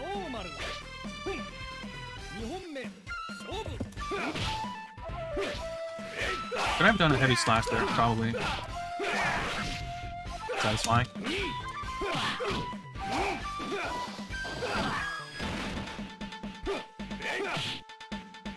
Okay, down forward kick to do that, I see. Is that an overhead or is it unblockable? No, he definitely blocked it before. That's a bad jump. Is that the light uppercut? I don't know. He seems like... No? Okay. Come on, dude, how did both of those attacks whip?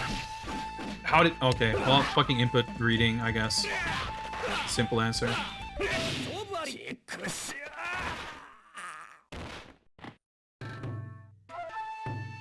Like, we jump next to each other and I press a button and somehow his button comes out first and hits me. That seems a bit weird. It's weird that I keep getting to input my name for continue, or for the credit, or high score also. Yeah, they eventually kind of got rid of the system. I guess it's different in different games, but they had some characters were like bust Haomaru became Rasetsumaru in 5, I think. Okay.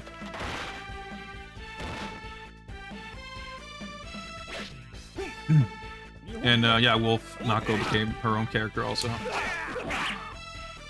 There was also Enja and Suija, but I'm not sure if that's like an example of that, or if they were just characters who were kind of spawned from other characters.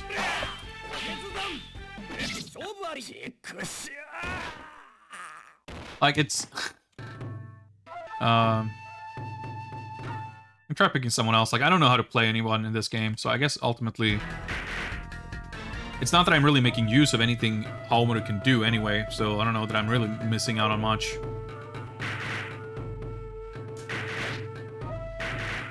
Do we even get to continue...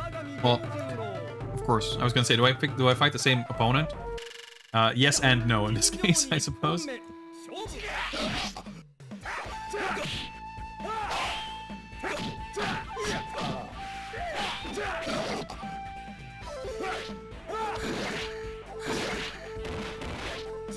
Oh yeah, he's got the weird, like,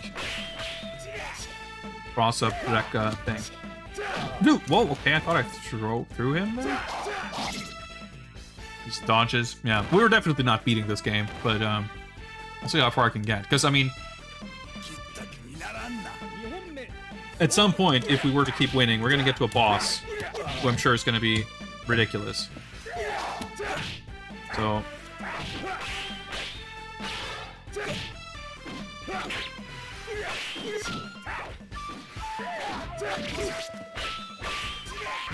Okay, it's kind of cool that that move doesn't combo on hit.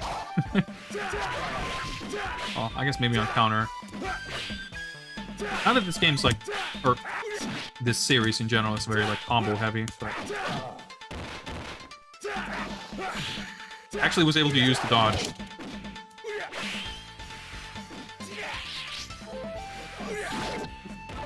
Well, that was good attack on his part. Okay, so he probably wins this, right?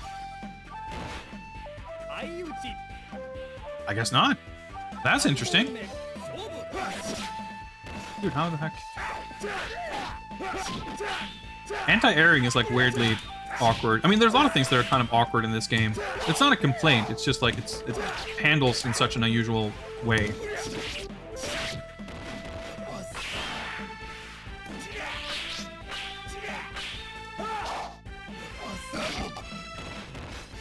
The move's weird, like it just comes out. Oh, nice. Okay, I actually got that somehow. Like, how did my move whiff there? Like, this is a perfect jump in. Okay, and my dodge did not dodge that, or my hop. Yeah. I mean, it is addictive. Is maybe a stretch. But like, it's satisfying when things work out your way, right? It's a cool game and everything too. You never feel like victory is that far away, right? Because of everything, you know, the damage and all. Oh, okay, that's kind of different.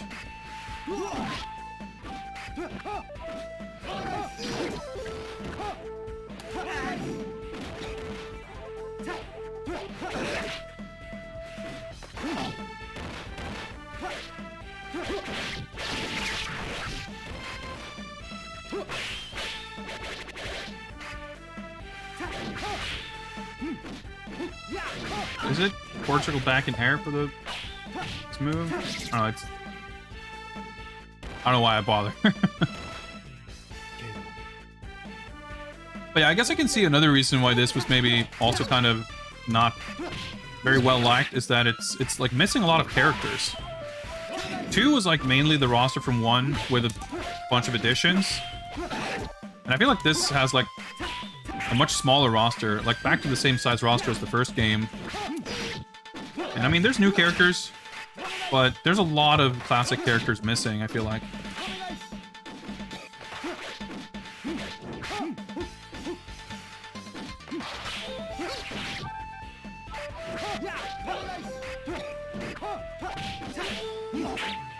Because I was kind of thinking of who I'd want to play, and it's like, oh yeah. I gotta pick Jubei. I was like, wait, he's not in this. It's like, wait, hang on, who isn't? Like, Genon is missing. Earthquake. I guess Genon was maybe already missing in 2. Earthquake is not in it. Charlotte is not in it. Wanfu. Who am I thinking of?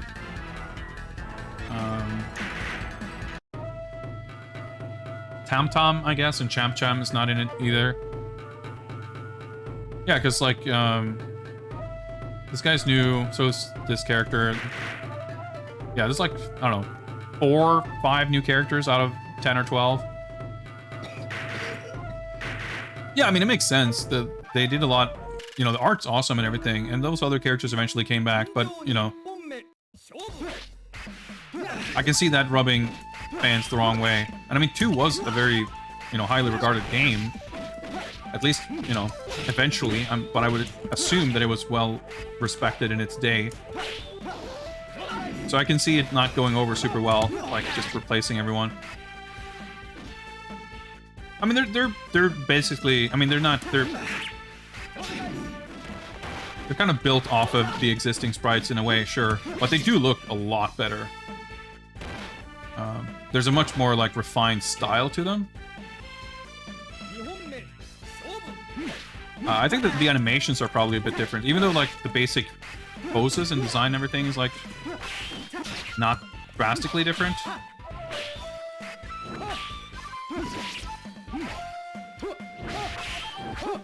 Still, considerable effort at the very least. He keeps doing moves that I have no idea how to do.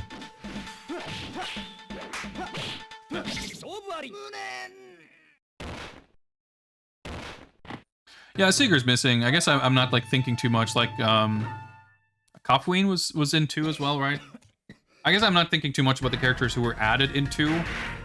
Obviously, yes, they're still missing, but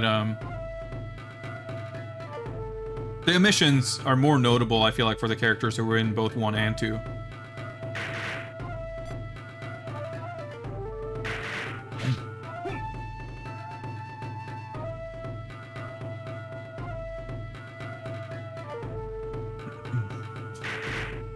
Alright, I'm not sure how much longer I'll be able to put up with this.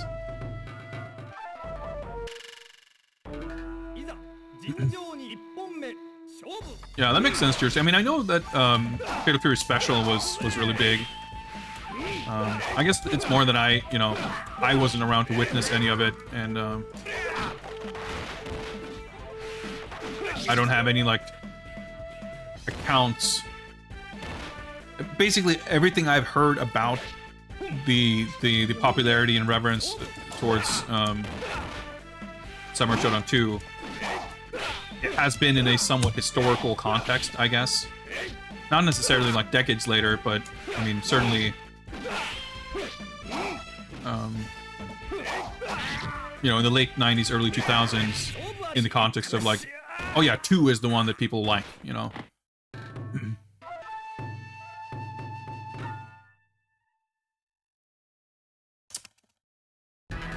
I don't know, guys. I think we met our match. No end credits music, but we got to hear some other cool jams.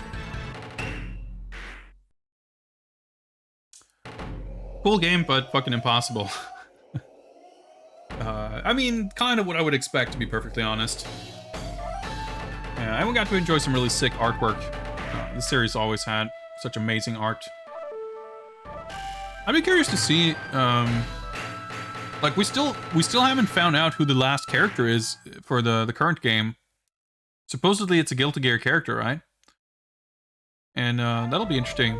But I like caught myself saying like, oh man, I'm curious. I mean, it's very unfortunate that Sam 19 was handled so poorly in terms of release. It was all weird. I mean, especially on the PC side with the Epic exclusivity, and then it came to Steam, and the pricing was weird, and it came out like the same week as Strive. There was a lot of weird stuff like that. But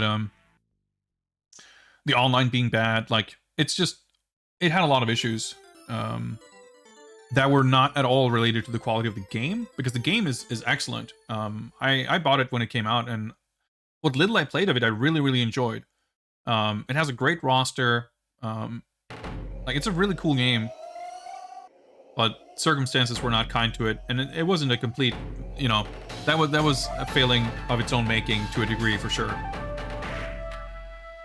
But I think, KOF 15 launching simultaneously on all platforms, hopefully they kind of learned their lesson. And they've been supporting Samsho for so long. Like, I hope, I would like to see them give it another go, because I think under the right circumstances, that is a game that could definitely find an audience and do well. Like, for that brief time period where you saw Samsho being played at offline tournaments, it was always super exciting to watch.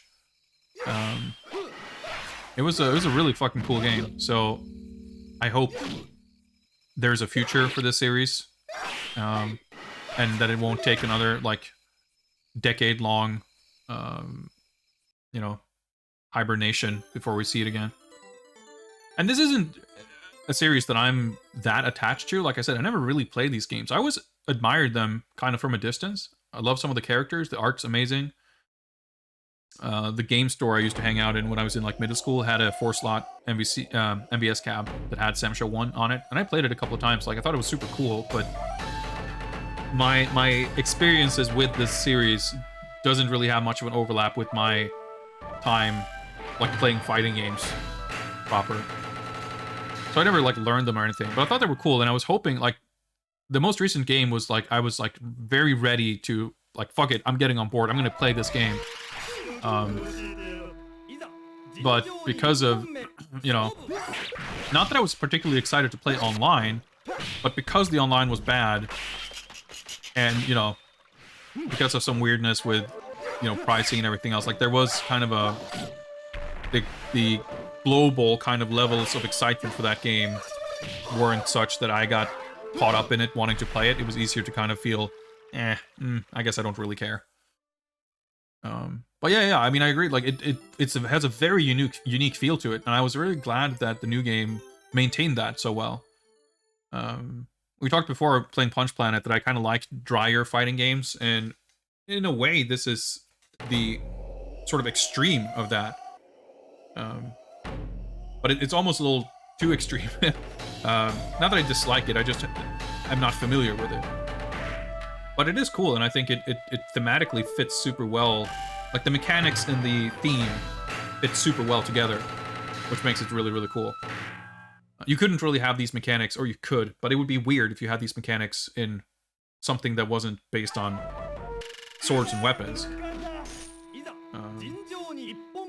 And I don't really, you know, like Soul Calibur, for example, I've played the first one a lot, but in modern, like again, as for when I've been into fighting games, I've always struggled to kind of like Soul Calibur because the feel of the attacks doesn't, like, I don't know. It feels weird. It doesn't feel... It feels different from something like Tekken, sure, but it's very floaty and kind of slippery, and it doesn't have that crunchy, like, heavy feel that I would probably want or expect from a game, like a sword fighting game, and I think this series always did that really, really well. But we'll leave it there. We gave it the old college try, and we'll have to be happy with that. So with that, okay, dude, I thought my fucking PC crashed there for a second. Something just froze up. That was weird. Let me shut down the game before we get more weird freezes. Technical issues left and right tonight, but hey, that's how it goes. Let's do one more raffle. What do you guys say? I think we got one more game in us at least. So let me set that up, and we can get some other jams going here. Yeah, that's better. Let's see here. Hopefully the raffle is gonna... Whoa, hang on. Oops. I almost started the raffle with no entrance. That's great. There we go. Okay, raffle is open. Type raffle, and I'll keep an eye on it and make sure that it actually works. Let me go check my spreadsheet here, and we will check off Samurai Shodown 3.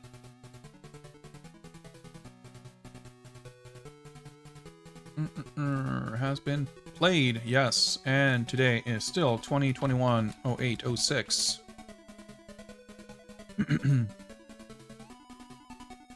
Yeah, I mean, there is no Samurai Shodown that doesn't have sick art.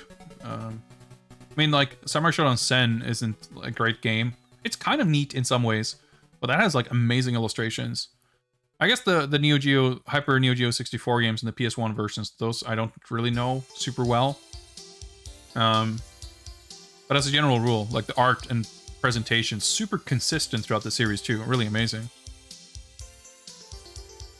Music too, like the atmosphere, all that shit, like they really fucking nailed it in that first game. Like the intro to Samurai Shodown 1 is like one of the most iconic arcade game attract modes ever. And they've only, like, you know, it's only gotten better since, I feel like, too, which is crazy. Not to say that every game looked better than the last. I do think, like, I much prefer the look of the 2D games over the most recent game. But even that, like, they didn't abandon any of that style or feel.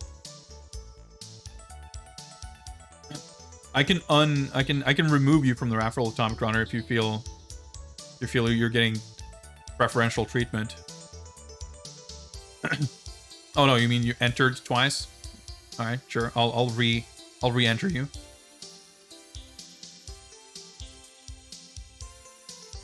Whew, man, that was like kind of exhausting. I think we will make this the final raffle of tonight. We'll see how it goes. Whatever, based on whatever gets picked, how I feel after playing that. But we made, you know, we played a good number of games, and that one took a bit out of me, I feel. So if the next game is really tiring, then most likely that's going to be our last game. Dude, I love this song. Lemon soundtrack's so good. I love the PC Engine version too. Alright, last call. Type raffle in chat if you want to have a shot at picking what is most likely going to be the final game of tonight. Yeah, for sure, Malone. This game is, I mean, yeah, most Neo Geo fighters are pretty damn difficult. Unless you have good tech and cheese. At least in my experience. Not that I'm some kind of expert either. You might think otherwise based on my exceptional MK2 play. I'm being facetious here. But that is a game that I know. Shodown 3, literally playing for the first time.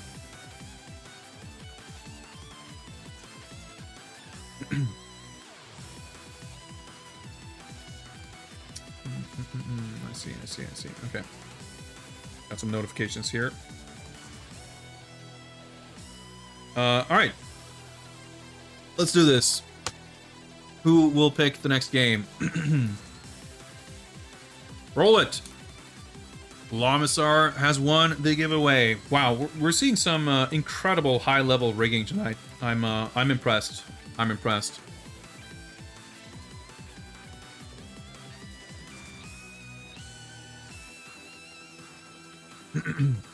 Oh, 4 is a lot easier. Yeah, I guess I haven't played either of them in a long time. But I would say for sure, like, once you... I mean, it's not across the board. But I would definitely expect to do better in a fighting game from, like, 97 than I would do in a fighting game from, like, 94, just going in blind. If it's earlier than 94, it's like a crapshoot, because it can be either extremely cheap, or the AI is just, like, completely half-baked, and it's really easy. But I feel like around, like, obviously, this mostly applies to the Western version, but Super Turbo, of course, is, like, famously ultra cheaty. And I mean, you got MK2, which is, like, perfectly manageable if you know all the cheese, but if you don't, it's, like, it's just gonna crush you. It cheats. It's, like, maybe the most blatantly cheating fighting game AI. At least in, like, a mainstream fighting game. But UMK3 is up there for sure. It's just a little bit different in how it cheats.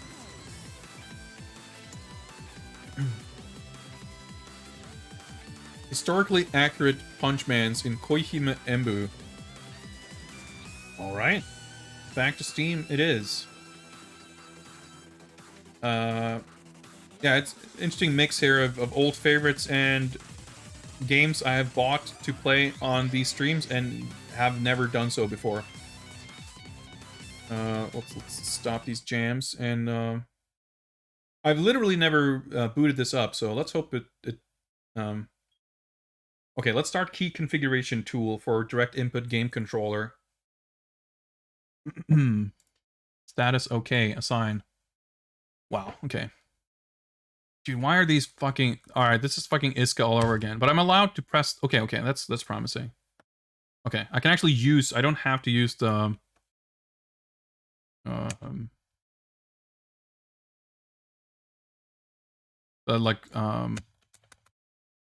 menus. Okay, I thought... What the fuck? Never mind, this is all fucked up. Oh, okay, wait, hang on.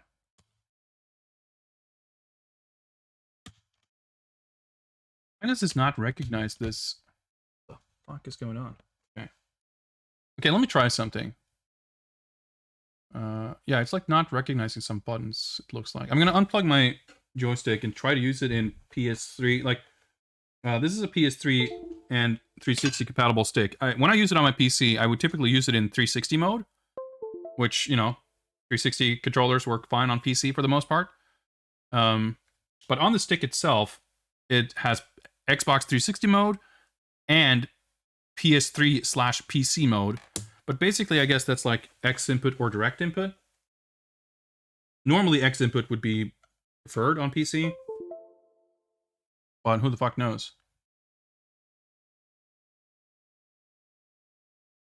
Yeah, the thing with Koihime Enbu, aside from the, you know, anime girl, whatever, is the weird... It's got like these like wacky CG sprites, right? Okay, that seemed to work better.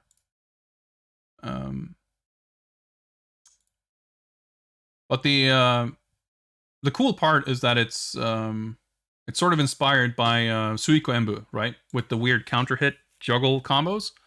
And that was fun as shit. So I hope this game is too.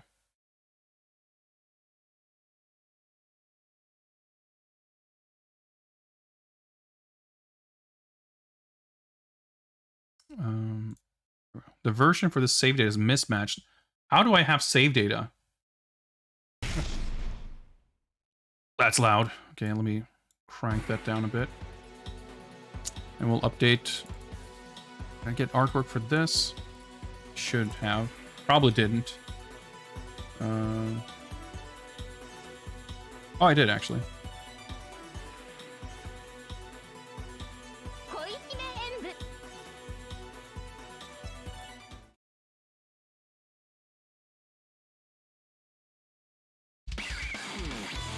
Enbu. Yeah, mismatch with nothing.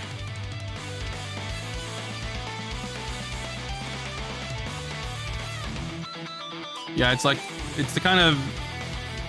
I mean, these artworks look great, but it's that kind of hurdle to get over with both character design as well as the look of the sprites. I mean, I'm not familiar with the character design. I'm not saying it's bad, but it's a look, you know? I think I like some of these, but some not so much. It's actually interesting. I mean, I guess this is based on other stuff, like pre-existing characters, but I would say it's definitely like mid-2000s aesthetic to a lot of these characters for sure. Like the third or so of the cast that aren't like full on, you know, Moe Blob designs.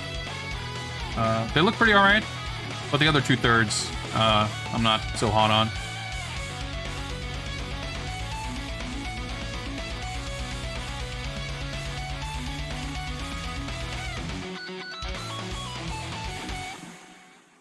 High quality intro though, I like it.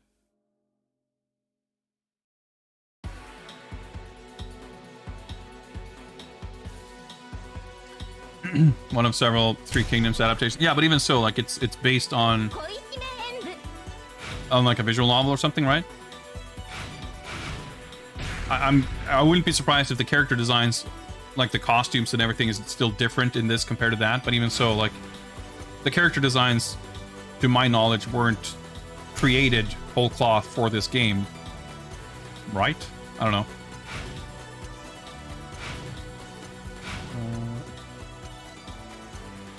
Well, I guess capture still works, so I guess we'll do this.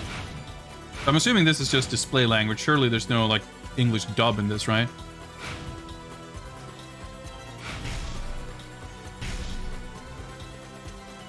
Light, middle... Okay.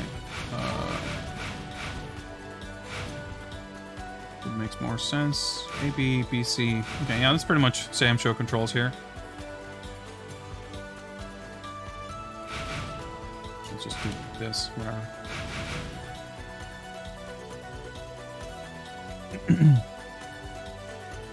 It's an arrow gate first, and then a bunch of anime, and then this. Okay, yeah, makes sense. Includes challenge mode. Let me just take a quick look at this kind of menu, if there's one. This one I am actually kind of curious to learn. Okay, alright. I was thinking there would be a menu with different modes or whatever, but... It's also cool. Alright, she looks like kind of cool-ish. I guess she's like the punchy kicky. It's kind of cool. I like her too. Oh, okay. Maybe the ratio of Moe Blob children to somewhat capable looking characters weren't as bad as I thought. Alright, I picked a different color, I guess. Uses F1 tactics bar. Okay, some kind of assist. I guess this is a little bit of actually, what someone we might actually be more interested in playing. Someone else flashed by that looked cool, but maybe it was a character I already picked or something. Let's see what she looks like. Do I get... Okay, yeah, that's the regular color, I guess. Yeah, it reminds me of Vanguard Princess. Is that what I'm thinking of? That has like the assist stuff. I mean, it's in a bunch of games. Arcana Heart has the Arcana system. Maybe all those little Moe Blob children were all the assist characters. Maybe that's why there seem to be so many of them.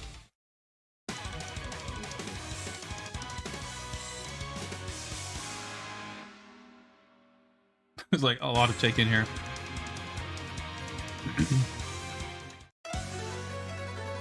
Okay, but we might as well like just mess with this a little bit to get a sense of using walk speed. Yeah, the animation is pretty wacky in this. It's not just the sprites are kind of ugly, but like the animation is bad for sure. Yeah, of course you get some command normals. No double jumping or air dashing or anything. So D is a grab. This is also no. Okay, jump D is something else.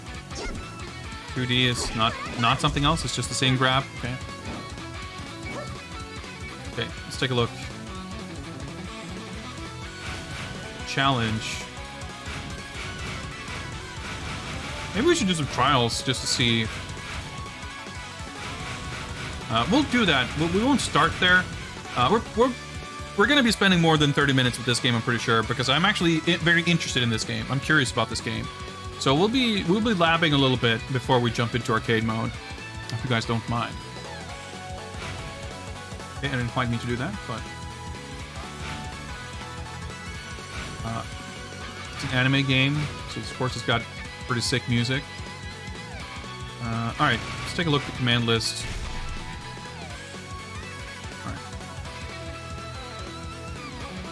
Whirling slash.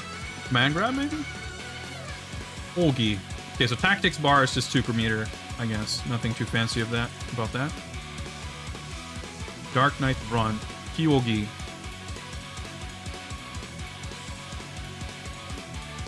Only for Hoge combo. Okay, I wish I knew what that meant.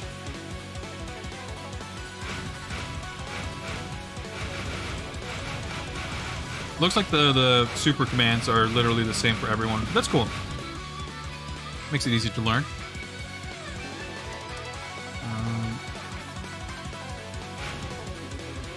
There wasn't like a tutorial mode that I skipped, right?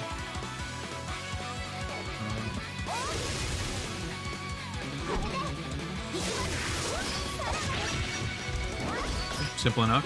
What was the other input? Circle forward.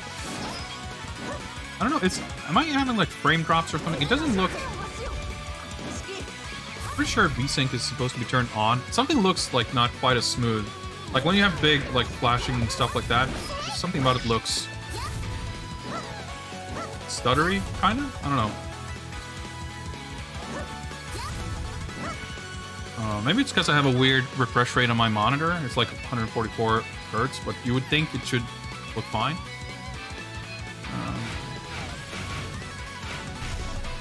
Can't really, yeah, there's like no fucking options for that here. Okay. Command list is what I wanted to look at. Of course, I'll go to BC. Okay.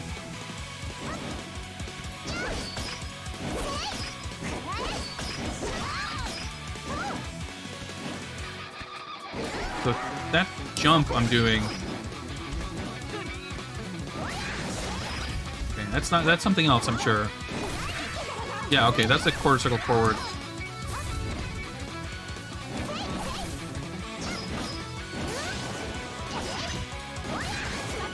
For you, what's the other move? Half circle. Oh yeah. That's quite the whip animation.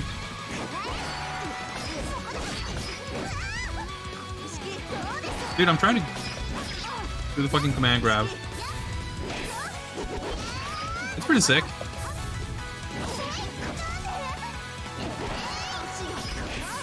Alright, combo that off of that. Okay, good.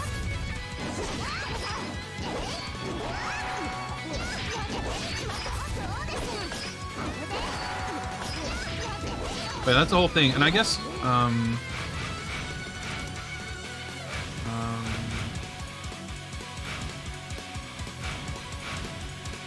okay, it is set to counter it. Okay, I was like, I thought it seemed weird.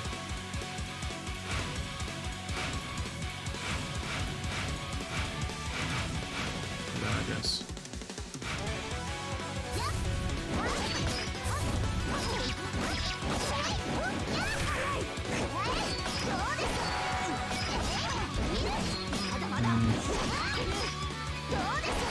I don't know if you... I did like some kind of oh yeah, that's 3B? Okay. Yeah, like combo off of that.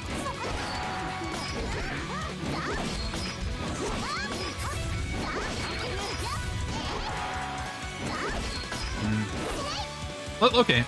Let's do the challenge thing here and we'll see.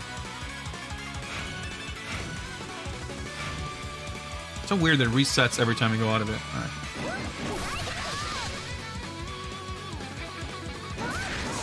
Oh, okay, yeah. There's a follow-up on that, I forgot.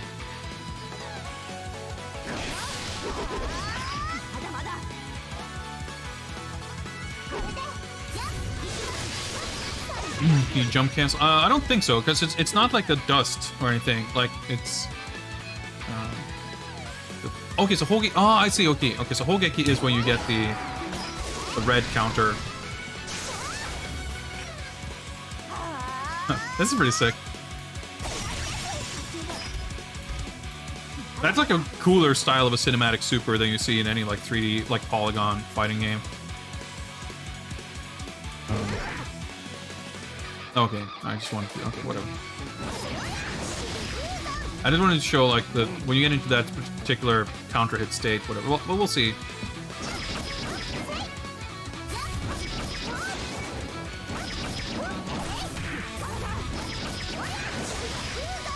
Kind of do Street Fighter 4 shortcuts there.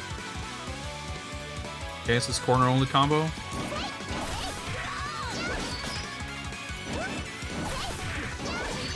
Oh, okay, interesting. Wait, is that a move?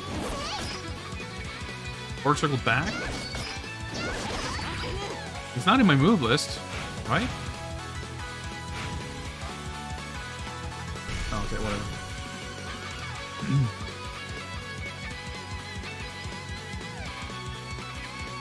Yeah, like, from a technical standpoint, the animation is not very... Nothing too special about it with the close-ups. I just think it's, like, well-framed. Presentation is nice. Oh, wait. Let's see. Oh, okay, so you can turn that into, like, a command jump. The jump there, I mean, that's her air projectile. Or whatever. You do the QCF, and she jumps, you press again, she throws the kunai.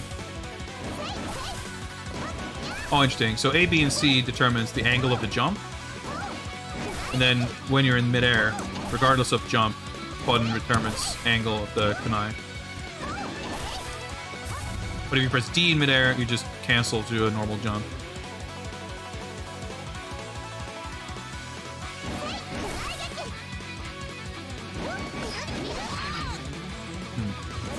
No. Getting the buttons mixed up. Cool. Maybe I should like cross. I was probably spacing me correctly when I started, but no. Fucking buttons.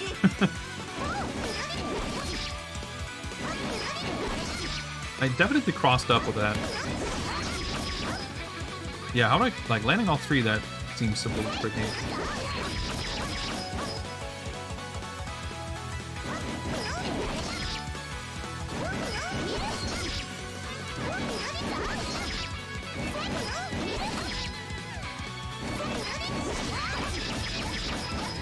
Ah! Oh, plus A plus B. Oh, it's like EX. Okay, okay. Try something.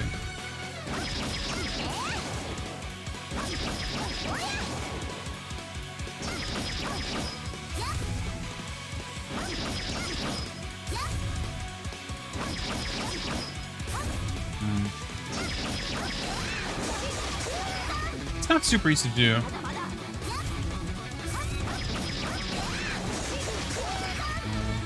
see if I can... Okay, okay.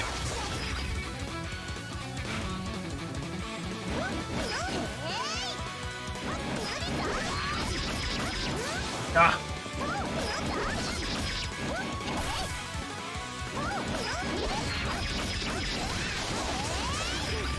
Okay, yeah, it's pretty tricky.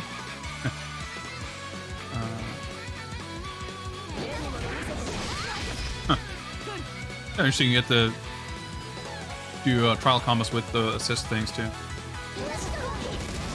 Oh yeah, this is the other one. Okay, okay, yeah, I do like an instant. Oh yeah, okay, that was what I was supposed to do. And then I combo into the super. Jesus.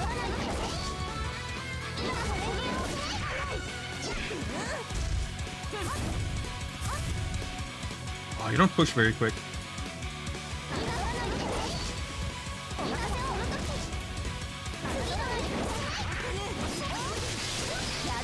Wow, that was weird. Oh, okay, so here we go. Here's like the proper Koihime Enbu combo, it looks like. Whoops, okay.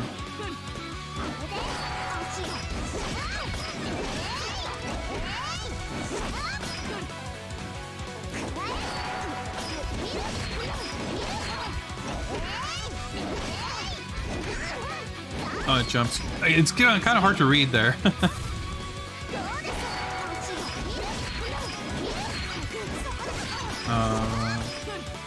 Oh, forward C. Okay.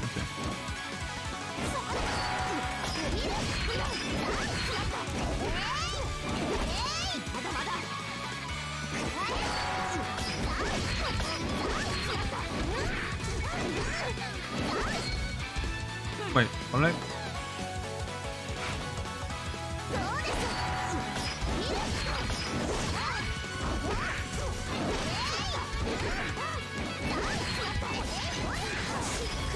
Ah, fuck. Okay, I missed the last hit there for some reason.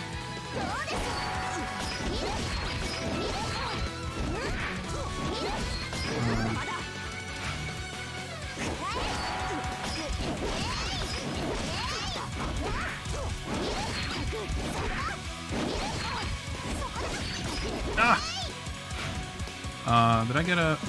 Okay, yeah, that's a 6B. Okay. Oh, 6. Shit. This is a... Yeah, this is cool.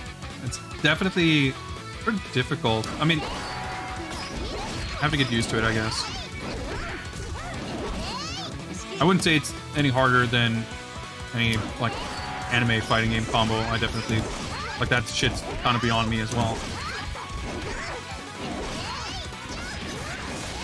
There we go. So, corner Hogeki combo.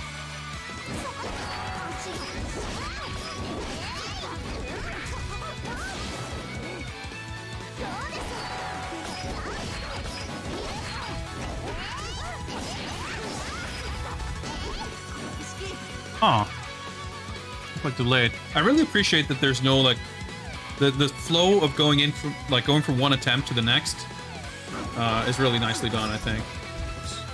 Like you get a little miss thing, but like there's no delay. Whoops.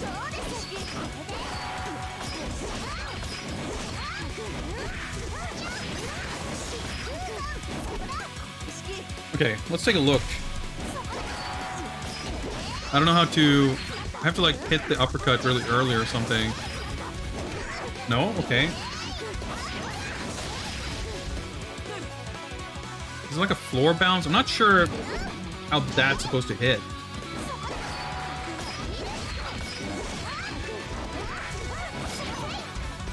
And I'm not sure what I did wrong either.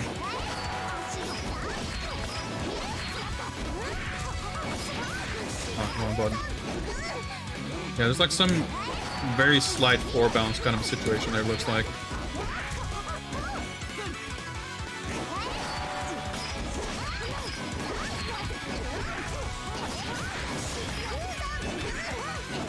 Okay. Yeah, it's probably... I was probably closer to getting it than I thought. and it just seemed like, because I didn't get it, it seemed like it would be more difficult than it actually was, I guess. Whoops. Let's see if we can get this.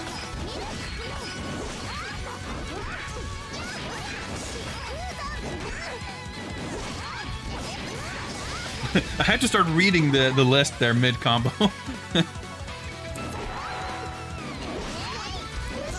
Wow, okay.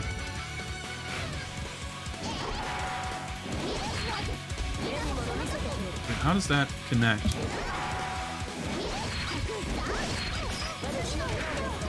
Cool, okay. This is gonna be weird. You have to like layer assists and shit. Oh, okay, you dash in between. Yeah. Oh yeah, wow, you just dash up and combo after the uppercut multiple times. And then you combo off the super. Jesus Christ. Okay, this game has way more anime combos than I thought. Okay, this is definitely... This is putting me off from this game quite a bit, to be perfectly honest. Alright, we won't do these. Game is cool, but... Oh man, I don't... Like, long combos like that is a huge turnoff for me.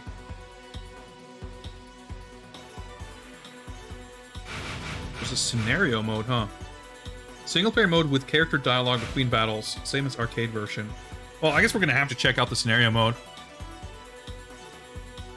Are those combos practical? Well, it doesn't cost well, I guess you use meter for the assists, but like basically, yeah, I don't see why they wouldn't be. Let's start the timer, I guess.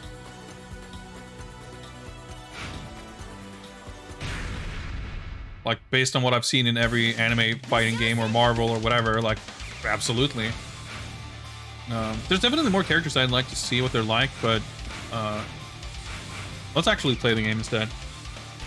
So I guess we'll go with this character that we kind of know, and that'll have to do. At least we should face more opponents to see what they're like in game.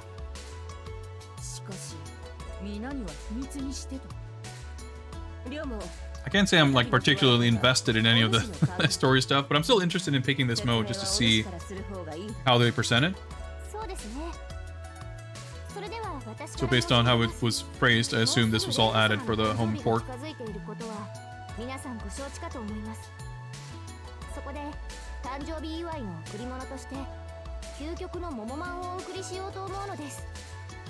Kyukyoku no Momoba. Alright, the Supreme Peach Bun.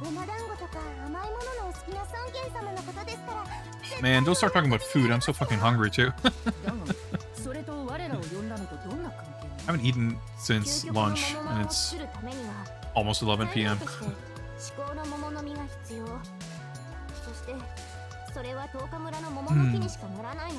Alright, the Supreme Peach Harvest is our objective.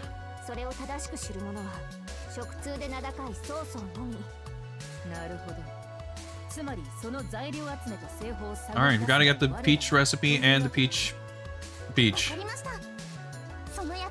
Alright.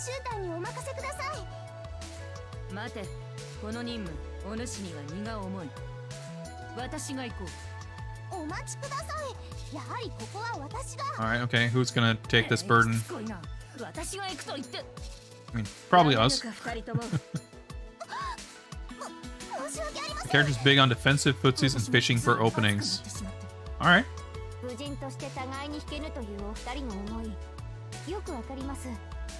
So there's an updated version, by the way. This is not the up-to-date version. There's, what was it called? Ryo Raidai, I think? Koihime Enbu Ryo Raidai, I think is the name of the update. I'd be interested in picking that up, and I understand that's probably like the version you want to play, if you want to actually play this game. But this one, the original version, is always like a lot cheaper. And I figured this version is perfectly enough for me to get my feet wet and get a sense for what the game is. So I didn't necessarily feel like I have to spend the additional like 20 euros or whatever for the updated version.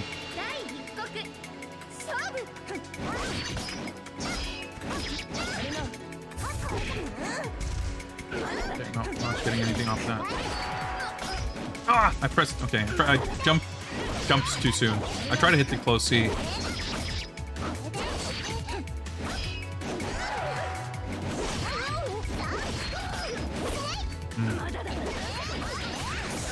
Alright, I mean, I'm still glad we did those trials, because I'm retaining a little bit of how you can connect certain things. Yeah, I know absolute jack shit about any Three Kingdoms lore, so I will have no connection to any of that. Ah, shit.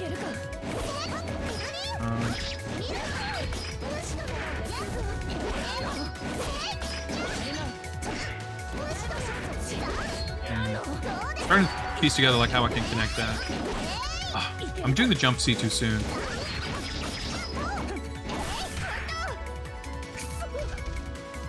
Did we look at any like difficulty options? I don't recall. I would say for sure, like in this kind of time period, I would sooner expect a game to be a total pushover than be particularly challenging. Oh, is that who I was fighting? I guess I didn't really relate these portraits to the in-game looks, but okay, I get it.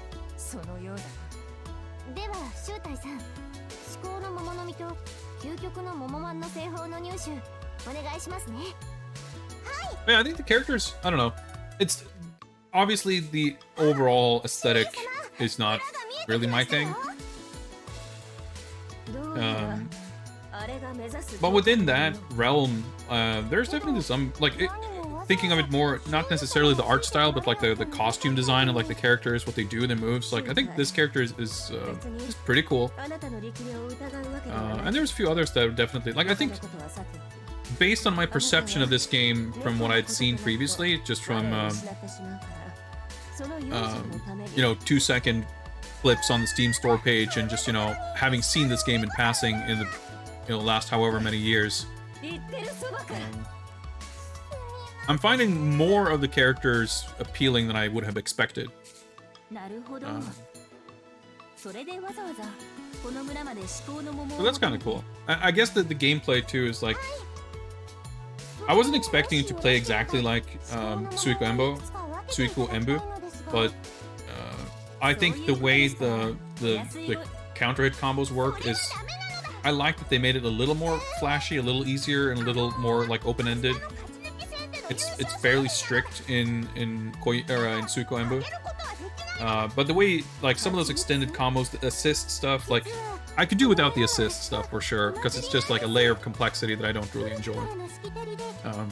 Like the same thing with Marvel 3 with all these like whack, you know, high-low mix-up stuff. Like, it's, for people who like it, it's cool, whatever, but for me, it's just like too overwhelming. So I prefer games where I wouldn't be asked to worry about that kind of stuff, I guess.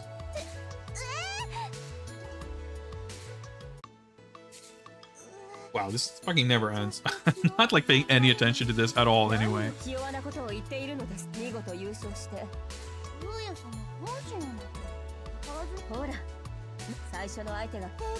So I guess I didn't get to pick an assist, so I guess it's based on the story. Either we have that one assist throughout the game, or maybe we'll switch at some point. Alright, we're fighting Guan Yu. And her baby child, I guess. I mean, technically assists are limited in a sense, but I mean, it's not that limited, you know?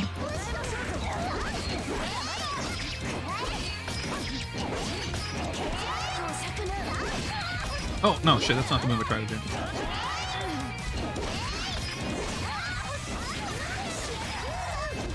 Oh, I fucked that up. Well, I don't know if I could have continued there, I guess.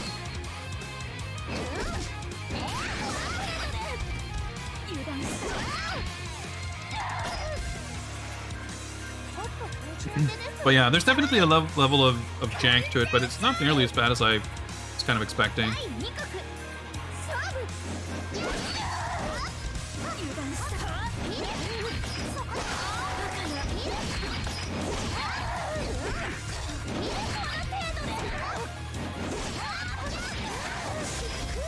Well, that was still pretty good.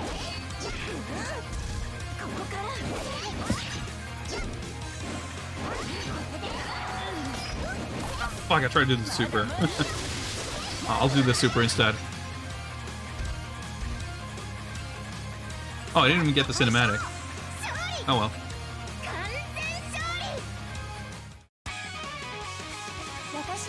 Like 12 minutes of talking about fucking peaches for that.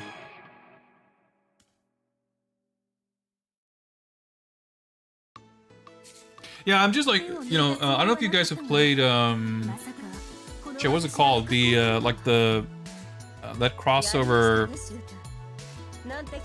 Nicholas or whoever put it out, Blade Strangers, which is like a sort of a neat game-ish, but that's a game that strikes a very strange balance between trying to be like overly simplified, so it uses like 3 buttons, but it still has like mechanics like for every single combination of buttons. So instead of being a 6-button game, it's like a 6-button game played with 3 buttons. It's like super weird.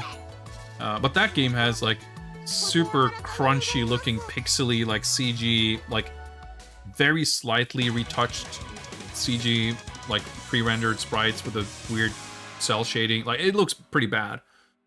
And I guess in my mind this game looked a lot more like that game, which it really doesn't. I still think like the animation is pretty whack and some things are kind of ugly, but the way the game moves, like, it's not really like a problem.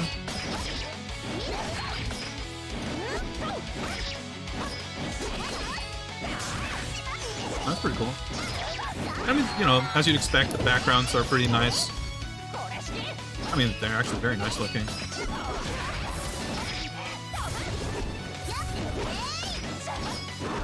Oh, that was...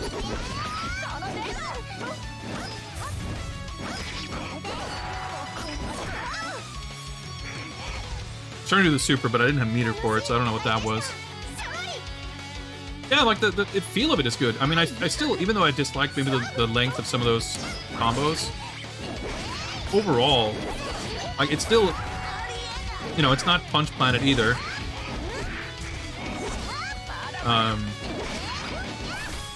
But it's not, you know, and it's not Sam Show for sure. But it's not Guilty Gear or Fist of the North Star or Multi Blood either. Like, there's no constant air dashing. Like, it's a little more down to earth. It's maybe more, you know, slightly more comparable to something like Under Night or whatever. I haven't, you know, played that much to say, but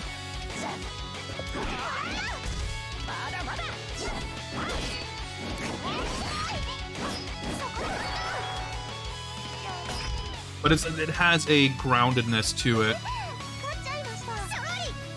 Weird mix of Samurai Shodown, Guilty Gear, and Arcana Heart. I can kind of see that, but I think even then, like, it's... I think both Guilty Gear and Arcana Heart are a lot wilder. Like, the movement in particular, I guess it's a big thing. Like, neutral in this game is, I feel like, is nothing like those anime games, because there's not a bunch of these, like, air dashing and stuff.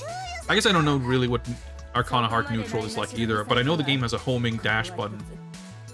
So I feel like that game has more like flying around.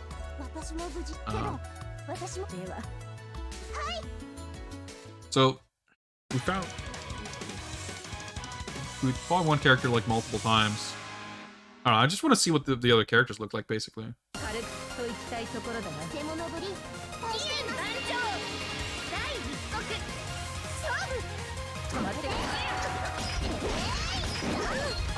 Keep like doing it too early.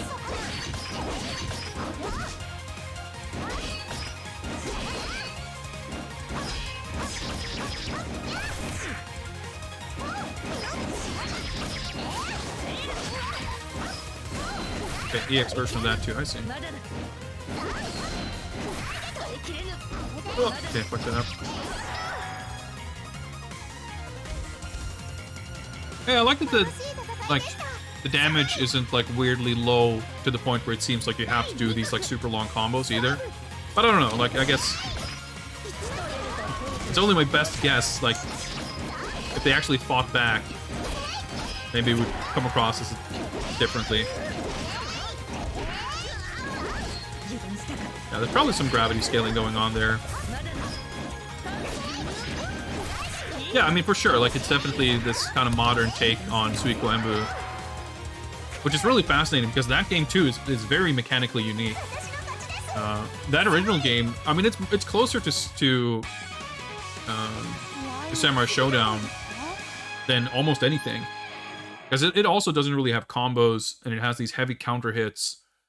It takes it in a kind of a different direction because it has like the juggles and everything, and it is kind of forward thinking for a 1995 game.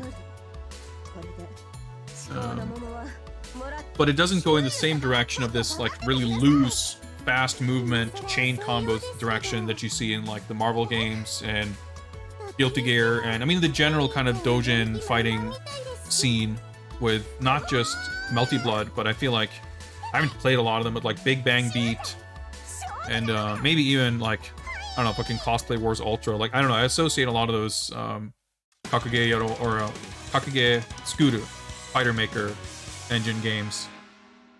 Like that whole scene, you know, with that style of game. But even yeah, you mentioned Asuka, but even that has that same feel, right? It's like pretty fast and loose, and like Breakers is my, you know, ever-present go-to example of that feel of like you just go in and press buttons. It's just feeling good. Not to say this doesn't feel good, but it doesn't have that like everything connects into everything open-endedness to it. Yeah, Blitzcom for sure stands out, definitely. I haven't played it much, but I remember playing it when it first came out and being like, huh, wow, this is weirdly limited. Because it's like a 3-button game too, isn't it? That's how I mean, I haven't played it in like 15 years, so I don't really remember a lot about it, but...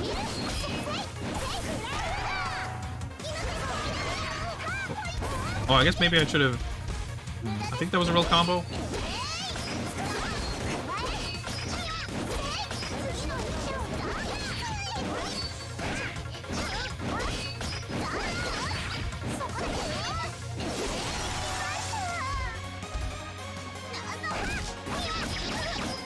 Fighting back here a little bit.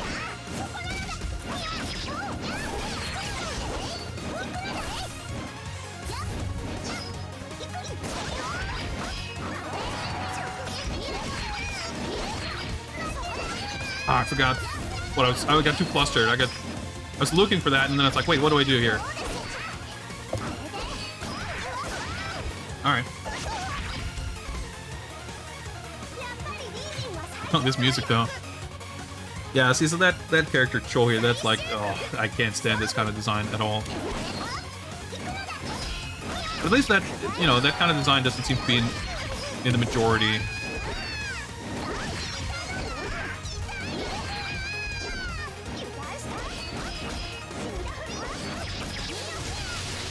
Oh, that did not combo.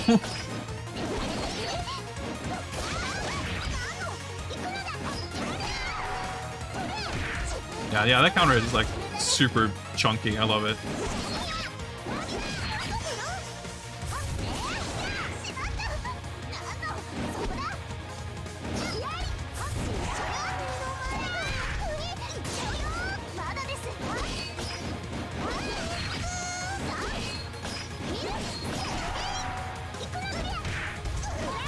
Cool. All right.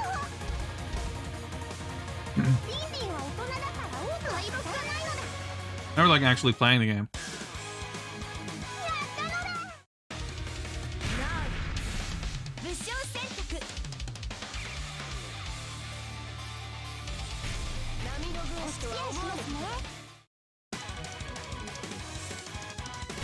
Whoa, okay. Did I have a choice there? I was mashing. Oh, whoa. Good thing I didn't mash back to the main menu.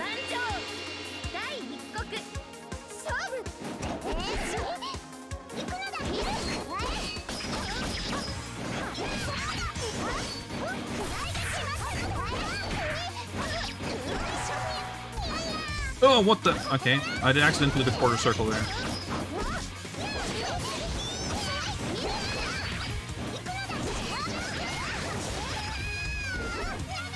Doesn't combo off that.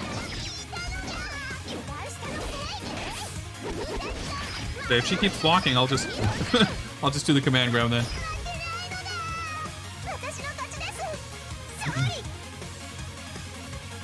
But yeah, I mean, I actually don't mind the aesthetics of this nearly as much as I thought I would. But it's definitely, I like the mechanics. The mechanics are what attract me to it. It feels, you know, I like this a lot better than most kind of anime-style games, for sure.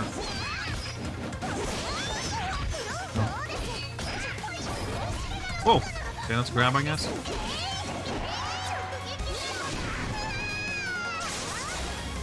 So how much does this actually do? Nice. We got an achievement.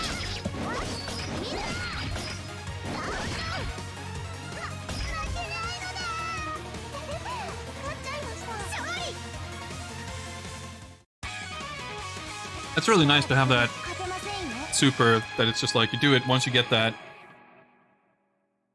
You get the Hogek, or whatever it's called, crumple, stun. And it's just a simple input. Good way to like, fuck, I don't know what to do with all this meter. Well, okay, I got the opening. I don't need to worry about connecting it at the end of a convoluted combo or anything. I mean, that's what the other super is for, and which is, I'm sure, a far more effective use of meter. More optimal use of meter. But given that I'm not likely to connect those combos, I'm happy that I have the option of doing that. You know what? Yeah, okay. Let's just skip it. Maybe it would have been fine playing arcade mode, but that's whatever.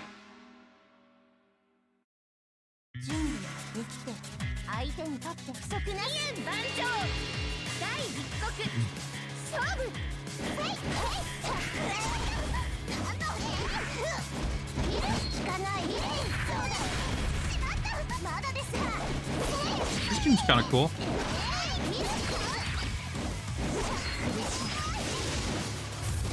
Alright, that's pretty sick.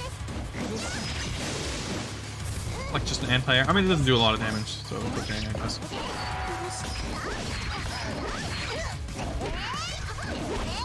Shit. I could have just done the 3B.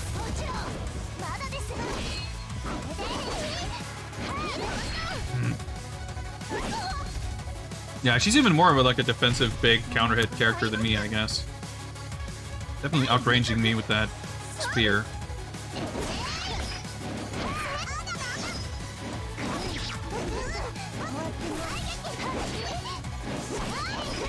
Oh, bro.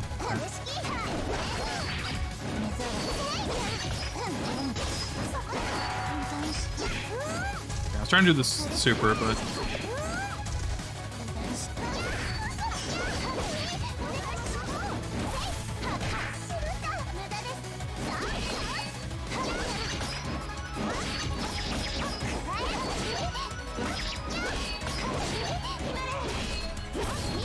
I was gonna say, surely I can punish that, right?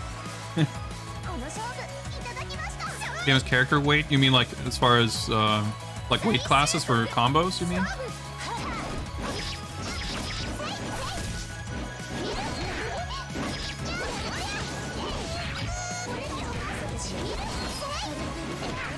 Yeah, I think the other assist would be way better, because this one I can only really use in combos, and I don't really know how to do that.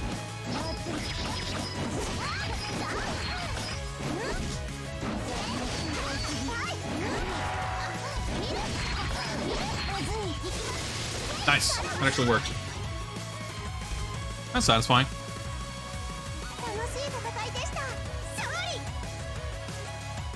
Hope to lose. Okay. I mean, that's entirely possible. I wouldn't take that for granted, because I know it's probably related to timing, and I'm not sure if I'm doing it from like the exact same moves and everything either. But I'd believe it for sure.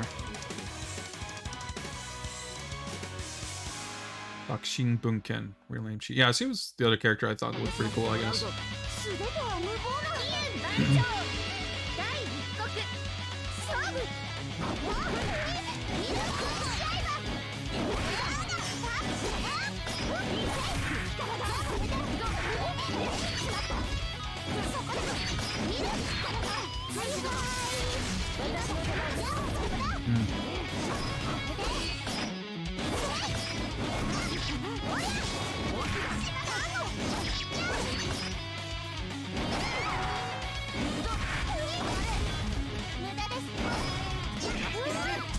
Oh, thought that would be enough.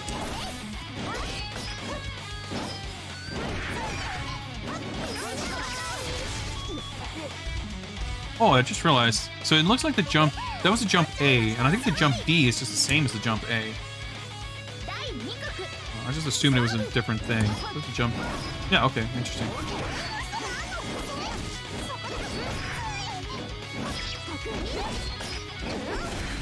Oh boy.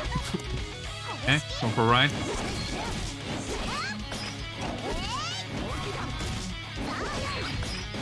Yeah, like good chunky hits overall. Like it doesn't feel too like flimsy, like you're doing 200 hit combos. I mean that's kind of weird with the CD combos in Sam Show 4, right? Like it seems really weird.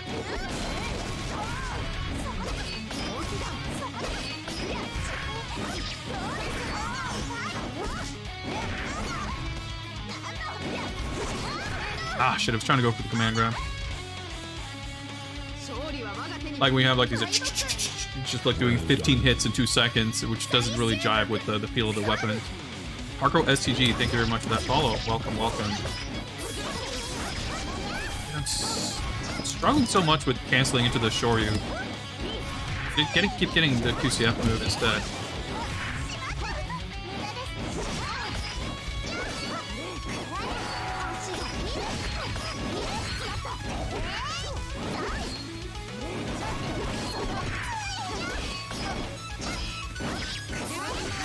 Dude, how is that not?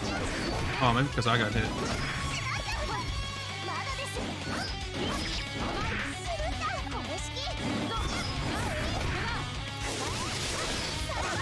Okay, that was pure desperation. Just mashed it out. I keep forgetting which direction. Like her super is QCF, HCB, but I keep getting mixed up. I always do it to the right and then to the left. So when I'm on the player 1 side, I get the right direction, and when I'm on player 2 side, I do it backwards, and it doesn't come out.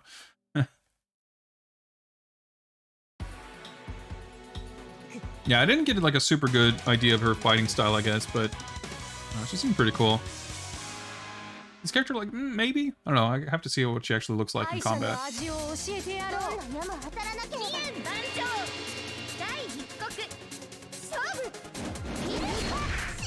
know, the announcer, I was thinking of what it reminded me of. I just realized the announcer kind of reminds me of Ninja Master's Howlin' Pocho.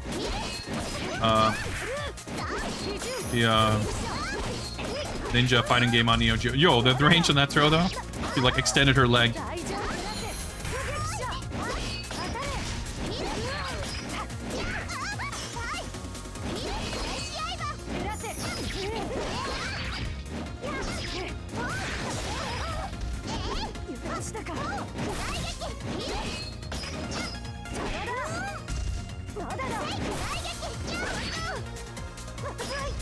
Yeah, it's got, like, this game is, like, fun normals. Like, sometimes games with, like, weirdly huge normals can be really fucked. Like, I think Under Night has, like, some... It's a little too wild in that sense, in my opinion.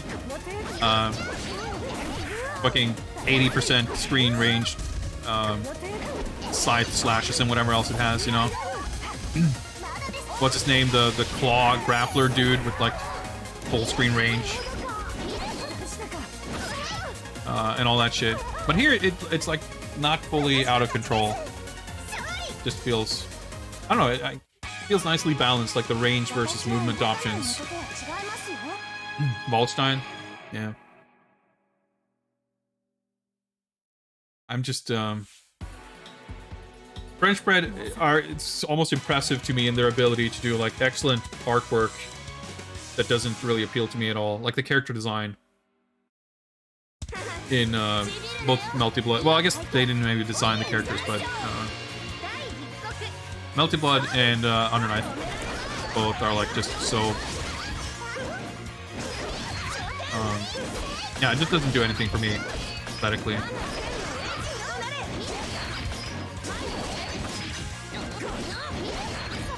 Like, weirdly hard to see what's going on against this background.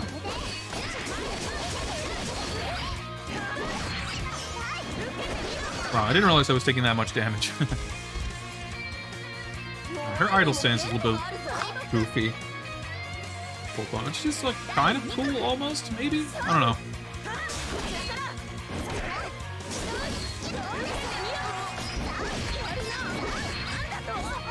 Oh, it's going. Well, okay. That sort of kind of worked out.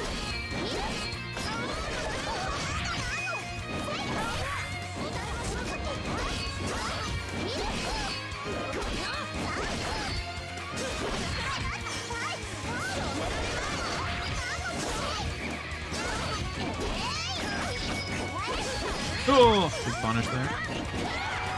Oh, that's just, that was a cool move, like the shoulder tackle, the stun.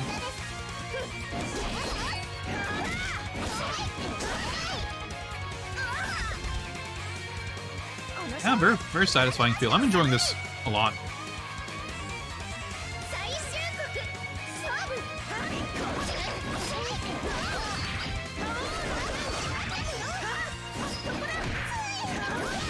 Over. Oh, the damage on that though.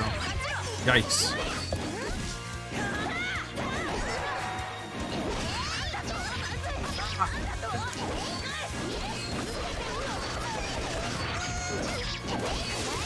I'm struggling a little bit to recognize like when stuff is connecting or when it's blocked. Also, I can definitely combo after that super, but I'm not sure what to combo with. But yeah, it's kind of cool. You need to you need to hit a particular normal. Like I can do 6B, 6C, or 3B. It looks like the 3 moves I have that can enter like the Hogek state.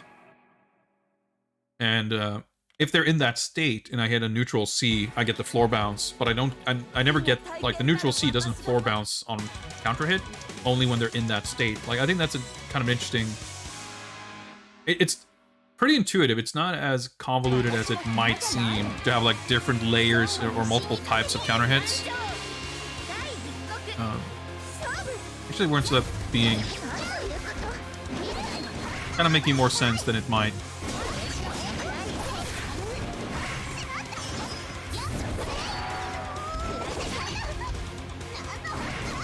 Yeah, this character not really. I mean, she's like. I like the color scheme, like the white and the purple looks pretty cool. I think she's like pretty well animated. Like there's a bit of personality to her. She's got like decently cool moves here and there. But the general kind of vibe of the character is like, yeah, not my thing. So, I mean. Is that Cao Cao? I guess? I don't know, a lot of the... I mean, I barely know any of the Three Kingdoms characters, much less their Japanese like readings of their names, but I'm assuming that Cao Cao then.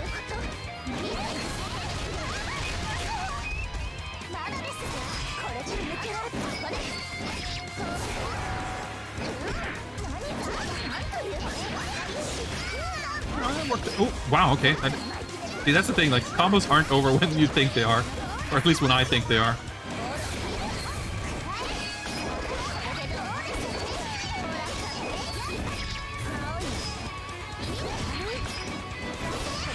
Kind of cool because when you're fishing for those like big counter hits,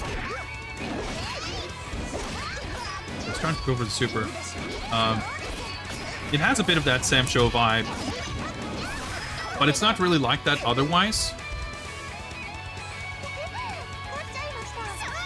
It's kind of interesting. It's kind of layering that meta game like into a game that otherwise feels closer to something like Street Fighter or something. Not the drill hair, edgy scythe, magical girl. I mean, it's like 50-50, right? There's a few of those things I don't mind. Oh, I guess, did I just skip the ending? Probably. This looks like staff roll. Yep. Oh well. Like, the drill hair, edgy thing, I don't mind. Like, the magical girl, I don't know. I like her better than some of the other characters for sure.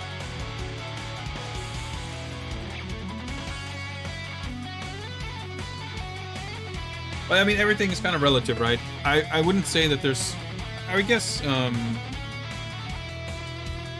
what's her name? Gekshin, like the punchy girl. I think she's like closer to a character I would like in any context than any of the other characters. The ninja girl I play, or whatever, she's pretty cool too, though. But other than that, like, my Like, I think this character does look kind of cool, but I wouldn't... That's like in the context of this game, I guess, you know? I wouldn't be into a character design like that necessarily if they were in KOF, or like relative to the other characters, you know? Yeah, this character, yeah. I like her style and her, like, her fighting style. Her outfit. It's okay. I don't know. It's a little bit of a mixed bag, I guess. But like I said, just... I was expecting this game to be much more like... I don't like this at all, but I'll maybe put up with it for if it feels good to play. And I would, even if I liked it less than I did, aesthetically. But I'm having less issues with it than I would have thought. I don't know. But I legit, like, it was really fun to play. More so than I would have expected as well. Entering online tourneys 2022? Yeah, I don't know. I entered like one tournament for MK11. If KOF 15 works well, who knows? But yeah, I mean, I do kind of feel, which is pretty rare, I think, in the grand scheme of things, for playing a game for one of these streams. Playing this is kind of making me feel like I want to play this more after I stream, not like immediately after. Most games I'm playing is like, that's pretty cool, that was fun. Let's move on to something else. Whereas this is like, you know, I kind of want to, granted, I do like doing like combo trials and stuff, but I'm kind of like, man, I kind of want to do some trials with the other characters to see what they're like and everything. So yeah, I'm like, as I said, I was interested in this game. I was compelled by the combo system and everything. But I wasn't expecting to liking it as much as I did.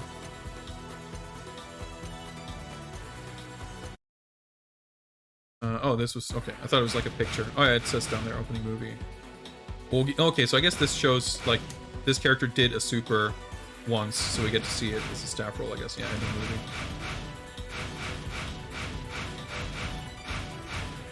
The Olgi cutting. Ending scenario. Okay. Oh yeah, I guess we can watch the ending. Good. We skipped it, but. Oh yeah, I guess we got the. Oh yes, had the recipe. Good thing we had that fade transition to the same background. Alright.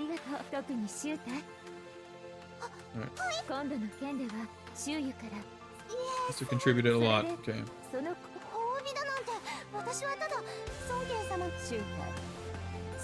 Worthy of a reward.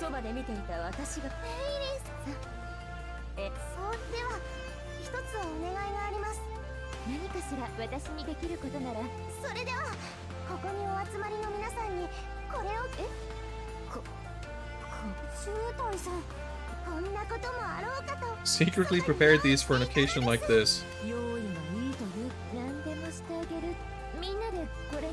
Legally obliged to.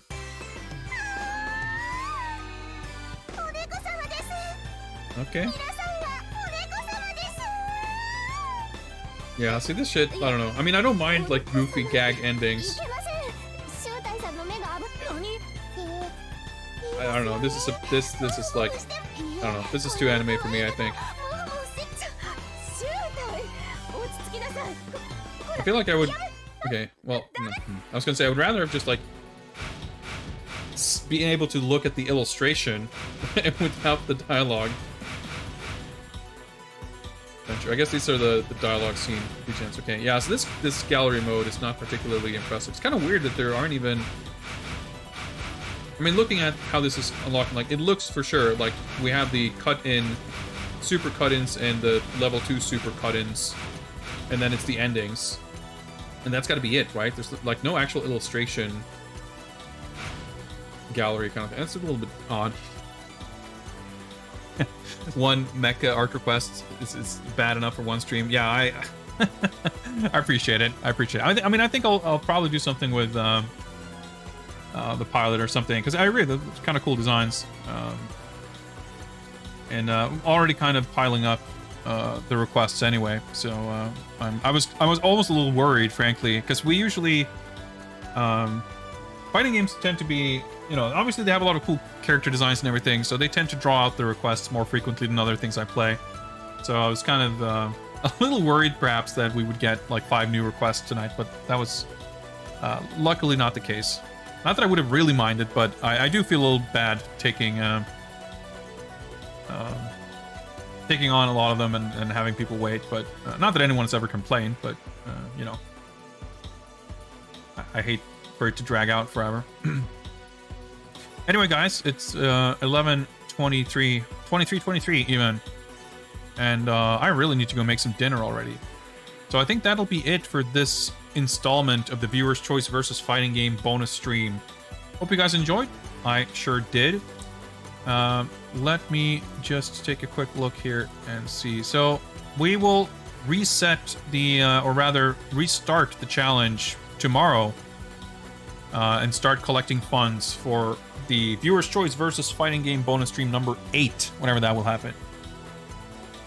Yeah, very fun selection of games. We did have some slight technical hiccups there and here and there, but honestly, things otherwise worked a lot more smoothly than I would have thought.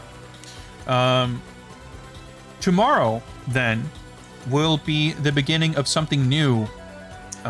We will be celebrating the 35th anniversary of Metroid, and also getting ready for Metroid Dread by playing through a couple of Metroid games. And tonight, is actually the 35th anniversary. August 6th is when Metroid originally came out on Famicom Disk System in Japan. So I figured that's a good time as any to start that little project, and we got to get on that if I want to be able to have those games finished by the time Dread rolls around anyway. So tomorrow, probably I'm going to aim for starting in the afternoon around 3 p.m. or so. We'll see. We're going to get started on Metroid Zero Mission, which is where we'll start that little journey. That is maybe one of the Metroid games I've played the most / the most recently. But it's still been a good number of years since I played it, so I'm looking forward to that. Let me figure out who is streaming, and we will see here if we might want to raid someone. Let's see. Well, Dino's streaming something. Let's pay him a visit. Thanks for hanging out, everybody. Peace out. Take care. Bye.